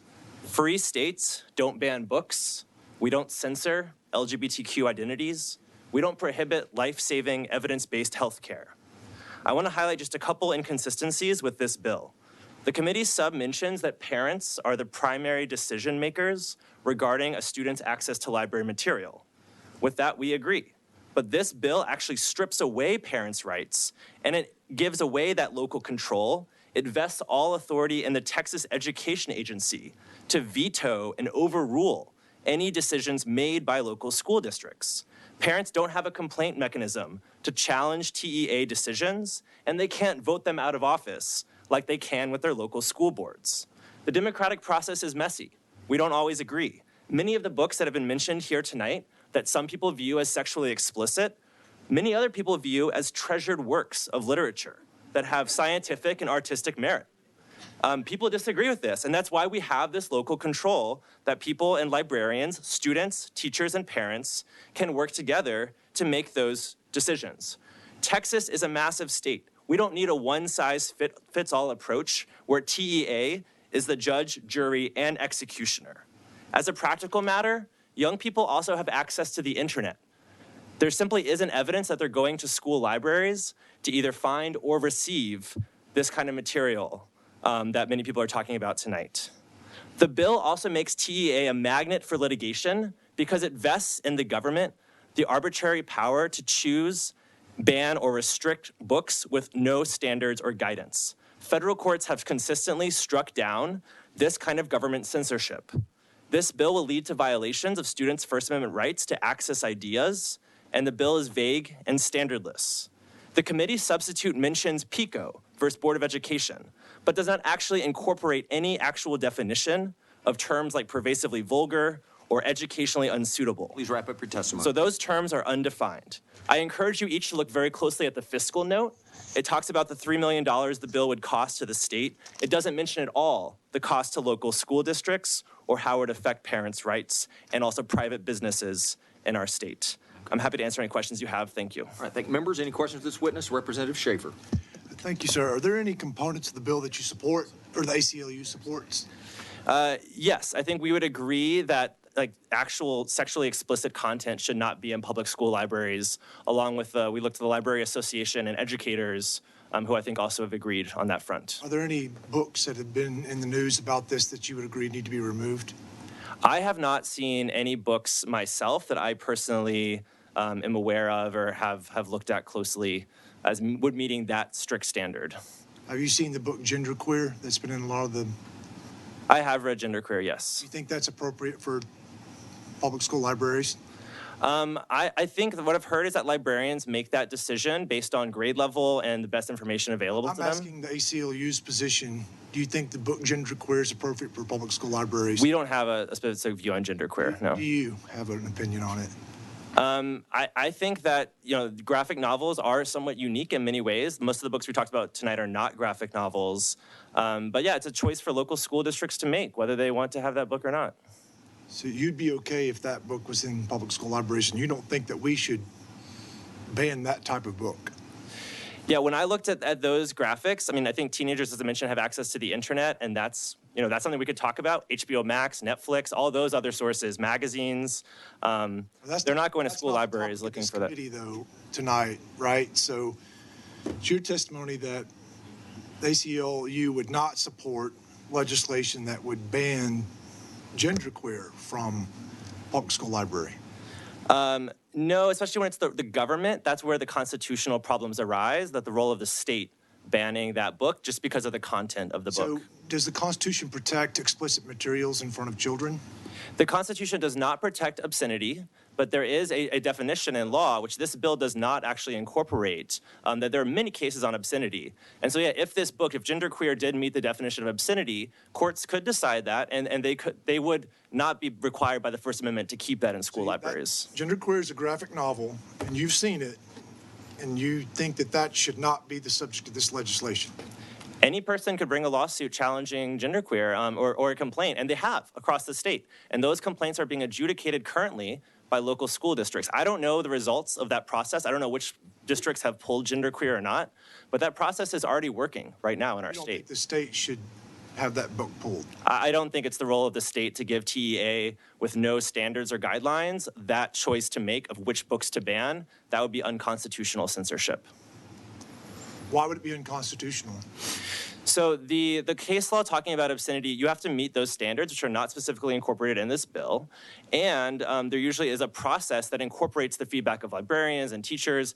And that's what the PICO court talked about. And also the case that was cited in Missouri, the school district there did create a process and committees. And that's what we're seeing across the state. School districts are already doing that, which can be unconstitutional. But this is even worse because it's that one-size-fits-all approach, giving that authority to TEA. You know that the Supreme Court would be, they're not going to interfere with the state of Texas' ability to remove genderqueer from public school libraries. You know that that's going to pass constitutional muster, right? Possibly, yeah, and there could be a specific challenge, and districts are already pulling that from the shelves. That's because it's very sexually explicit and obscene.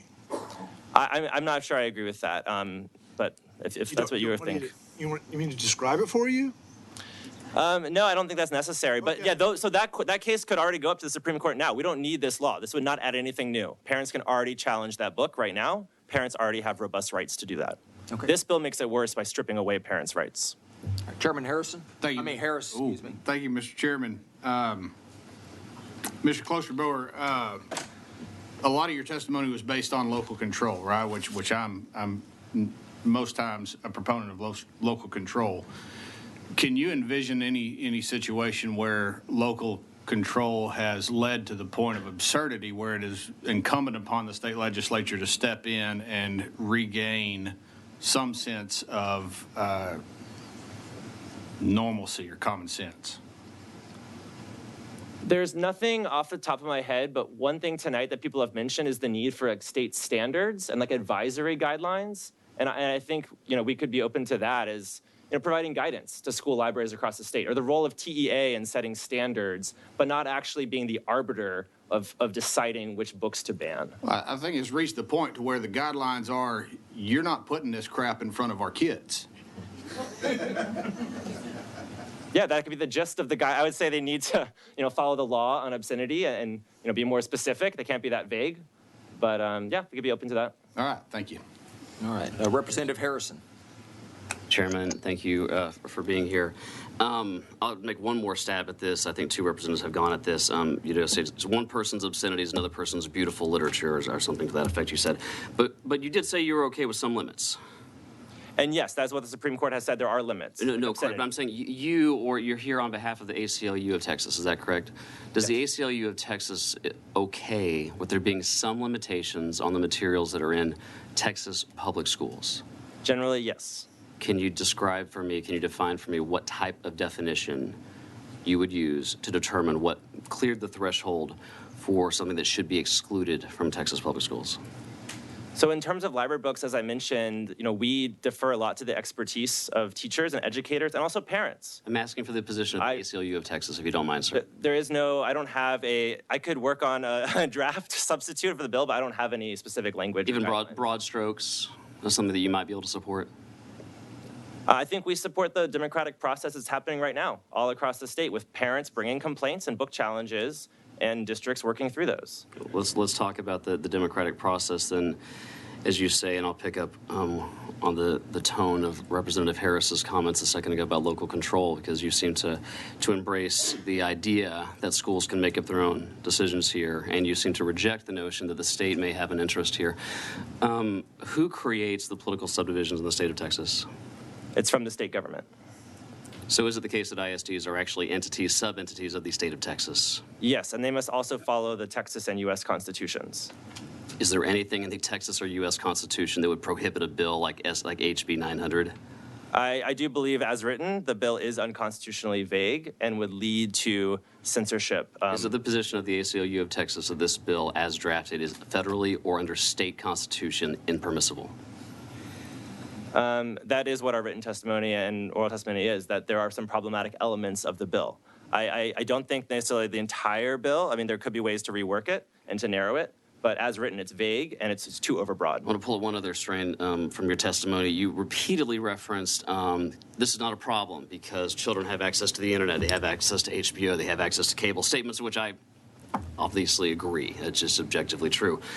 When a child has access to that, who pays for that? The parents. When a child has access to genderqueer in their public elementary school, who pays for that? Technically also the parents, taxpayers, I guess. Do the parents pay for that book directly? No, not directly. Those are purchased through government post-taxing of the parents, correct? Yes. So it is the government, in that case, who purchases genderqueer that they put in public elementary schools in Texas. Is that correct?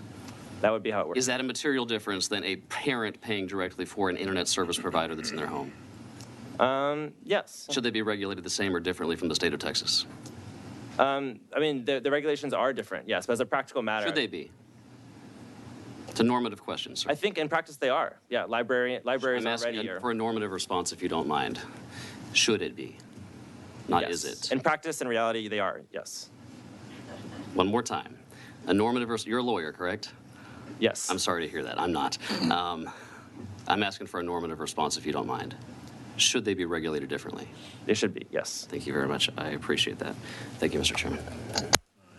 Okay. Representative Hinojosa. In all this back and forth, what I've heard you say, we have a representative who said, and I haven't read genderqueer, is obscene and sexually explicit. You have said it is ACLU's position that it is okay to regulate and keep out of our libraries sexually explicit and obscene material. Am I understanding your testimony correctly? Yes, that's Thank correct. you.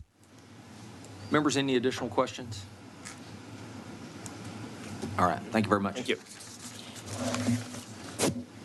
Tricia Rickner. Okay. Chair calls Tricia Rickner.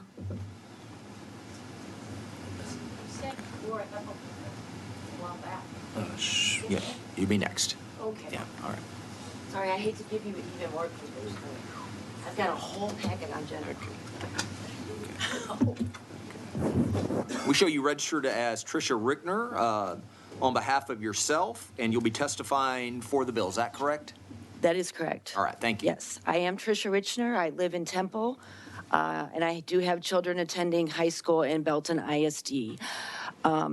Over a year ago, a group of us started speaking out at board and policy meetings about sexually explicit books in our library. To date, well over a year later, 4 books have been removed, 2 removed through the actual reconsideration process, and 2 were removed through a level 3 grievance. Several people have talked about our policy, but as our policy currently stands in Belton, they wrote the policy in such a way as it shifts the burden to the parents to find, locate, report the content. I think this is very wrong. No parent should have to sit behind a keyboard searching library databases looking for pornography in their child's library, let alone read, document, and prepare documentation for the reconsideration committee. As a parent in the district, I should have confidence that my student's library is free of this material. I was actually a member on the reconsideration committee for genderqueer. I took that role very seriously, and I read that book in its entirety at least 3 times, and I was able to document 22 separate violations of the penal code. This book was ultimately removed from our library, but the process took over a year, and 2 committee members actually voted to keep that in our library. I don't think you need a committee to remove a book with 22 penal code violations. The instant that book was located, it should have been removed immediately and permanently. Currently, our process is in limbo because they've realized the policy is not really working properly. So there are dozens of books now still just sort of sitting in the reconsideration process. I also filed a reconsideration for The Sun and Her Flowers, which is the second packet. And if you could just briefly flip the page and look at those lovely line drawings. So that being said, I'm super supportive of this bill. It eliminates the burden on the parents. And something our board seems to want to do is not have any responsibility whatsoever. That's why they wrote the policy in the first place, to make the parents responsible. They diverted to TEA. They waited for TASB. They him and hawed around the policy for several months, just waiting for somebody to tell them what to do. Well, this bill will tell them what to do. It will also make all of the books in our we have a new high school, which is primarily where a lot of these books are being found, because they just sort of dumped the books there. That will be audited for removal. All right, thank you very much. Members, any questions for this witness? All right, thank you, Ms. Richner. Thanks for coming down. Thank you, you're welcome. Chair calls Laura Heffelfinger. Just give them a heads Laura Davis, Whitney Kinney, Shannon Ayers, and Julie Harville. You'll be next. We show you registered as Laura Heffelfinger. Yeah. On behalf of yourself, and you'll be testifying for the bill. Is that correct? Yes. All right, thank you. Well, earlier they read the code, but I'm going to reread it after the lawyer was here. Obscene means material or a performance that the average person applying contemporary community standards would find that, taken as a whole, appeals to the prurient interest in sex, depicts or describes patently offensive representations or descriptions of ultimate sex acts, normal or perverted, actual or simulated, including sexual intercourse, sodomy, and sexual bestiality, or descriptions of masturbation, excretory function, sadism, masochism, lewd exhibition of genitals, the male or female genitals in a state of sexual stimulation or arousal, covered male genitals in a discernibly turgent state, or a device designated and marketed as useful primarily for stimulation of the human genital organs, and taken as a whole lacks serious literacy, artistic, political, and scientific value. I've seen these books. These line drawings are very explicit. There is masturbation in there. There is sodomy in there. There is sexual stimulation. These things I just read are in these books, okay? And if we define this according to the penal code, I mean, that's our law, okay? So these schools are distributing pornography to children, okay? Bottom line. Now, the other thing I wanted to bring up is we have Scholastic Book Fairs, and that is a national organization that comes into every single school district, as far as I know, and the children can buy books from them. I think that we need to be aware of that as well, what's coming into our schools through, you know, not just in the library, but our schools are opening up our children to look at books from another source, which is this Scholastic books. So anyways, everybody's talked about genderqueer, but at the DISD, the police escorted a man that photocopied a picture out of this book, because they knew the definition of pornography. Okay, please wrap up your testimony. Okay, so I'm here also on behalf of my grandchildren today. They don't all go to public schools, but this is their dating pool, okay, that I'm fighting for in the public schools. Thank you very much. Members, any questions for this witness? All right, thank you very much. Thanks for being here. Chair calls Laura Davis. Whitney Kinney, Shannon Ayers, Julie Harville, you'll be next. We show you registered as Laura Davis on behalf of Texas Parents United PAC and yourself, and you'll be testifying for the bill. Is that correct? That is correct. Thank you. Thank you very much, honorable committee members, for staying so late so often. My name is Laura Davis. I am the president of a grassroots parental PAC located in Leander, Texas. I am a mother of 2 children that attend public middle school and high school. I come before you today in support of HB 900. Some may feel that this bill is too extreme and is not needed in order to safeguard our children. I respectfully disagree. For years, we parents have been fighting to protect our children's innocence and minds from sexually explicit literature and racially biased materials thrust into our schools under the guise of equity. As a Latina mother, I feel I am in a unique position to offer testimony on how schools are using these angelically worded political terms to cause harm to both minority and non-minority children. Unlike other bills that only codify a biased and flawed book review process, this bill holds those who profit off of exposing our children to these harmful and graphic written works accountable. I was chosen to take part in 2 book review processes. They are biased and purposely ineffective processes that are designed to give a feigned sense of contribution from parents.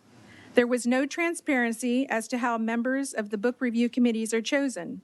Coincidentally, both the committees I served on had just enough participants to overrule the dissenting parents on the committee. As an example, I reviewed Lawn Boy by Jonathan Evison. This book has more use of the term fuck than I have ever used in my lifetime, and it is horribly racist in its depiction of the Latino characters. All the Latino characters in this book are written as ignorant, unmotivated lawn workers. Honorable members, I grew up with those stereotypes being thrust upon me. I grew up very poor and only through education was able to lift myself out of poverty.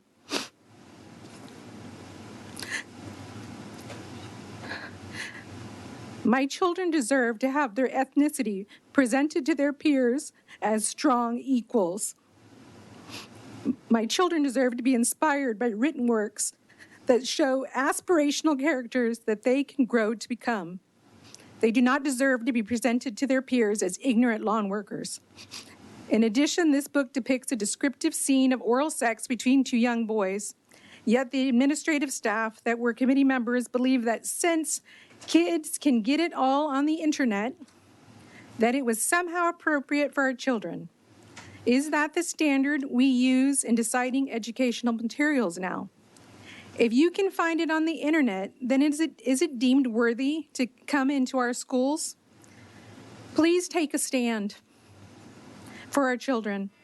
Please vote for HB 900 and say loud and clear to all Texans that in Texas, no company may profit by selling racist or sexually graphic material to our children.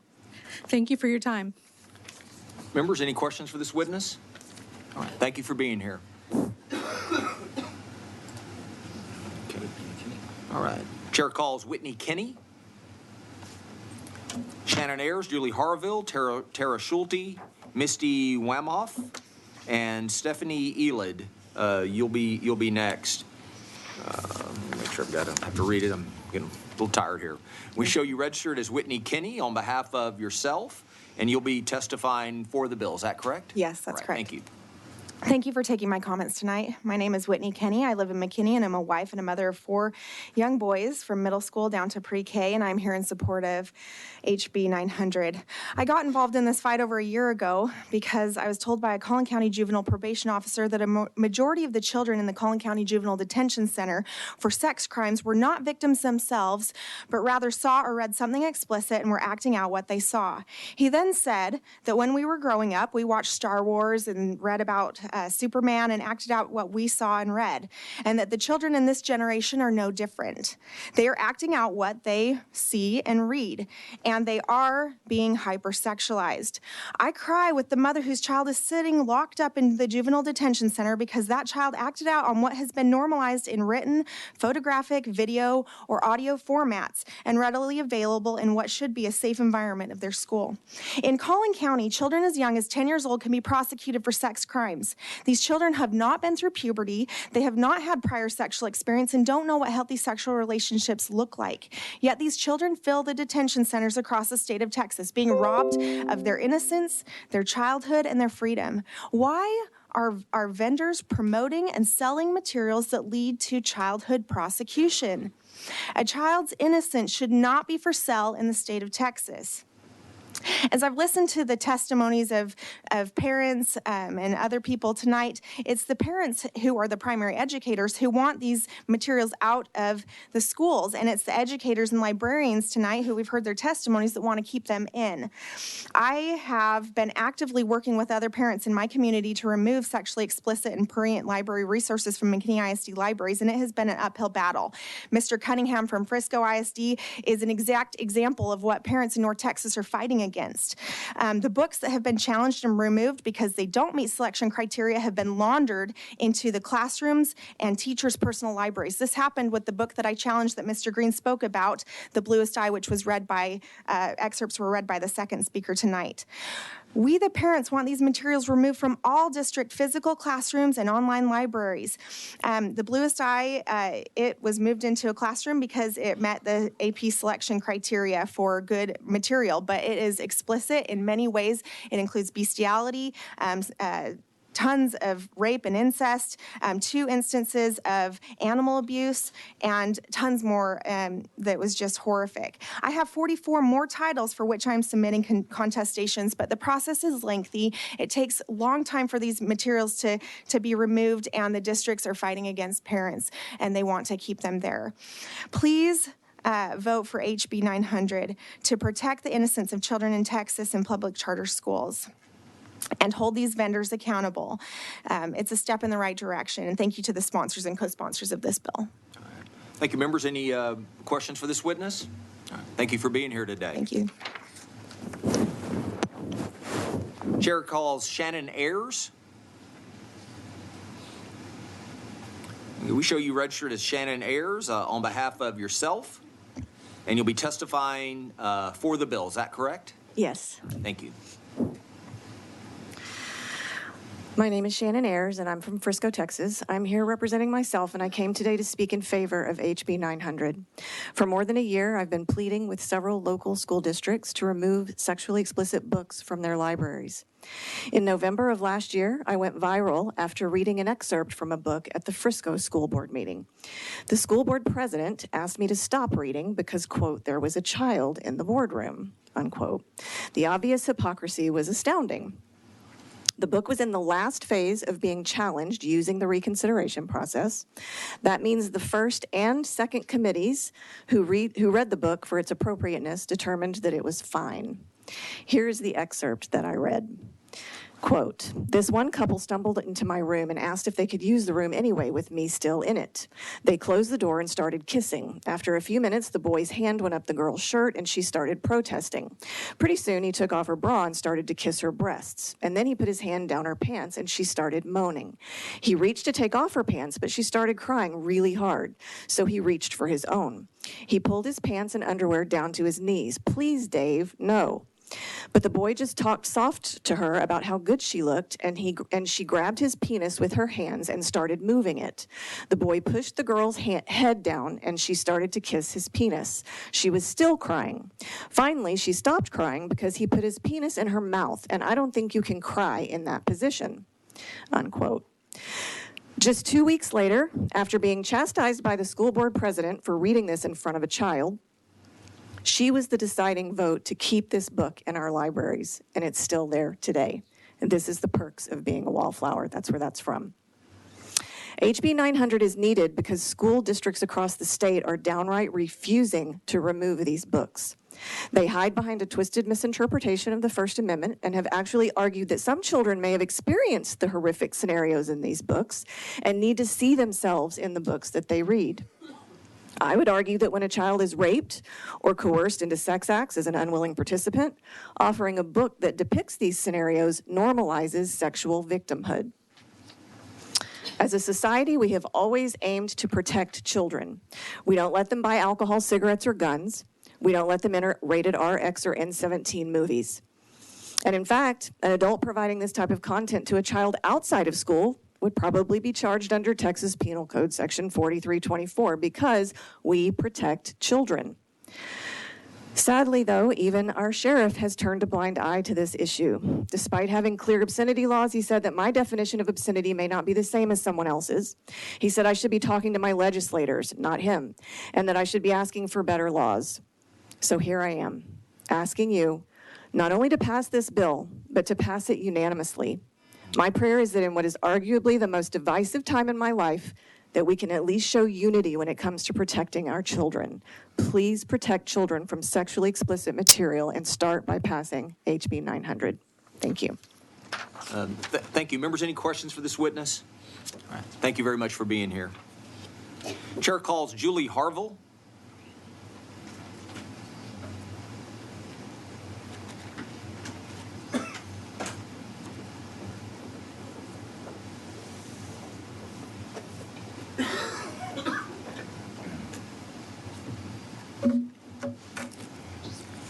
Okay.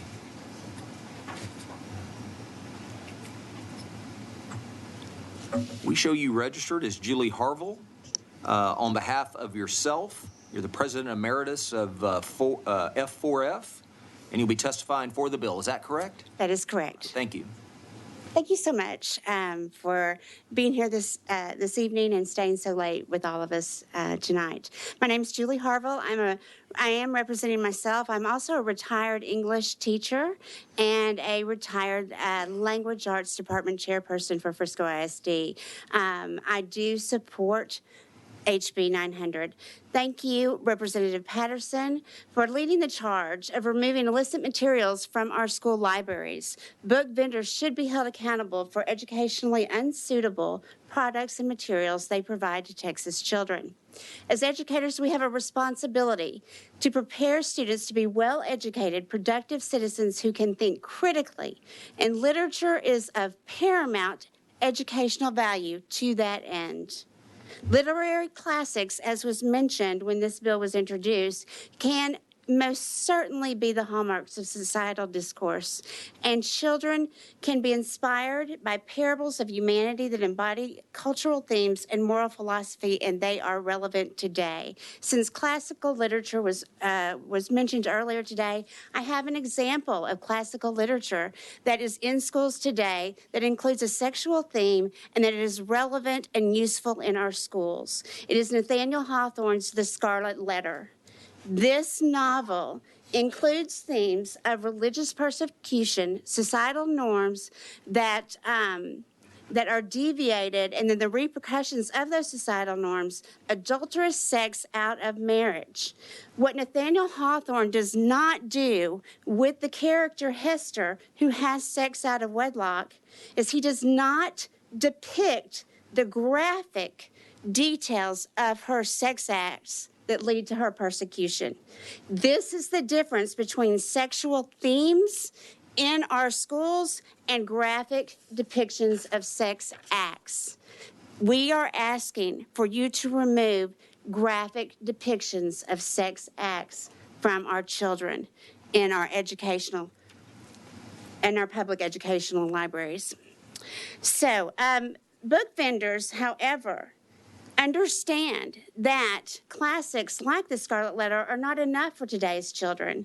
Today's children, at the click of a button, can see sexual items on their phones and other places. And book vendors know that in Texas schools, sex sells. What passes as literature has been influenced more by the vagaries of fashion than the scrutiny of editorial analysis. These hypersexualized texts foster a culture of imbalance and reinforce an environment where sex trafficking threatens teenagers in our Texas communities today. I speak as an educator when I say, Texas is better than this. We should demand from our book vendors to provide our students with literature that promotes critical thinking and transcends time. Please wrap your testimony up, please. Okay, I heard earlier from someone, vendors are salesmen. I implore you to send the message that Texas children are not for sale. Our kids deserve better. Thank you so much for your time. Thank you so much for your dedication to our Texas children. We appreciate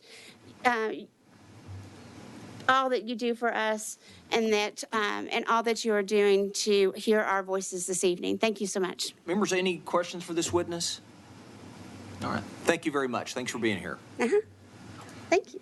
All right. All right. I kind of rewrote my stage. There we go. Okay. Got it. I appreciate it. The chair calls Tara Schulte. Having a meeting? All right. Okay. All right. After Tara Schulte, we'll have Misty Wamhoff, Stephanie Elid, Stephen Wu, Nicole Ma, and then Quinn Huang Nguyen. We show you registered as Tara Schulte on behalf of yourself, and you're the Executive Director of the Collin County CCDF, USA, and you'll be testifying for the bill. Is that correct? That's correct. Thank you. Yes. My name is Tara Schulte, and I am from McKinney. I also reside in Collin County, and Frisco and McKinney ISDs are in my county. I have reviewed many of the books that are being talked about tonight, and many of them are in our school libraries. Matter of fact, McKinney has about 200 of them. They refuse to get them out. All of them are, like you said, Representative Schaefer, 13, 14-year-old children can get them if they're in 9th grade. One of the books is Fallout, teens whose parents are on crystal meth, and, you know, we glorify the lifestyle that it encompasses. Identical, which is very graphic depiction of incest and rape of a child. Cutting, which is very big, a big problem in schools, and it just glorifies that. Prostitution, drugs, and more. Perks of being a wallflower, teen rape, underage drinking, drugs, teen sex. It's normalized for 13-year-olds and 14-year-olds. And as I considered the themes and the graphic depictions of this illicit material in these books, I actually was very distressed.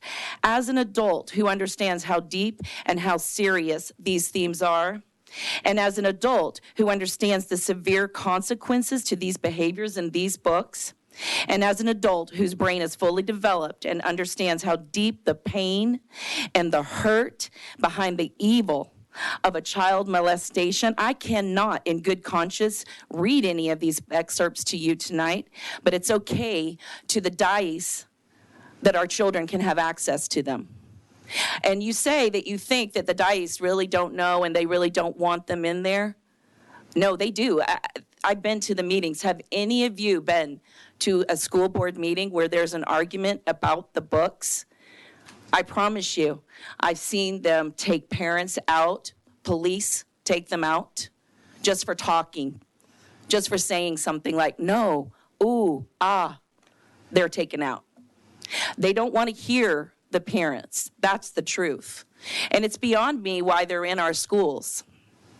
And that is taxpayer money that we're providing to support normalizing sexual behavior to minors that accompany drugs and violence. And lastly, I will speak about, we are constantly hearing in these board meetings, and I heard it tonight, we compare the Bible with these books. I promise you, I read my Bible every day. Every day. That is an absolute disingenuous comparison.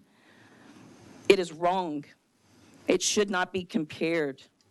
I promise you, that is completely disingenuous. Okay. Good. All right. Thank you. Thank you very much. Members, any questions for this witness? Representative Tallarico. Not a question, just wanted to respond. And I thank you for being here, and I'm very glad you're here expressing your opinion on this issue. I just wanted to clarify, my point was that they aren't the same. My point was that the definition, the way it's currently written, would group them together. So I just wanted to make sure you understood. That was my point. If that's your point, I take it. But it's insulting to Christians. It's insulting to people who really believe that the values that they adhere to can be compared to the garbage that I have read, genderqueer, Perks of a Wallflower.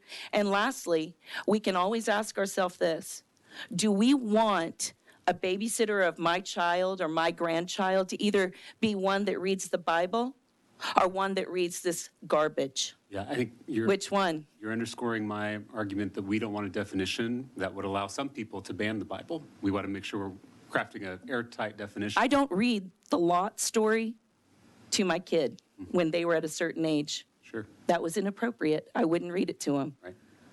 And that's why we Okay. and that's why we shouldn't take that verse, that chapter, that verse out of context. Yeah. We should appreciate the work as a whole. So I'm so thankful that you're here, and Thank you for hearing me. more than you think. Okay. All right. Thank you very much. Members, no more questions? Okay. Chair calls Misty Wamhoff. Let me see if Wamhoff, Stephanie Elid, Stephen Wu, Nicole Ma, Quinn Wong Nguyen. You'll be next.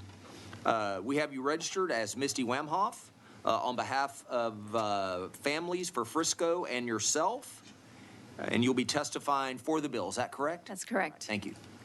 Good evening, Chairman and committee members. My name is Misty Wamhoff. I'm from Frisco, Texas. I'm here representing Families for Frisco as their president. We strongly support House Bill 900 because it prohibits harmful, sexually illicit materials in public schools. We live in a great district, a wealthy district, with a budget of almost $1 billion. Yet we, the parents, are doing the work for Frisco ISD and the state of Texas to protect our children from sexually explicit materials while they're entrusted to you. Why are these challenge books making it past level 1 hearing? Why are they making it even past level 2 hearing? Why are they even here?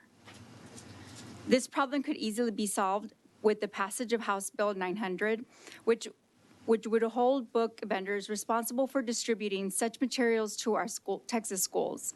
Families for Frisco parents and other concerned parents alerted the school board of these sexually explicit materials over 18 months ago, but they did nothing. The district wanted parents to go through the lengthy formal process one by one to remove them. As Families for Frisco president, I'm so thankful I had a group of parents that worked alongside me to find these books and remove them from our schools as best as we could. But not every school district is as fortunate as we are to have the help of a local state representative in removing these books. We worked directly with Representative Jared Patterson, and he was the driving force that helped us. He helped Frisco parents challenge 28 sexually explicit library books. 26 were removed, and 2 remained, one being that The Perks of Being a Wallflower. We have 67,000 students in our district. What about the rest of over 5 million students in the state of Texas? What are they reading today? Help parents across the state of Texas protect childhood innocence, like we did in Frisco. You have the power to do that by supporting House Bill 900. Thank you. Thank you very much. Members, any questions for this witness? All right. Thank you very much for being here. Thank you. All right. Chair calls Stephanie Elid. I got that right. Good evening. My name is Stephanie Elad. Oh, I sorry. need to go through a process here. Sure. We show you registered as Stephanie Elid on behalf of yourself, and you'll be testifying for the bill. Is that correct? Yes, All right, that thank is you. correct. Good evening. My name is Stephanie Elad. I'm a member of the Board of Trustees of Frisco ISD, but I'm not speaking on behalf of the board or the district today. I'm here today as a mom of 2 daughters and as a concerned citizen. I support this bill wholeheartedly. I have always known that the best solutions to problems are often the simplest. I was made aware of the issue of inappropriate materials in school libraries over a year and a half ago. I assumed that this was an issue that all ISDs would immediately jump on and resolve within a short period of time. But unfortunately, that didn't happen. At first, in many districts, there was denial, and often the issue was minimized. Last spring, when I was running for office, I put out a statement through my campaign with what seemed like a very simple solution. Obtain a list of the inappropriate books and have the school districts ensure that these books aren't in any school libraries. We saw the list from Representative Krause, and there were other lists out there as well. Then I heard Representative Patterson's suggestion to hold book publishers accountable, and I thought that that's a much better idea. Book publishers make millions of dollars selling books to ISDs in Texas, and they need to shoulder the responsibility of ensuring that sexually explicit material doesn't find its way into taxpayer-funded public schools. It's really that simple. Frisco ISD created a multi-step process to address this issue. Here's the problem. The process puts the responsibility on parents and community members to challenge each questionable book separately. This also requires them to be aware of each questionable book. That is not a reasonable expectation. As has been mentioned, Representative Patterson personally filed challenges to 28 books that his office was made aware of by parents. 5 out of the final 7 were eventually removed by the board. In regards to the perks of being a wallflower, I was one of the 2 votes that was to remove the book, but it was a 3-2 vote. So the deciding vote was made, as was mentioned previously, by the board president after that book had been read in our boardroom and that parent had been asked to stop reading. Frisco ISD has spent hundreds of thousands of dollars hiring additional staff members to deal with this issue. To be clear, Texas taxpayers are paying to purchase these books, and then district resources are utilized, also at taxpayer expense, to remove these same books. I can't think of anything more ineffective than this, and it's an ongoing problem with the district level approach, kind of like a game of whack-a-mole. And with over 1,000 districts in Texas, this is untenable. Putting the burden on parents to have these books removed is not acceptable. Holding book publishers accountable for this is the best solution I have heard. I thank Representative Patterson for his common sense and fiscally responsible solution to this problem. Thank you to the committee for your time today. Thank you. Any questions? I have a question. Chairman Dutton. Thank you. You're part of Frisco ISD, you said? Yes, I'm a current trustee. How long have you been a trustee? Since May. Since May. And you said also that you were made aware of the problem with the books. How were you made aware of it? By attending board meetings, and parents started attending board meetings, I think it was October or November of 2021, actually. Parents were showing up and sharing with the board that they had concerns about these books. So you were notified based on parents either talking about it or something? Correct. But you didn't see anything that would have been caused by students that alarmed you then? I'm not sure I understand what you're referring to. Well, what I'm asking is, let me see if I can ask it more artfully. You were made aware of it by parents, but students' behavior, you had never recognized that as being out of the way or out of the ordinary or being caused by a book? Well, there's certainly issues with student behavior. I don't know whether that's caused by a book or not, but my own daughter had actually been assigned to read The Perks of Being a Wallflower when she was I think she was a freshman, and that was a book that she was assigned, and I had no idea that it had sexually explicit material in it until I was asked to read it as a trustee, at least certain passages of it. So I had the book at home sitting on the kitchen table for 5 minutes, and my daughter said, "Oh, I read this in 9th grade." She was actually assigned that book, and then I read the passages, and I couldn't believe that my daughter, who was probably 13 years old at the time when she was a freshman in high school, was asked to read that book or assigned that book by a teacher. Well, did you notice that it had any negative impact on your daughter? Well, I don't think it was helpful for my daughter. She was 13 years old at the time. No, my question is, did you notice any negative impact on your daughter? I mean, I can't tie her behavior directly to a book. My daughter's a well-adjusted college freshman now, but I assume that's a no. That's a no, correct. Oh, thank you. Any more questions? Representative Harrison. Thank you, Chairman, and thank you, Trustee, for your testimony and for your service. Thank you. Quick question, because there was a previous witness, I believe, one of the staff of Frisco ISD was here earlier and testified that this book, The Perks of Being a Wallflower, is still currently available in Frisco Public Schools. Is that your understanding as well? That is my understanding, because the board voted to keep it 3-2. Do you mind if I ask how you voted in that? I voted no. I voted to remove the book. Thank you. Yes. There was another witness from McKinney ISD, a school board trustee, who, in his testimony and in the subsequent question and answer, detailed some frustrations that he had getting information from staff of the ISD, like the superintendent.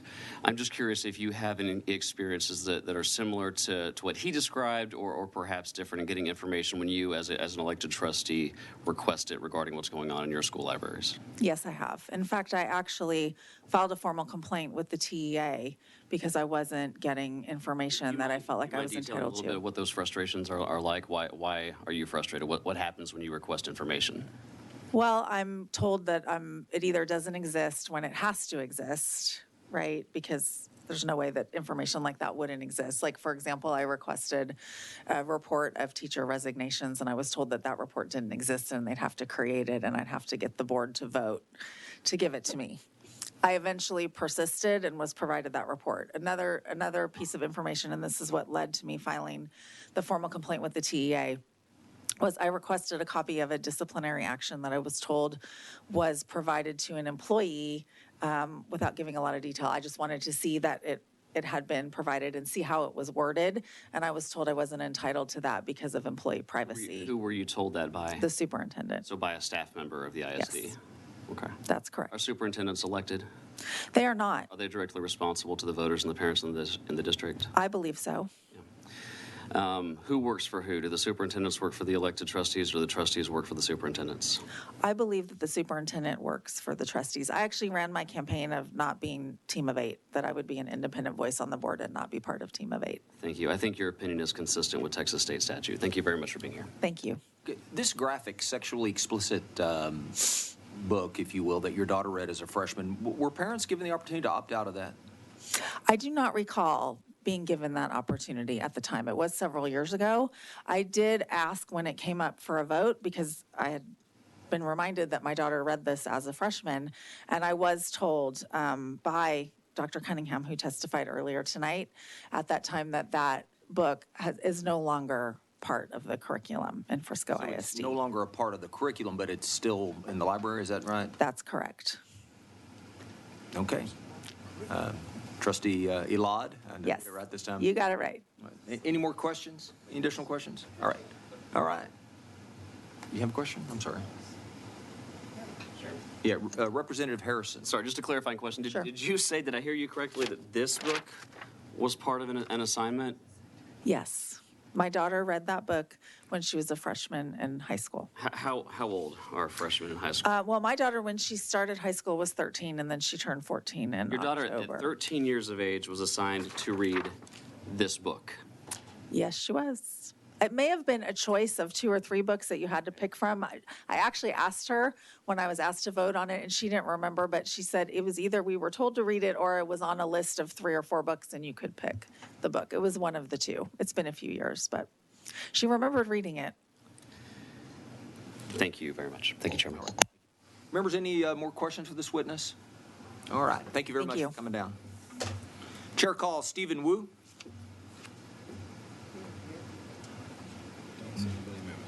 All right. Stephen Wu. Okay, the record will reflect that Stephen Wu, our organizing and policy manager for Wuri Juntos, and himself will be shown to be against the bill. Chair calls Nicole Ma. Nicole Ma. Okay, the record will show that Nicole Ma, organizing and policy associate for Wuri Juntos, and herself will be shown against the bill. Chair calls Quinn Wong Nguyen. And I apologize if I'm not getting the name correct. Quinn Wong Nguyen. Record will show that Quinn Wong Nguyen of Wuri Juntos and self will be shown against the bill. Chair calls Brandon Burden. Okay. You're doing great, Mr. Chairman. Yes, he is.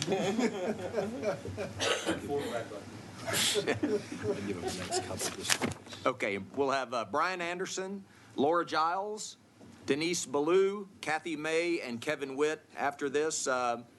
We show you registered as Brandon Burden on behalf of North Texas Conservatives and yourself, and you'll be testifying for the bill. Is that correct? Yes, I'd like the record to show that I'm testifying as a Frisco pastor as well. And a pastor. Yes, sir. Yeah. What, Yeah, give us 1 second. hold up just 1 second. We need to get that corrected. Thank you. We have his permission to change his registration. Yeah, do we have your permission to change your registration? Yes. Oh, it says here. I'm sorry. Okay, no, Yeah. we're good. Okay. Okay, you may begin. Okay. Thank you, Chairman. Thank you, committee, for allowing me to be here tonight. I wanted to testify in favor of this bill. I've been a Frisco resident for 22 years, and I've pastored or helped pastor a church there for 21 years. Furthermore, I'm the father of 4 children from the ages of 15 years old down to 5 months. As a father, you can imagine how protective I am of my children, as you are of your children. But as a pastor, I'm also very protective of my congregation. I'd heard about a problem with sexually explicit materials in our public schools just in passing, but I'd never really been exposed to the issue. And honestly, I was very naive to the problem and the extent of the issue. I attended a legislative briefing on public education several weeks ago held right here at the state capitol. After I saw examples of books that our kids are seeing from kindergarten to high school, I was absolutely appalled. They had to pick me up off the floor. And furthermore, when I went home, I was absolutely heartbroken. Could not believe that our children are being allowed to see this in public education. I went home and I shared with my church family what their kids are being exposed to. And the parents in my church were absolutely shocked. Furthermore, they had no idea that this was going on in the public schools. And I can tell you this, that if the feelings of the parents at my church are any indication of how other parents across this state would react upon hearing about this news, I can assure you that not only do they not know what's going on, but they would be absolutely outraged if they knew about this. In regard to the language in the bill, we can call it obscene, we can call it sexually explicit, we can call it harmful material, we can call it pornography, we can call it whatever we want. But the bottom line is, it's wrong, and it grieves God. The Bible has a word for it. It's called sin. Sin means to miss the mark. What we're doing to our children is missing the mark by allowing this practice of sexually explicit books to remain in our public schools. Furthermore, it is child abuse because it steals a child's innocence. It breaks down their barriers to sexual encounters, sexual grooming, and sexual abuse. This must be stopped. Our children must be protected. Sex was created by God as a gift between a man and a woman within the bounds of matrimony, and was given as a gift for procreating as fulfilling God's mandate to be fruitful and multiply and fill the earth. To debase a child's mind and turn the concept of sex into anything else is immoral, it's unethical, and it's outright harmful. And God will hold us all accountable if we do not protect the children of this state. I ask you tonight, I'll leave you with this scripture, Proverbs 14:34, righteousness exalts a nation, but sin is a reproach to any people. Please vote to pass HB 900. Let's roll the reproach off of our generation and the greatest state in this union. Thank you for your time. Members, any questions for this witness? All right, thank you for being here. Chair calls Brian Anderson. Laura Giles, Denise Ballou, Kathy May, and Kevin Witt, you'll be next.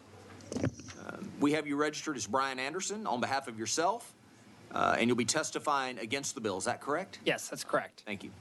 Good evening. Thank you all for staying so late. I know you all have families at home, and I really appreciate you hearing all of us today. My name is Brian Anderson. I'm representing myself, and I'm here to testify against HB 900. I'm a product of K through 9 Texas public education.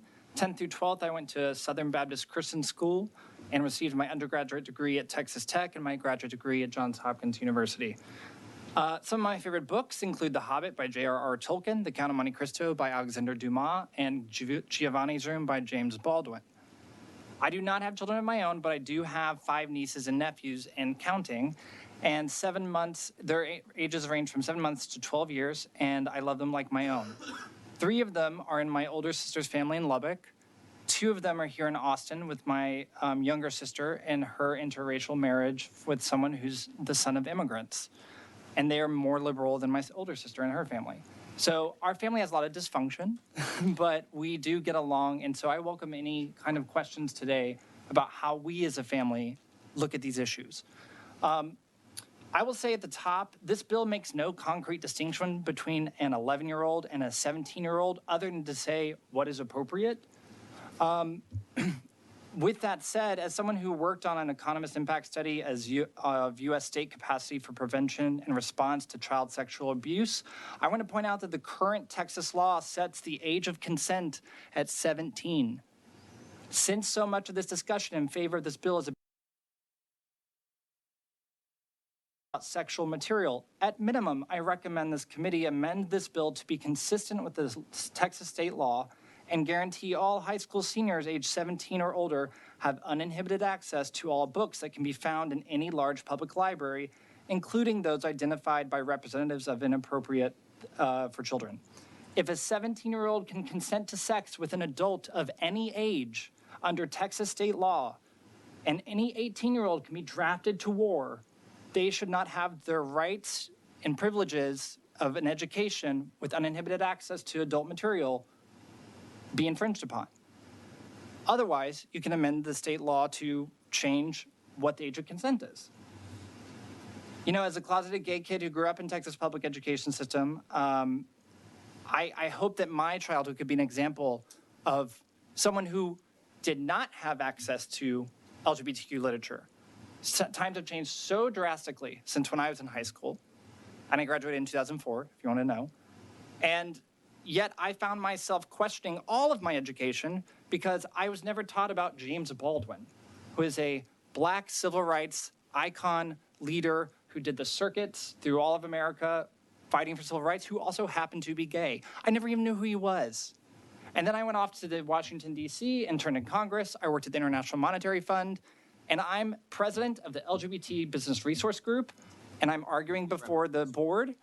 And next to me is a bust of John Maynard Keynes. I don't even know he's gay. So this just brings into question all of my education when I'm withheld information. So I'm open to questions too. Members, any questions for this witness? All right. Thank you very much. All right, thank you. Chair calls Laura Giles. Or Giles. Said it right. Oh, God. Oh, God. Most people don't. All right. All right. All right, we show you registered as Laura Giles on behalf of yourself, and you'll be testifying for the bill. Is that correct? That's correct. All right, thank you. Thank you, guys. Thank you, all of y'all, for being here this evening. This is a hard bill. I'm going to start crying. I'm sorry. I was a product of being hypersexualized as a child through books, through TV, and that wasn't even part of my testimony, but I just feel like you'll need to know that. So my child attends Lovejoy ISD. I am the average parent that Patterson talks about. I don't know who Krauts is, but I know in 2021, my child was given a summer reading assignment that I was looking forward to read with my daughter. On the second page, you will see a list of books. On the third page, or maybe the fourth page, you'll see a Google form where students were asked to fill out what book they're going to read that summer during that same class period. That first page that you saw, it says, "Dear parents, parents did not receive this letter. I did not have an opportunity to opt out my child of reading the filth that was in this reading list. I am asking you guys to please support House Bill 900 to give us all an opportunity to be able to opt out our children of this content and to not even have it in our schools. I was then made aware of another book, and again, I'm not going to read it because I had to read it way too many times. This is all the paperwork I had to fill out just to get this one book to go through a grievance process. This was several boxes of ink, and I would have loved to make you guys all a copy, but I ran out of ink. I ran out of paper. So again, I just want to thank Patterson for writing this bill and just for this opportunity to speak today. So thank you. Thank you. Members, any questions for this witness? All right. Thank you for being here today. Chair calls Denise Ballou.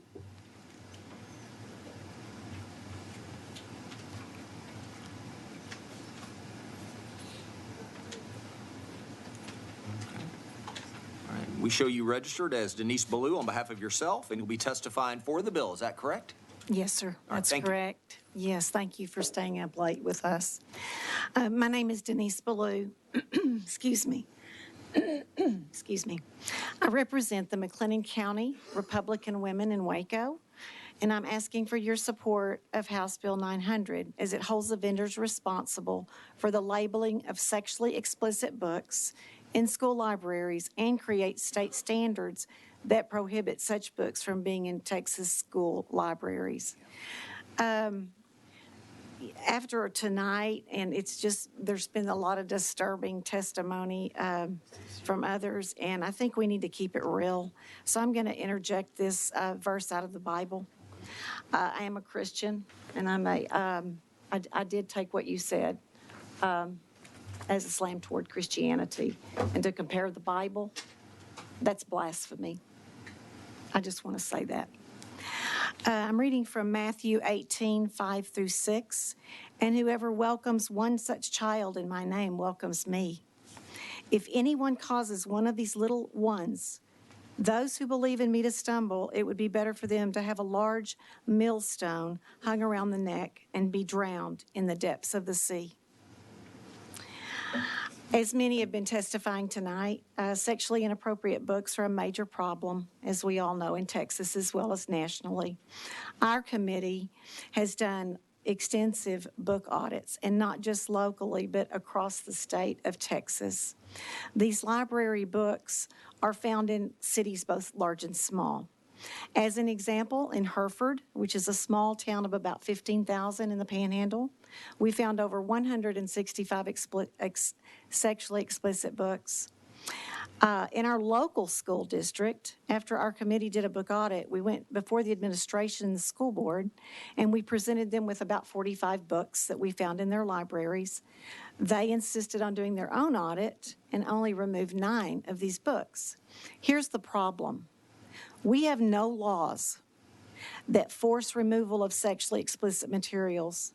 We need laws to legally prosecute those responsible for allowing these materials in our schools. Some of these books are on a second grade reading level, and they will show that. If you go to your school's website on the library, it will show you the reading level, and many are on a second grade reading level. This issue is certainly one that we can all agree on. We have moral obligations as responsible adults to protect the children of Texas. I'm a grandmother of 5 beautiful grandchildren, and I'm here to fight for them as well as all Texas children. I'm leaving you each a copy of 2 books, and I would please urge you to read those. It's really disheartening when we go to show some of this evidence to our family, our friends, and they say, oh, I don't want to look at that. Wrap up. You about done? Yes, sir. Okay, thank you. Yes. One more point, if I can, real quick. We have such strict laws in the working place that warn against sexual harassment, yet we have no laws that protect children from exposure to these sexually explicit library books. This has to stop. Texas, we are much better than this. Thank you. All right. Thank you, members. Any questions for this witness? All right. All right. Thank you for being here.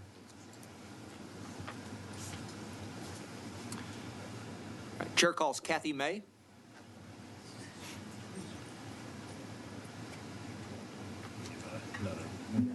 Okay. Following Kathy May, we'll have Kevin Witt, Tracy Shannon, Sean Kincaid, and Melinda Preston. All right. Okay. Show you registered as Kathy May on behalf of yourself, and you'll be testifying for the bill. Is that correct? Yes, for the bill, All right, yes. thank you. How's everybody doing tonight? Everybody wake up, okay? I just want you guys to know this kind of started in Keller and it ended in Keller. And now this bill is going to cut off the head of the snake, which is the distributors. Okay, dear committee members, on October 26th, 2021, a Keller ISD teacher alerted a book called Genderqueer in one of our high schools.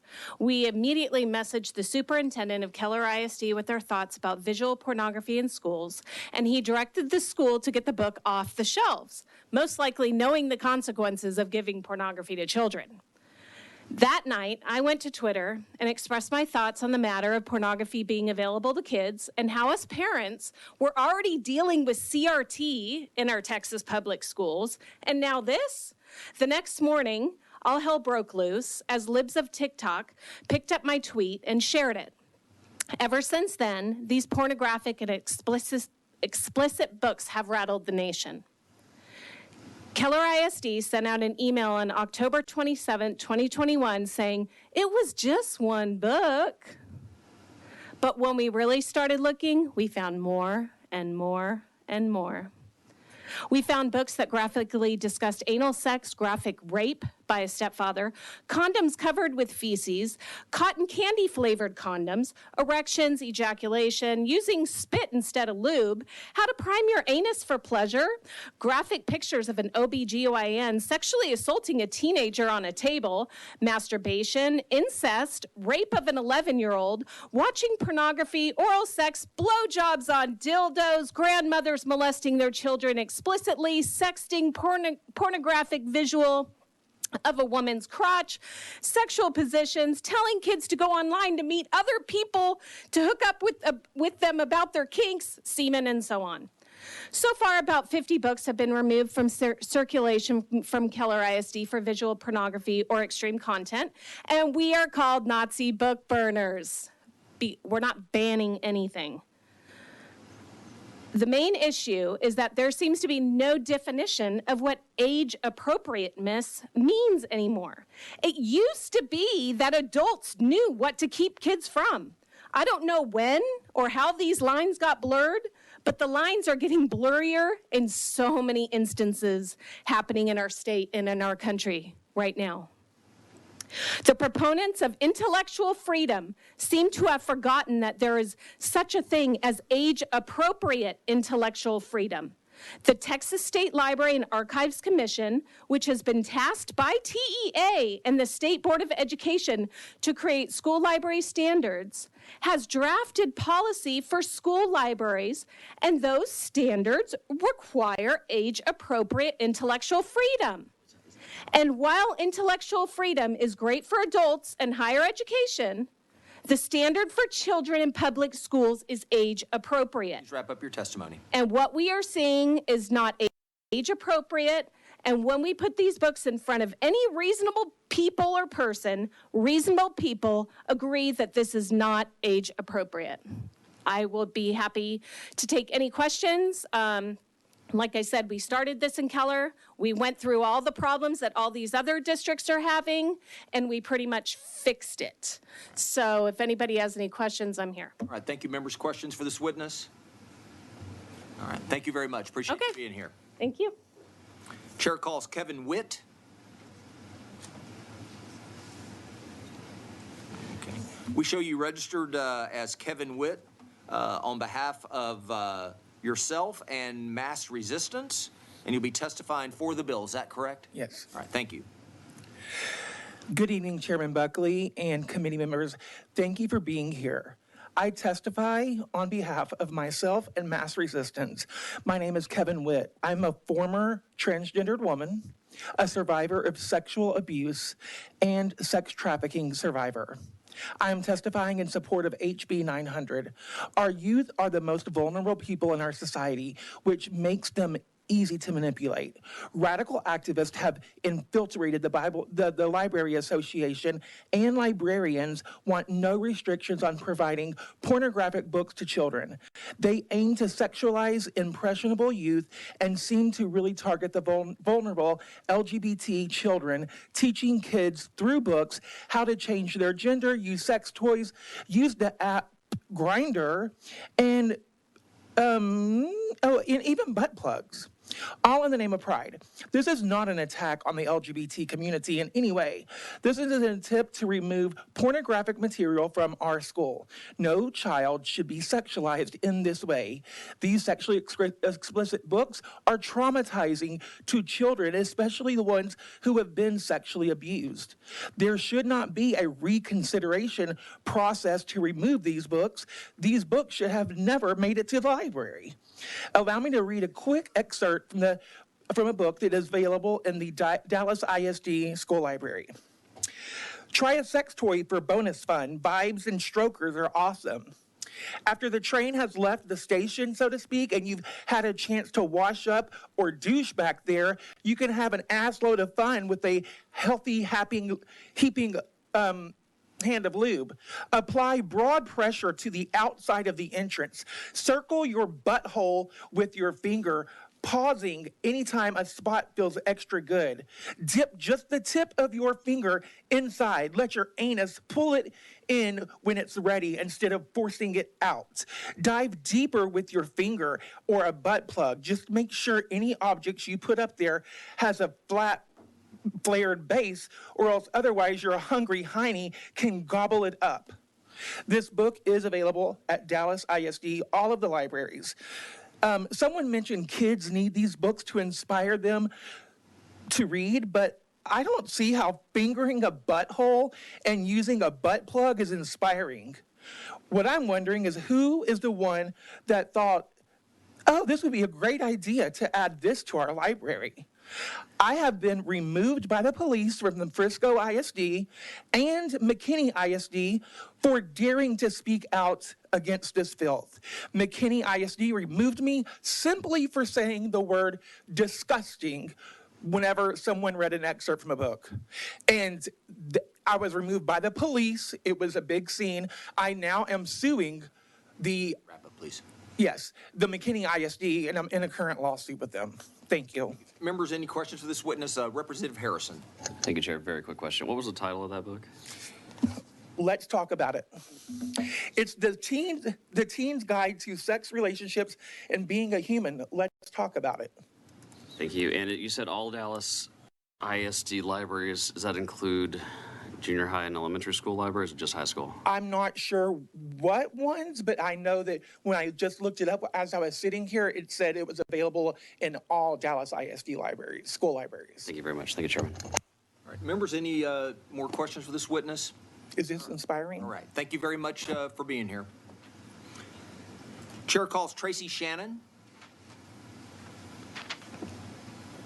We show you registered as Tracy Shannon on behalf of yourself, and you'll be testifying for the bill. Is that correct? Yes, and I'm also testifying on behalf of Mass Resistance Texas. I'm sorry, and Mass Resistance. Yes. All right, thank you. Ready? Okay. Hi, I'm Tracy Shannon, and I'm the Texas Director for Mass Resistance. Presently, I am in the reconsideration process in Humble ISD.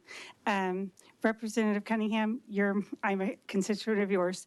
And this has been a very long and arduous process. There have been a lot of shenanigans in the district during this time.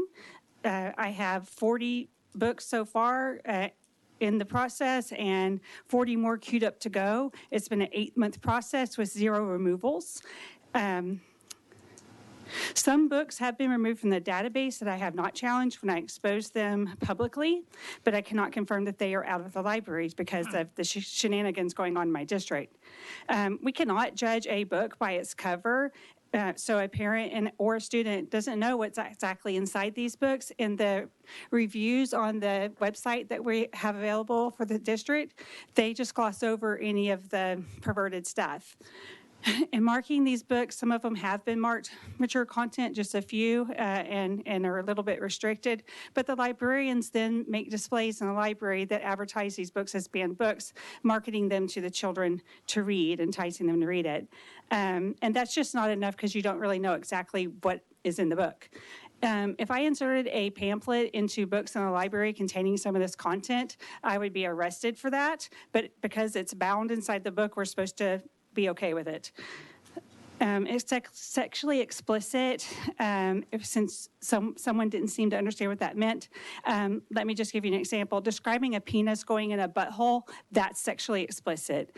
Humble ISD has a lot of bad books. 2 examples is one with the pictures of girls engaged in oral sex together, and one book in our libraries had a whole chapter on how to perform kink. Parents have a reasonable expectation that their children will not encounter this kind of material while at school, and parents don't really have a choice, most parents, of where to send their kids.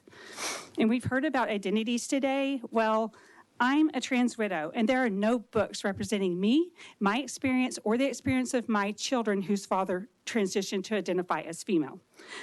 So we can just drop that act right now. New definitions, well, here's a definition. Can someone tell me what a woman is? Because there seems to be a lot of confusion about that lately.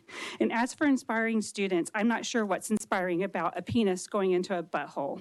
And I've heard about leaving it to the experts. There's a reason why they call an appeal to authority a logical fallacy. The American Library Association has influence policy in our schools for removing and acquiring books, and they are infamous for opposing the Child Internet Protection Act. So they should not be involved in any of the process. They should be kicked to the curb when it comes to deciding policy for our kids.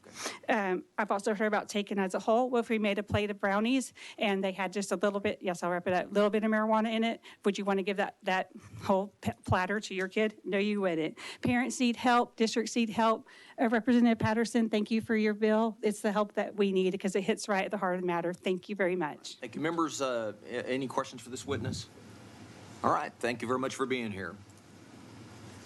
Chair calls Sean Kincaid, Melinda Preston, Tadla Hobson, Francine Erickson, and Megan Behan. You'll be next. Sean Kincaid. Melinda Preston. Oh, hold on. Is Sean Kincaid here? I don't think so. Sorry. Hold up just 1 second. Okay. Sean Kincaid. All right, record will show Sean Kincaid on behalf of himself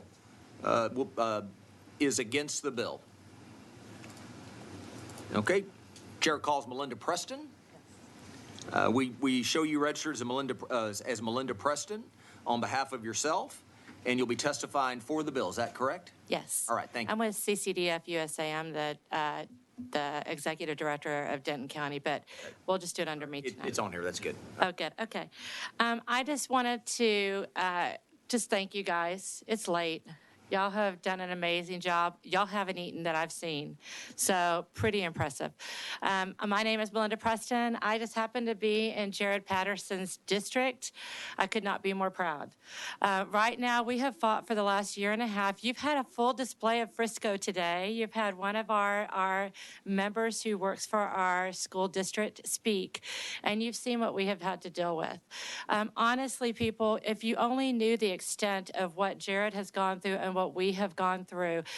Somebody said earlier about librarians, and it's their job, and they're the professionals. Well, our librarian posted a post that says, hashtag, best book club ever. And it's all of these sexually explicit books lined up down the wall, up and down the wall. So I'll bring this around for you guys to look at. And this is from one of our librarians. And she thought it was funny to mock Jared Patterson, Representative Patterson, and the parents of Frisco. This is what we are dealing with every day. We are called liars. They have done propaganda I call them propaganda videos of us. We'll get up and speak at a school board as parents and as citizens, and they'll take what we speak and take a little clip of it, and they will do a video of it and send it out to the entire district. discrediting every single person that gets up to speak. And if you speak about the library books, man, they're going to take you out. So these are the things that we've been dealing with. Normally, guys, I'm for limited government. I'm for it. Let's don't, we don't need a lot of bills, right? Less is better if we can control ourselves, but we have no control in our district, in our school district. And we need your help. Without your help, our kids are going to be in trouble. They will not do it. We have 2 people on the school board who are fighting for us against the other 5. So please pass HB 900 and save our children and save our district. We appreciate all you're doing. And Jared, great job. We appreciate you. Don't know what we'd do without you right now. Thank you, guys. Do you have any questions? All right, thank you. Members, any questions for this witness? All right, thank you for being here. Okay, thank you. Chair calls Todla Hobson. Todla Hobson. Don't see Todla or Ms. Hobson. We'll show Todla Hobson on behalf of herself being registered as against the bill. Chair calls Francine Erickson.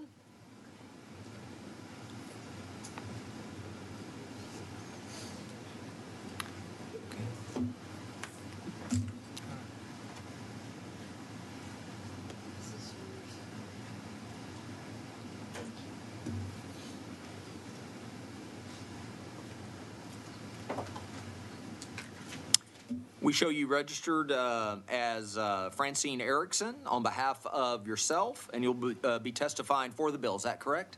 Yes, that's accurate. All right, thank you. Thank you. My name is Francine Erickson, and I am in House District 52. I am for House Bill 900. I was a public school teacher for 15 years. When I first learned schools were providing dirty books, I thought it was an exaggeration. I didn't think it was real. When I spoke out on social media that it was wrong, several people, some being teachers, defended the book. That book was The Handmaid's Tale, very graphic rape scenes and dance scenes on tables.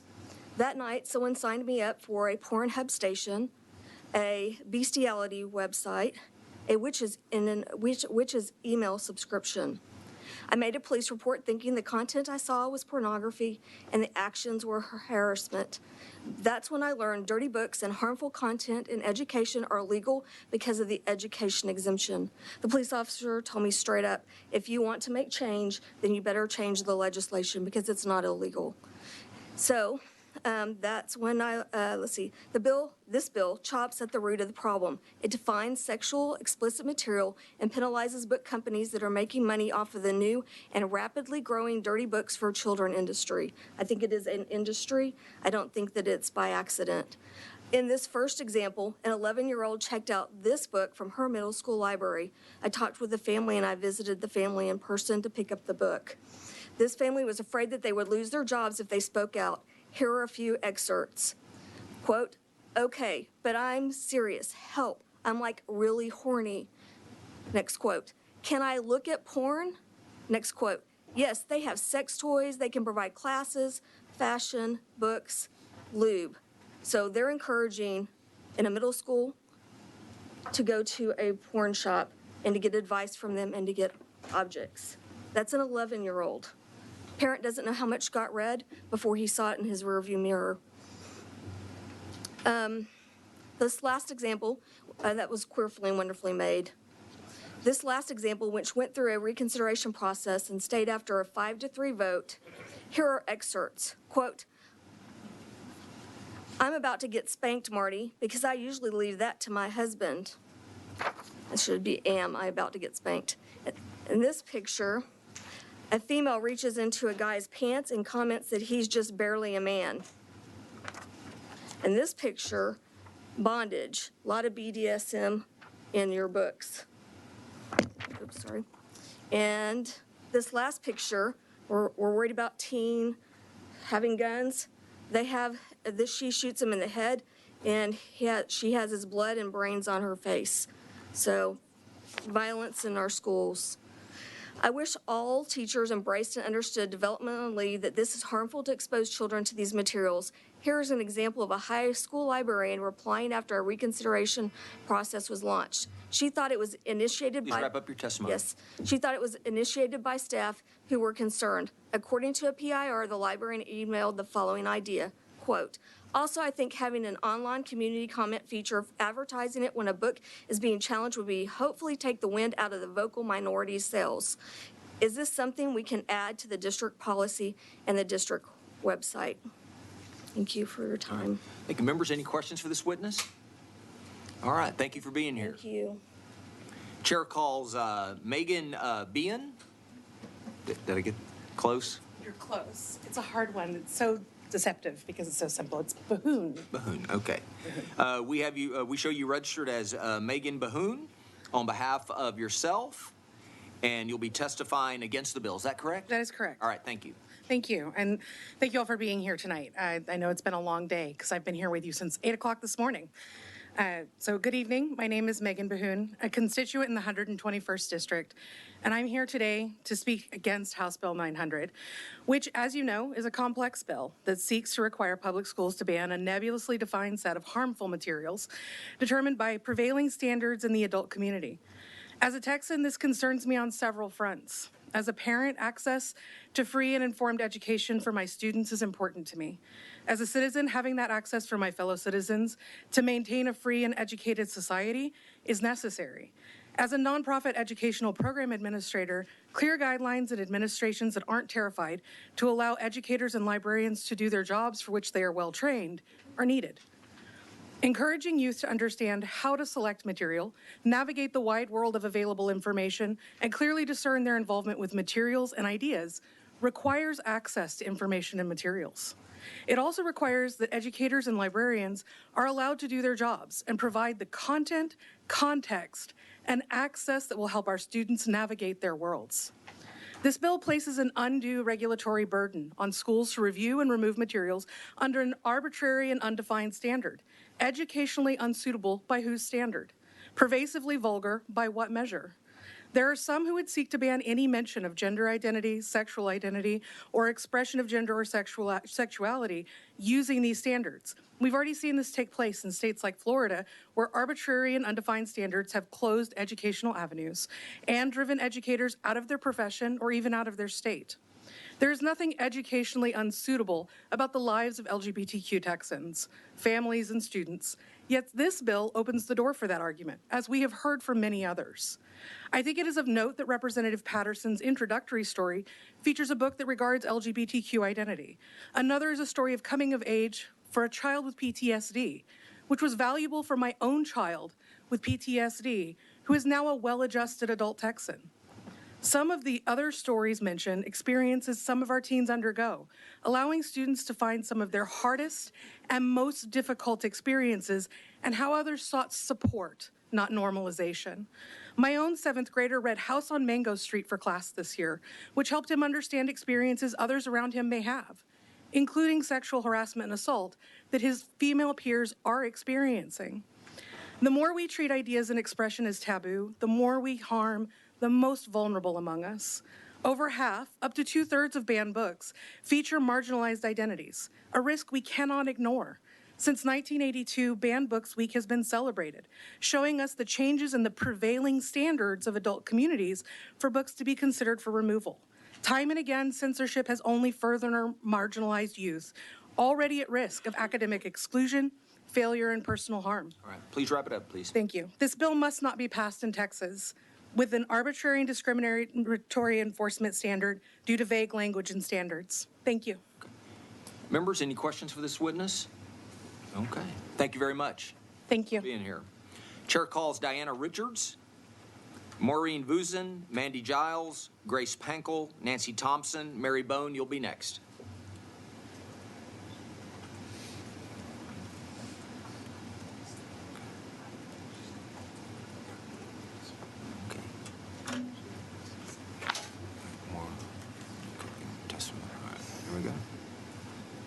Okay, we show you registered as Diana Richards on behalf of Texas Education 911 and yourself, and you'll be testifying for the bill. Is that correct? That's correct. Thank you so much.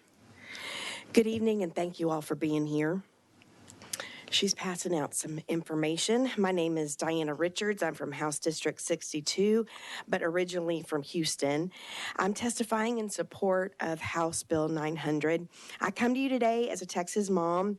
I've been here before. Since 2019, I've been coming to the Capitol to speak about issues regarding graphic, sexually explicit content that's in our schools that is wreaking havoc on the hearts and minds of students. Keep in mind that the saying goes, what makes your brain fire makes your brain wire. I've seen the damage before. My father was an avid consumer of pornography from his teen years until about 6 years before his death. When he threw that garbage out of his life, our whole family saw the healing that took place. It restored his marriage to my stepmom, the light in his eyes, and his joy. So I'm here once again to show proof of the pervasively vulgar books that we, the parents, have found in Texas schools, some in the schools that are in your own districts. I've looked that up too. I spent a few days just making up a little spreadsheet of some of the books that I think y'all have actually seen day by day throughout the session. I wanted to bring a little bit of evidence. Our very own Texas Library Association promoted sexually explicit books for years in their recommended reading list, the Maverick graphic novel list and the Tatius list. I have the proof right here, and I actually sent the list. This is 8+ years worth of lists to the clerk by email. So if you want the full list, I just didn't want to print out all that paper. One of the ones that they recommended on the Maverick graphic novel list is called Assassination Classroom. And it's not just sexually explicit coupled with murder. There's just like violence. There's kids. All the kids have guns. They're all trying to blow away and execute their teacher, who they say is an alien. This is a new teacher sitting on top of a guy that she just had sex with, and she blew his brains out. And that was in rural districts. It's in many districts. It's in several of y'all's districts as well. And I just feel like what makes the brain fire makes the brain wire. Do we have problems with kids bringing guns to school, threatening teachers, cursing them out? There's one book called Foul is Fair that I saw. It didn't have sexually explicit scenes, but it used the F word 181 times in one book. It's a little excessive. For the TLA to recommend this, and the school districts are relying on their recommended reading list. They also recommended the book Flamer, and we found that in several middle schools. Wrap up your testimony, please. Thank you so much, Representative Patterson, for doing this. I welcome any of your questions. All right, members, any questions for this witness? All right, thank you very much for being here. Thank you. Chair calls Maureen Vusin.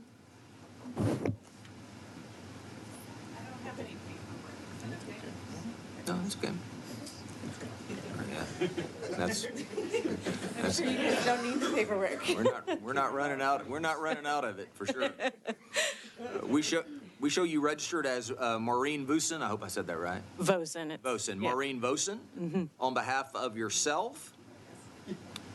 And let me see, pro public education parent, and you'll be testifying against the bill. Is that correct? That's correct. All right, thank you. Excellent. Thank you all for staying. I am an Austin resident. Representative Hinojosa is my representative. I have two parents in Austin, public education, a 4th grader and an 8th grader. And I want to make these decisions for my children. I do not want somebody at some corporate headquarters making these decisions for my children. I volunteer every week at our school library. I am very familiar with our librarians, and they review every single book, and they have master's degrees in child education. And I trust my librarians to do this job for me and to help me do the job of educating my children. So I highly encourage you to not vote for this bill. I think it's too drastic and takes too much power away from parents in educating their own children. So thank you for your time. Okay. Thank you. Members, any questions for this witness? All right, Representative Harrison. Thank you, Chairman. Just a quick question. Sure. What provision of HB 900 would restrict your ability to control what your children read? My concern is that the bill, my understanding of the bill is that it mandates that the distributors of the books identify whether the books are sexually explicit or there's the other category. And frankly, I trust in my librarians to help to make that decision for our community. I also know that Austin ISD already has in place a process that if I disagree with my librarian, that I'm allowed to make sure that my child does not check out that specific book. But I don't believe it's my right to take that book away from any other parents. But are there provisions in HB 900 that restrict your ability as a parent to control what your child reads? No, they don't. However, it's the potential that my child will no longer have access to books. Yeah, thank you. Thank you, Chair. Members, any additional questions for this witness? All right, thank you very much. Thank you. Chair calls Mandy Giles.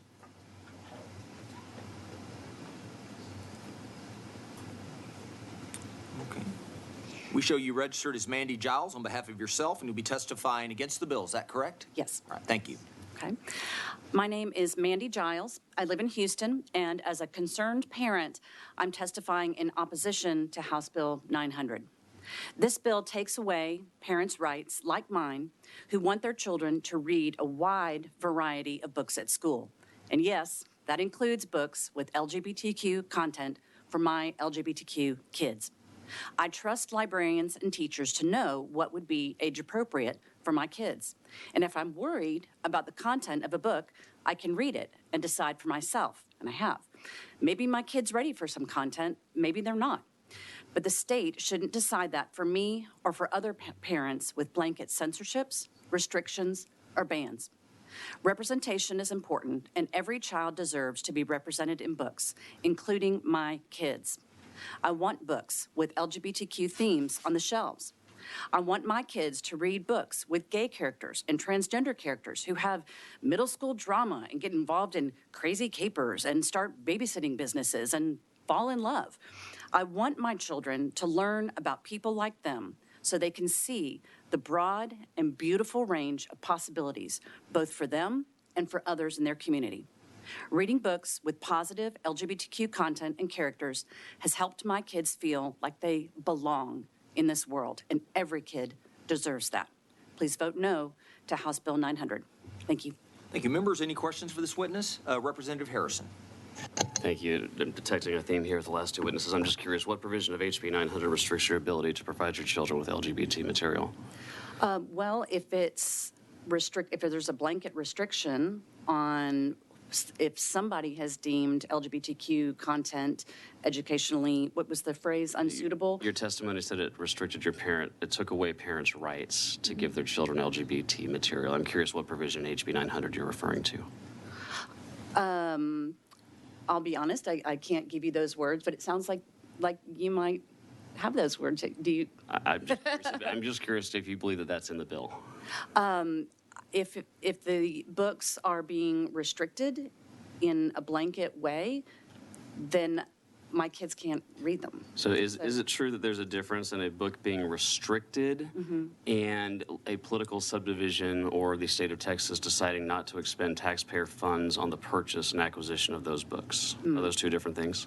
I don't have knowledge of that, so I can't answer that question. Okay. Do you think parents who maybe disagree with the types of books you just described should be forced to buy those so that other children who are not theirs can consume those books at public schools? I'm sorry, who's forced to buy them? Well, they're being purchased under this scenario at taxpayer expense, right? So there presumably are parents who may disagree with their children having access to those books. Do you think those parents should be forced to fund those types of books for their neighbors' children? Well, I'm sure there's probably books in libraries that I don't agree with, but I'm forced to buy them with my taxpayer money. So, thank you, Chair. Thank you, Chair. Members, any additional questions for this witness? All right, thank you very much for being here. Thanks. Okay, Chair calls Grace Pankel. Oh, no, just here. Okay, it's right. Yeah, okay. Nancy Thompson, Mary Bone, Perla Munoz Hopkins, Daphne Hoffacker, and Tara Beulah. You'll be next. We show you registered as Grace Pankel on behalf of yourself, and you'll be testifying against the bill. Is that correct? That's correct. All right, yes. thank you. Hi, good evening. Thank you. I know everyone said it, but truly, I work 2 jobs. I have to wake up at 4 a.m. tomorrow and work a 14-hour day, so I mean it. I genuinely see you and appreciate you for staying this late to hear our testimony, truly. I'm a constituent of you, Representative Hinojosa, and I'm here to, sorry if I'm a little emotional, but I'm here to testify against HB 900. I've heard a lot of talk today about how these books sexualize children, and I genuinely do understand, like, as a parent, like, reading those phrases and being concerned with kids reading those, but I really want to talk to you as somebody who's experienced that as a kid in real life and who comes from a home of a dad who was deeply struggling with addiction from both drugs and alcohol, and so I saw a lot as a kid, and I mean, probably not as much as other kids out here in Texas as well, but those books, they're like a life raft for children. When you experience those things, these aren't just like, the books aren't sexualizing me, my community is sexualizing me. I'm just a kid, now I'm a woman, but I was just a kid, like, existing, and it's the people outside of the books that are doing the sexualization, not the books itself. Those books it's ways that, like, for me, for example, in middle school, one of my favorites was Gal by Ruthie Bolton. And one of the things I'm concerned about in this bill, and I don't think this is your intent, Representative Patterson, but that book would have probably been banned because she talks about how she experienced incest or she experienced being, being in traumatic situations. But these books, when you have gone through those things and you get to read them, it turns those things that you see as the ugliest, darkest parts of yourself, which maybe make you not want to be alive, which a kid shouldn't have to even have those feelings, but it turns those into some of the most beautiful, magical things about you because you see how somebody like Toni Morrison, like The Bluest Eye was mentioned tonight, that is not pornography. It's art, and it means something to people who read it because you see yourself and you see people who have triumphed over those things. And I just really, really implore you. I don't know if this bill is going to pass or not. I know I have a feeling that some of y'all might support it, and I know that your intent, I hope that it's good. But I just really implore you to think about those kids and think about your wording and your phrasing when you think about what is sexually explicit or educationally relevant, because it really matters. I don't know if y'all know anyone who's been in those dark places where you need those life rafts and you don't necessarily have it just in your community or in your family. That's not always your safe space. So that's where those having access to those in public schools really matters, because that's where no matter who you are, no matter how much money you have, you could find that book and it could really, really help you out. Sorry if that's not very eloquent. I wrote something down, but I just decided to speak from the heart, so I hope that was okay. All right, thank you very much. Members, do you have any questions for this witness? All right, Representative Tallarico. Thank you. Hold up just one second. Oh, sorry. Thank you, Mr. Chairman. Not a question, just a comment. Thank you. I know you got to be at work in a few hours, and I appreciate you being vulnerable. I think all of us on all sides of these kind of conversations could learn something from you. It's easy to get up there, me too, and start being defensive and yelling at each other, and it's good to lead with vulnerability in your own story. So I just wanted to thank you. Thank you. And I genuinely feel like I've heard from y'all. It seems like y'all want to come to like a solution, and I really do appreciate the people who even had opposite testimonies to me. I just hope that everybody can kind of open their eyes to empathy, that not everyone's experience might be the same, and that those books do matter. So thank you for that. Thank you. All right. Thanks. Members, any additional questions? All right, thank you very much. you. Chair calls Nancy Thompson.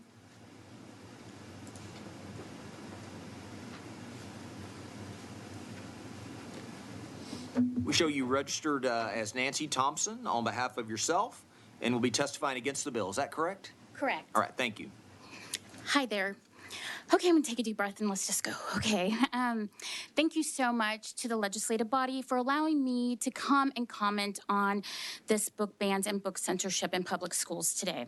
I have 3 children, ages 9, 16, and 18 in Texas public schools. I've always been an involved parent in the classroom and on the PTA and volunteering above and beyond. I have never impeded my child's academic freedoms to access a book that they would like to read, because I believe that it really helps them develop their own intellectual freedom. I do not always like all the books that they read, but let's face it, they don't like the books I read. So, I just want to make it clear that I do not want other parents to be able to choose and limit the books that my children are able to access in schools. Librarians are experts. They do the training, they follow the procedures for allowing the books into the shelves, and a lot of these are based on systems that are put in place by all of you, including the TEA. They're systems that are already in place that we should be following. These systems work. And if a parent wants to protest a book, there is a process for that, and we need to follow and allow for that process to work. Books allow us to see ourselves with empathy and understanding in ways that sometimes we cannot fully articulate. Books inspire us to be artists, teachers, astronauts, and yes, even politicians. We need to allow our teachers and librarians the freedoms and the liberties to be trusted with their profession and know that they would never do anything, willingly do anything to harm our children. What I do know is that books in classrooms spur conversations about things that may have long-term impacts in our lives in positive ways. I never thought that I would be as old as I am today and still think about a little girl named Scout. I think about her nearly every day for most of my life, thanks to Kill a Mockingbird. Once censorship begins in a system, where does it end? It's so easy to just go down that hill and just one step makes it easier to take the next step, and it's just a ball rolling down the hill. I don't want that to happen here. So, what major impacts are going to happen if we allow the Texas education to allow this to start happening? Well, what I am seeing here, to be perfectly honest with all of you, is that I am seeing a war in Texas with public education. And as a parent, a Texas parent with 3 children in Texas public schools, I don't like it. It doesn't make me comfortable. It doesn't make me happy with the way things are going. It is not helping to improve education. I'm afraid that our students will not be ready for adulthood with the limits placed in its place by leaders. We don't want them to wake up one day and realize that they were in some Texas-sized Truman Show, in which they go to another state and realize that everyone else had a different education, a well-rounded one in which we did not give them. Please say no to House Bill 900. It is time to trust teachers and librarians and as the experts that they truly are. Thank you. Members, any questions for this witness? All right, thank you very much for being here. Thank you. Chair calls Mary Bone.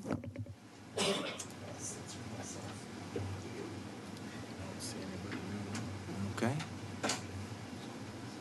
All right.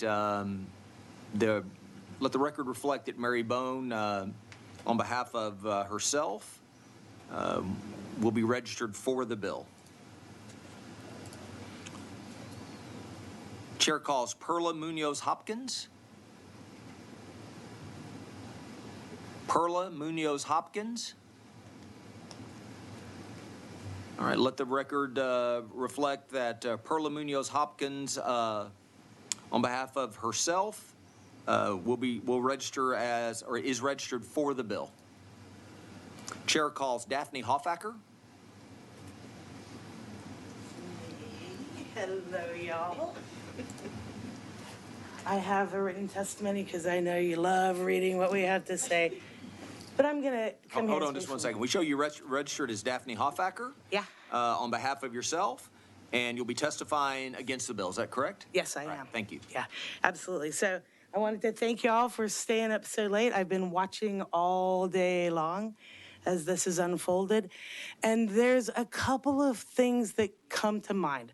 First of all, what it sounds like to me is a lot of people have objections to books. They went to their librarians and their libraries. They went through the process, and they were denied in having those books removed from their libraries. But in fact, one woman said it was a vote of 3-2. She lost. The experts in the school made the decision that these were appropriate for this community. And instead of saying, all right, looks like that's not going to work, they got somebody to write legislation for them that will help them get their way. So we have librarians who are trained experts at this stuff. If you're running into a librarian or educators who are saying this is valuable content for our children, and we just met a young woman for whom this is valuable content. In fact, I have a child in my purview for whom, if he hadn't had access to genderqueer a few months ago, I'm not sure he would be with us today, because he lives in a family where he is not allowed to be gay. He has been opted out of sexual literacy or sex ed curriculum. He was exploited by a man because he had no idea what was going on. And it wasn't until he got access to a book that explained to him that there are normal, healthy relationships that exist between two men that he finally found the courage. He was more afraid of telling his parents that he was gay than he was of dealing with the trauma of being sexually manipulated. And I don't know the details, but I know this kid suffered. And it wasn't until he was given access to materials that his family would not allow him that he found his voice and his humanity. And I think we're talking about kids as if they haven't experienced any of the things that these books represent. I would also like to point out that grief counseling happens in our libraries. When our children commit suicide because they are in families that don't support their gender or their sexual orientation, they commit suicide. And those grief counseling episodes that come into the schools, those are happening in our libraries. Our librarians are looking at our kids in the eye every single day and determining what's appropriate content for them. Our state's Board of Education is not. Our TEA representatives are not. And the other board, the whatever, who's also going to be part of this bill that's going to determine what goes in our school libraries, is not. Our librarians are. Why? We would take the power away from them. I will never understand. But what I heard all day long was parents who were upset because when they came across the process that exists right now, they lost. They lost. And so now we're creating legislation. I remember Van Dever saying, I used to believe that where there was smoke, there was fire. And he said, now that he's been in the legislature, he knows that sometimes where there's smoke, there's a smoke machine. And I would say there's a smoke machine behind this whole effort. All right, thank you very much. Members, are there any questions for this witness? Representative Hefner. Just a quick one. So are you saying that experts in libraries are more adequate or more proper to make these decisions for their kids than the parents are? I would say that I know a kid in my purview whose parents do not allow him to be gay, and his humanity was at stake. So yes, no, I'm saying that we have a kid that just talked to you and said that her family, that she experienced things that she needed to see in the libraries. Our librarians, yes, they know what's going on in our schools. They know what's going on with these communities, and they know what our children are up against. Well, I don't think they know more about what their children are going through than their parents. No, I disagree. I am a parent, and I have children in my purview whose parents have no idea what they're dealing with, who lie to their parents because their parents don't want them to be gay, right? Like, this is whatever your assumptions are about parents and students and their access to material and their sexual maturity, I feel is pretty disrespectful to the things that our children experience every day in our society. And having representation for those experiences is the matter between life and death for some of our children. Our LGBTQ children are between 1.5 and 2 times more likely to commit suicide. Representative Harrison, you were asking, was there something going on I would like to respond to his question. He didn't ask a question, though. Okay, I can't. Okay. Okay, well, I would love to, feel free to ask me the question. If this bill Members, are there any additional questions for this witness? would remove a parent's ability to decide what's going on in their libraries. And if a book is at the top of this chain by people who have no idea what our children are going on. Hold up, okay? Hold up just a second. Members, are there any additional questions for this witness? Bring it. I would love to have this Thank you very much. conversation, y'all. Appreciate you being here. Okay, thank you very much. I do have more, I mean, it's not, okay. All right. Thank you for your time. I appreciate you. Thanks for being here. Chair calls Tarabula. Tarabula.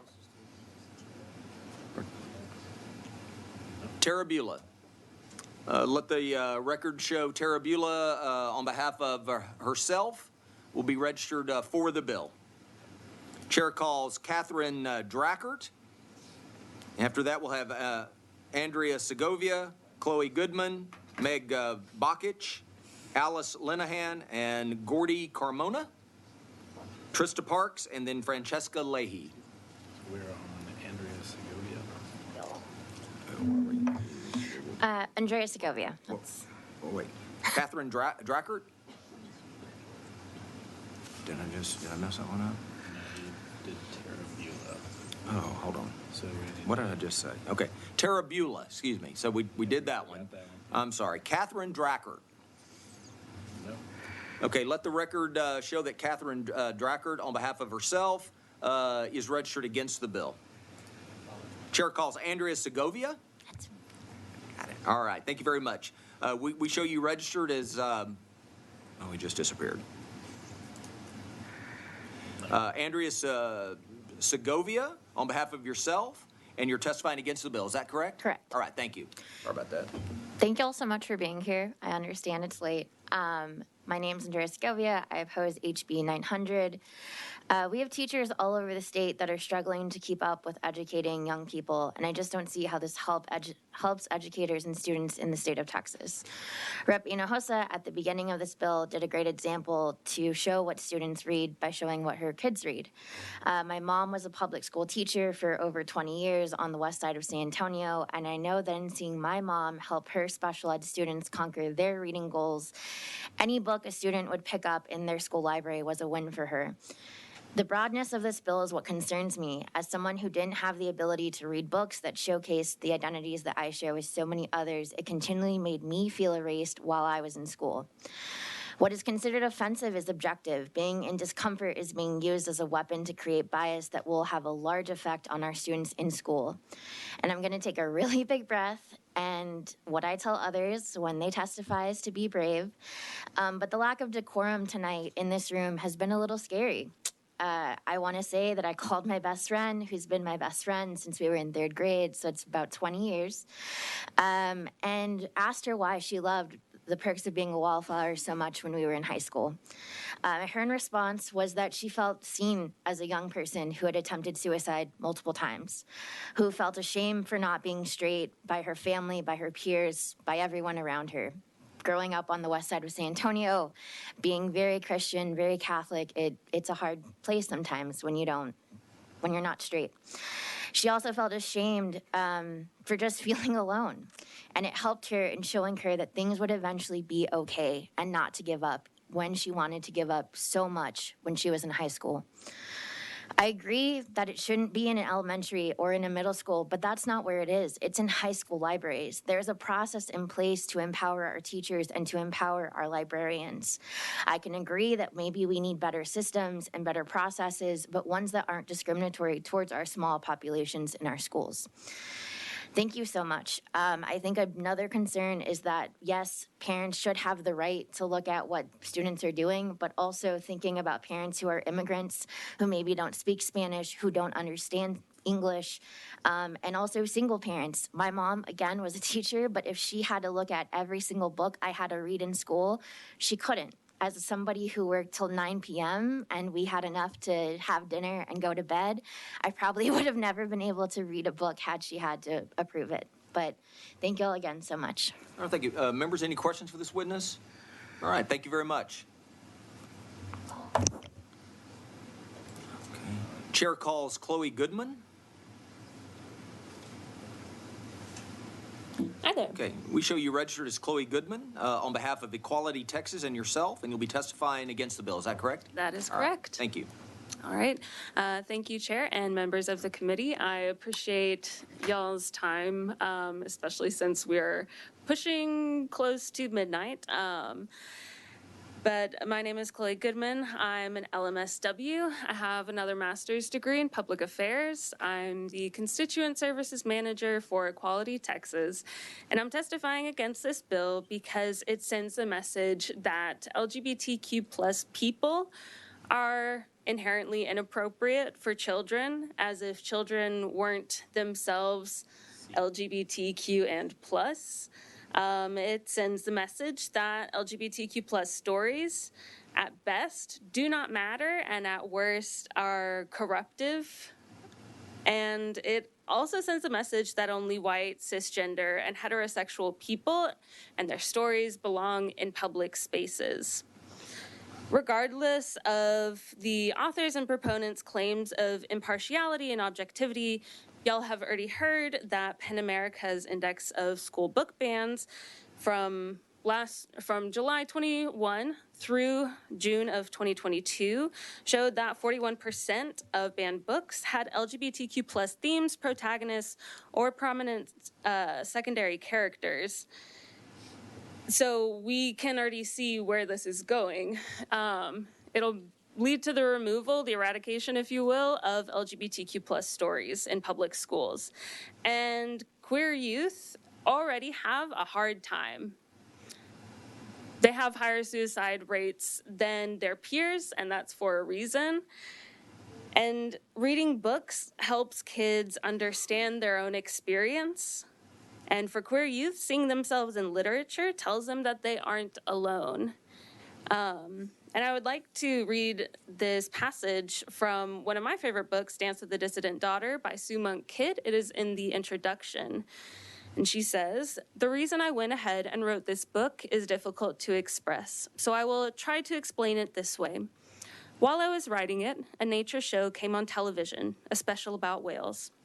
I watched them on the screen as they flung themselves out of the sea, arced into the air, then fell back into the water.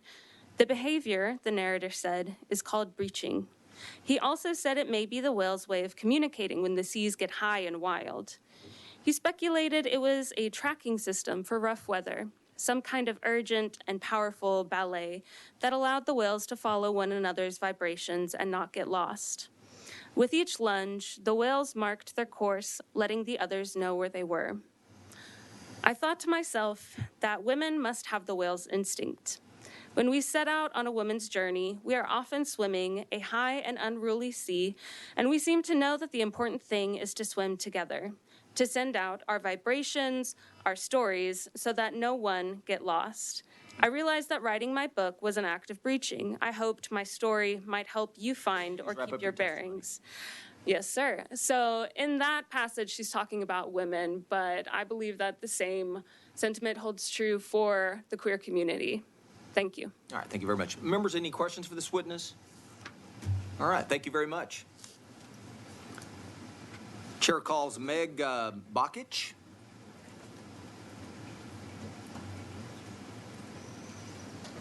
I messed that one up. Did I get it close? Bakich? Bakich. Bakich. Yeah, like an itch on your back. All right. Yeah. We show you registered as Meg Bakich on behalf of yourself, and you'll be testifying for the bill. Is that correct? I am for the bill, but Representative Patterson, I've been here fighting in education for the past 10 years, and I became awake in education because of books. I live in Highland Park. I have 5 children, and in 2013, we had a really contentious book battle and we resolved it locally, kind of. What we did was we rewrote EFA local policy where it had to go through parents. I could give you long details about it. But the truth of the matter is there is no removing this. When in the state of Texas, we have TASA's vision, which is the shift away from education, away from an education of equal opportunity, academic equal opportunity, to one of equity. And the shift in the transformation of education, we had the new Visioning Public Institute here in the state, and it was a whole Visioning Institute that TASA pushed, and it's coming through all of our superintendents. And the end goal of TASA's vision is anytime, anywhere digital learning. And all of this that your bill protects, I like your bill, it doesn't go far enough, because what you're trying to protect students from is in every instructional material that's online. And this is why we cannot have a curriculum that's online, this high quality, instructional materials that's online, the science of reading that's online. Because when you put all of this material online, then it removes all parents' due process. So with a book, the beauty of a book is I, as a parent, can see the book. I can hear my child reading it if it's out loud, or I can see it in the house. But what's coming in on the computer, I as a parent have no clue. And when you look at what's happening, for instance, in the MAP testing, which they talked about, which I think Morath would like to be a state assessment, that's owned by the NWEA, which is pushing everything that everyone's been reading here, and it's embedded in these instructional materials. The other thing is the CASEL, the Collaborative for Academic and Social Emotional Learning, which is basically the foundation of all instructional material. And in that, the CEO, Karen Niemi, stated that the goal is to create social justice activists through social emotional learning.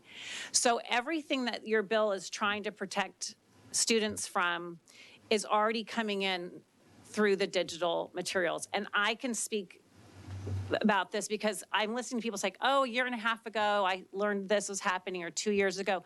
This has been happening since TASA's vision came into our state. In 2011, when my district adopted it, and then in 2013, there was an entire shift. So my question is, what are you guys gonna do to protect our students online? I mean, Representative Harrison, you keep saying, well, should taxpayers have to pay for their children to read this pornography? Well, my question is, should taxpayers have to pay for digital materials that have that pornography in it? Because that's what because that's what's happening here. So that's my question. How are you going to protect us? And how are you going to protect my tax dollars? Because what's happening is we're spending millions of dollars on these digital instructional materials that's being pushed from the TEA. And I, as a parent and as a taxpayer, have no voice in what's coming into the schools and how to protect my children. So what's your solution for that? Because I'm for your bill, but it's not enough. It's not protecting our students from the instructional materials that, from the character strong, purposeful people, that's SEL. Okay, hold up. You're over your time here. Okay. Let's hold up. Members, are there any questions for the witness?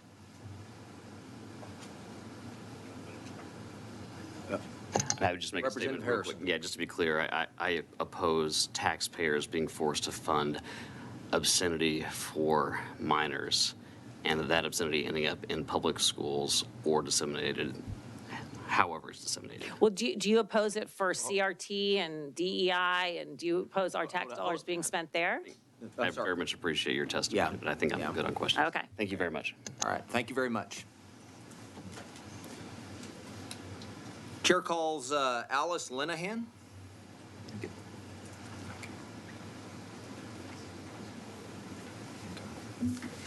We show you registered as Alice Linehan on behalf of yourself, and you'll be testifying for the bill. Is that correct? Correct, and I am Vice President of Women on the Wall. I believe it's in there as well. Okay, that is registered. Thank you very much. Thank you. Again, my name is Alice Linehan. I'm Vice President of Women on the Wall, and more importantly, I'm a mother of 3 children who went through the public school system. And as Meg Bakich said, there's been a shift in education. I saw it with my own children, how my oldest was educated compared to how my youngest was educated. The future of our country lies in our children. If they're riddled with sexually transmitted diseases and all sorts of emotional and psychological scars given to them by these libraries, library books, instructional materials, online virtual learning curriculum, and our children are exposed to this in their classrooms. Have we as adults done everything that we can to provide a safe environment for them to get a quality education so that they have an equal opportunity at success in life? As stated before, there's an agenda at play. There's huge funding behind this fundamental transformation of education in America. Books in the library is just one tactic in a much larger agenda. Until we can hold the Library Association, TEA, TASB, TASA, and the Education Service Centers accountable for the bringing in of instructional materials into our classrooms, books into our classrooms that are developmentally inappropriate and harming our children. This is not an issue about equity and LGBTQ. This is about our children being given instructional materials and books, access to information that is developmentally inappropriate, and it is harming our kids. There is a suicide rate increase, but you can directly tie it back to TASA's vision and this fundamental shift away from reading, writing, math, and history to attitudes, values, beliefs, and behaviors. Then it just becomes a question of whose attitudes, values, beliefs, and behaviors. And through these different departments in our education system, anyone with an agenda, whether it's an agenda I agree with or not, doesn't matter. Anyone with an agenda now has access to our children to fundamentally transform their attitudes, values, beliefs, and behaviors. And as a parent and a future grandparent, I will not be silent. I will not stop speaking up against all of this. And I'm happy to answer any questions. Members, are there any questions for this witness? All right. Thank you very much for being here. Chair calls Gordy Carmona.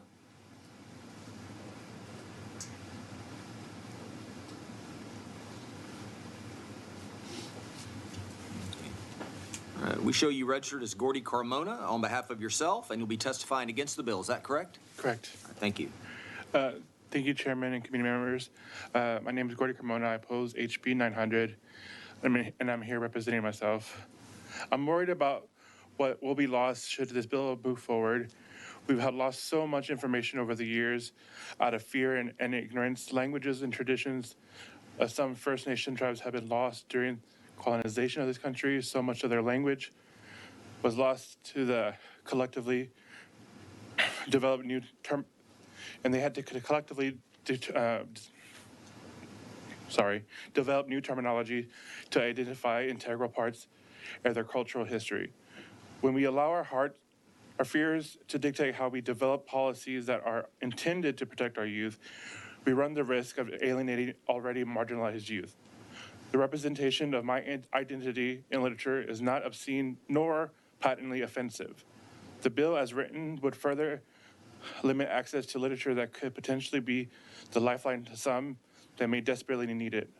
If I had some queer characters depicted in books when I was a youth, I may not have had difficulty finding the language to better know myself. As someone who lives in Frisco ISD, which Jared Patterson represents, I'm disappointed to see other members of Frisco ISD and McKinney ISD here speaking in favor of this bill.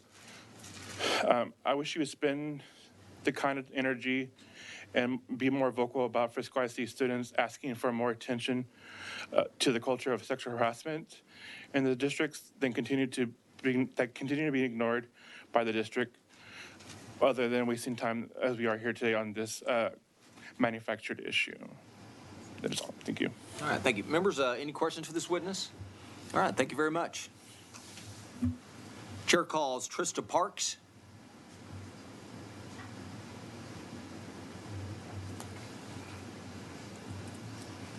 All right. We show you registered as Trista Parks on behalf of yourself, and you'll be testifying for the bill. Is that correct? Yes, sir. All right, thank you. Good evening, and thanks for staying here so late. I'm here to offer my support for House Bill 900. In November of 2020, I was stunned at what I learned at Leander School Board meeting. I couldn't believe the vulgar and explicitly detailed sexual content that was being read from books provided to children at taxpayer cost. Since then, I've worked with other parents, concerned teachers, and citizens to address our concerns to the school board and district directly. I'm embarrassed to admit that I ignorantly had no idea how much policy had affected these decisions, but I know now. What I've witnessed is that policy and procedures that they have created, the system's broken. Policies with word salads that are created that create these processes with stacked committees that are designed to validate a predetermined outcome before they're even created. We need simple, common sense, clear guidelines that offer enforceable consequences. HB 900 affords this opportunity as it relates to vendors because that's where the money is. Today, I'm going to show you an example of a book that vendors deem appropriate to sell to school, i.e., your kids get to read. So the name of this book is What Girls Are Made Of. If you notice, this is one version, this is the other. The content is the same. The front is different. This was printed in 2017. This was 2019. Strange that a company would take the time to change the cover. They seem like anomaly, it's just no big deal, but the content did not change. My suspicion is on the top here. It says, finally, a book is fully girl with all of the gore and grace of growing up female exposed by Carrie Mesrobian, who is author of Sex and Violence. I would assume that might be problematic for a school. I don't know that that's why they changed it, but usually publishers don't do that in a 2-year period. So again, the content is the same. Here are some excerpts, and I apologize in advance. This is not easy to read. Yet I, the least of all soul, take him in my hand, eat him and drink him, and do this with him that what I will. She's referring, by the way, to receiving Eucharist. Sex with Jesus, that's what she wanted, to give Jesus head, and I totally understand it. Chewing the flesh and drinking the blood of Jesus every day in church, swallowing Seth's cum on the trail. Is it any different? Is it? It's the way he looks just after he comes. His face softened and sweeter than normal. It's the way his fingers look glazed like a donut after they've been inside me. It's everything. He's everything. When I get up to go to the bathroom, a runny path of semen like egg whites trail far down from my leg, and I'm horrified. Please wrap up your testimony. Okay. It also gets into uses of vibrators and things that she doesn't want to do but feels obligated to impress the boy she's with, which isn't a great message. One thing that I will mention that I heard to conclude, I hear a lot of people saying they can get this on the internet, and they are 100% right. The difference is, when y'all were growing up and people wanted to sneak stuff that we now get on the internet, y'all would have to go steal a Playboy. Y'all would have to go find your porn somewhere. Now it's available. Did the teachers ever bring that, or did the librarians ever approve that for taxpayer dollars to pay to bring into the library? They didn't, because it's not appropriate. Thank you. Members, any question for this witness? Thank you very much. Thank you very much. Chair calls Nicole Cato.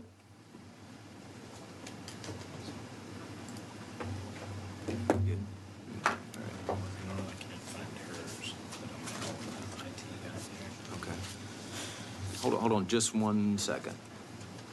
We can go on a bit. Okay, it's not popping up. Okay, that's all right. We show you registered as Nicole Cato on behalf of yourself, and you'll be testifying for the bill. Is that correct? Yes, sir. All right, thank you. Thank you, Chair. Good evening. I am a mom of 2 boys. I'm on the shack in my LASD district. I also teach Sunday school for elementary from first grade into 5th grade. As mom of 2 boys in Leander ISD in Texas, I support House Bill 1900. I'm nervous. In 2020, did I become aware of sexual explicit books that emphasize a scenario of sex, assault, gang rape, violence, and foul language. So I decided to be of service and be a voice at our school board. I read elementary library materials such as the ABCs of Equality and Queerfully Wonderfully Made with hopes that trustees would make a change based on the concerns of several parents bringing this offense to their attention. Texas requires an opt-in for sex ed that isn't taught until the 4th grade, and yet little ones are getting steered sexually by a book they might take home or read in school about their sexuality summed up in a book.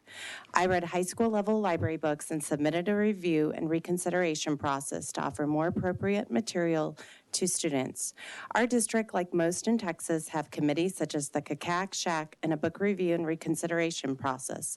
After reading several explicit books involving sex, violence, foul language, and traumatic abuse, and suggesting reconsiderations, the committees and processes failed families in our community when 0 harmful books under review were pulled.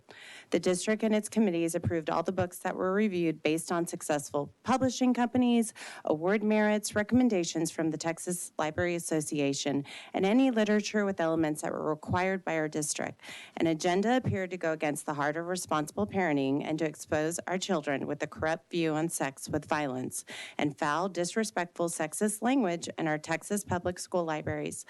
None of the material in our libraries were questioned regarding the sexualization to the young reader or even the images of graphic novels such as Last Man Standing. The result became that those harmful books remain in our district libraries for children to have access.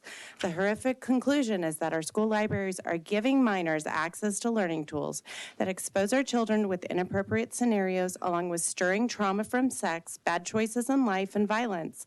Like any parent who knows their calling is to protect their children, I want my boys and all children to have the opportunity for a valuable education and a protective environment, not a school in the state that encourages sex, pedophilia, gang rape, and classroom violence that is highlighted in library books. Parental rights have been overlooked when public school libraries promote obscene books to our children whose minds are developing, whose minds would love the opportunity to learn valuable knowledge for their future.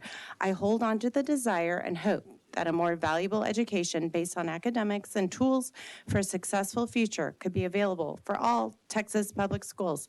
Please consider House Bill 900, and thank you, Senator Patterson on Frisco, where my pastors are. Thank you. Thank you. Thank you. Members, are there any questions for this witness? Any questions? Okay, thank you very much. Thank you. Okay. You can ask her if there's anybody. I guess not. Okay, are they here? The person is here. I'm waiting on the Ledge Council to come. Okay. Help sort this out. Is it okay if we move to that and ask them at this point, since they've already basically been registered once? Yeah, I want to be sure I can find her registration. Okay. So you can tell everybody we're waiting on you. We have, we believe, one final witness, and we're just waiting on some verification to make sure that we're doing everything proper.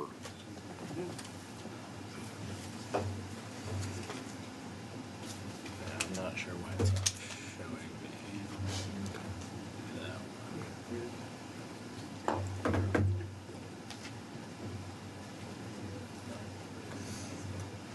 Are they coming? Yeah, he said he's on his way. Yeah.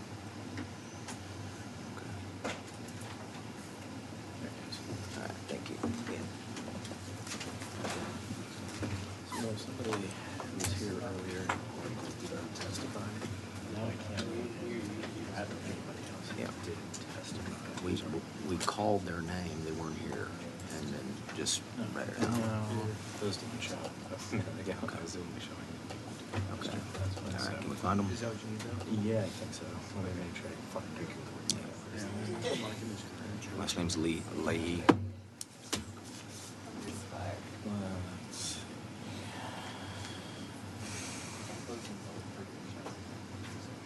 There she is.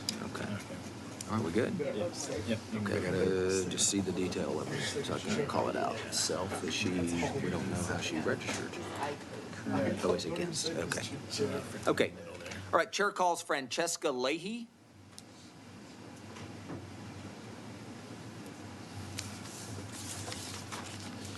We show you register as Francesca Leahy on behalf of yourself, and you're testifying against the bill. Is that correct?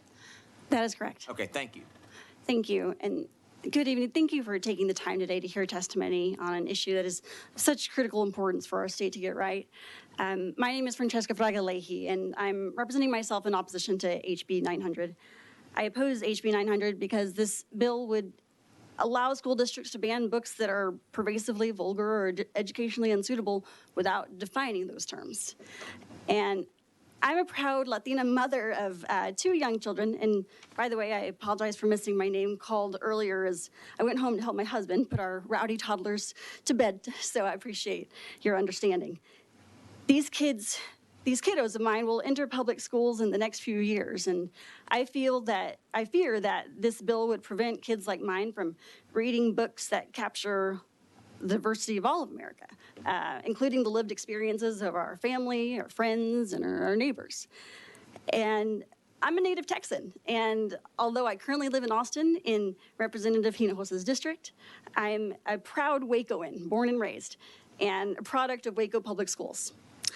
I come from a family of proud community organizers, at least as passionate, if not more, than many of the parents y'all have heard from tonight. But thinking about the term vulgar, I can't help but remember how differently my family felt about the show The Simpsons growing up than some of my peers. We were allowed to watch it and found it hilarious, and that's okay. But that's not how many of my peers' families felt. Defining that term is tricky, as is defining many of the terms that are included in this bill. That's what makes and the diversity of our families is what makes our state so wonderful to live in.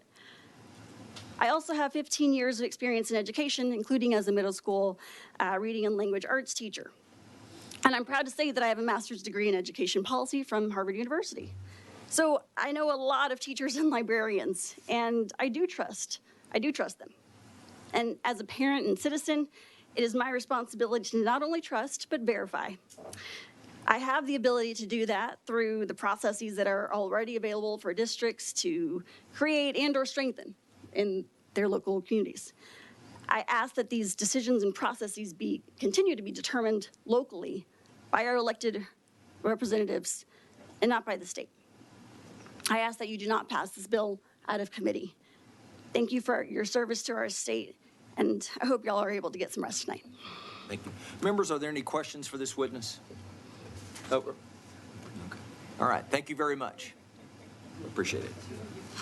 All right. We're good. Yep. Is there anyone else who wishes to testify on, for, or against House Bill 900? If not, the chair recognizes Representative Patterson to close on the bill. Sit down. Thank you, Mr. Chairman. Let me get comfortable. Thank you, Mr. Chairman and committee members. And seriously, though, I know y'all have been here a very long time, but this is a very, very important bill to me, and as you could tell, a lot of my constituents. I'm so proud of every single person that testified on, for, or against this bill, and especially those that drove more than 3 hours to get 3 minutes before the committee. So thank you for that. Just a couple of quick things. We didn't do this whenever I challenged the books, but this week we went back to look at the authors of the books just to kind of clear up some of the rumor and innuendo about what we're trying to do here. 80% of the authors, 81% of the authors of the books that I've challenged are white. 88% of the authors are straight. The only common denominator in the books that I've challenged is sexually explicit content. That's it. We have stayed in that lane. I want to thank TASB, ATPE, and TASA for registering in support of this bill. As defined in this bill, because of the word ambiguity that was thrown around earlier, sexually explicit material means any communication, language, or material, including a written description, illustration, image, photographic image, video image, or audio file, excluding library material directly related to required curriculum such as English language arts, mathematics, science, social studies consisting of Texas, United States, and world history, government, economics, geography, languages other than English, health, mental health, physical education, fine arts, career and technology education, technology applications, religious literature, and personal financial literacy. Sexually explicit material describes, depicts, or portrays sexual conduct, which means sexual contact, actual or simulated sexual intercourse, deviant sexual intercourse, sexual bestiality, masturbation, sadomasochistic abuse, or lewd exhibition of the genitals, the anus, or any portion of the female breasts below the top of the areola in a patently offensive way, which means the content is so offensive on its face as to affront the community standards of decency. This definition is not only not vague, it's so detailed that this definition could not be placed in the public school library. That's what we're trying to remove from the hands of Texas school children, and ask for your help with that effort. I close.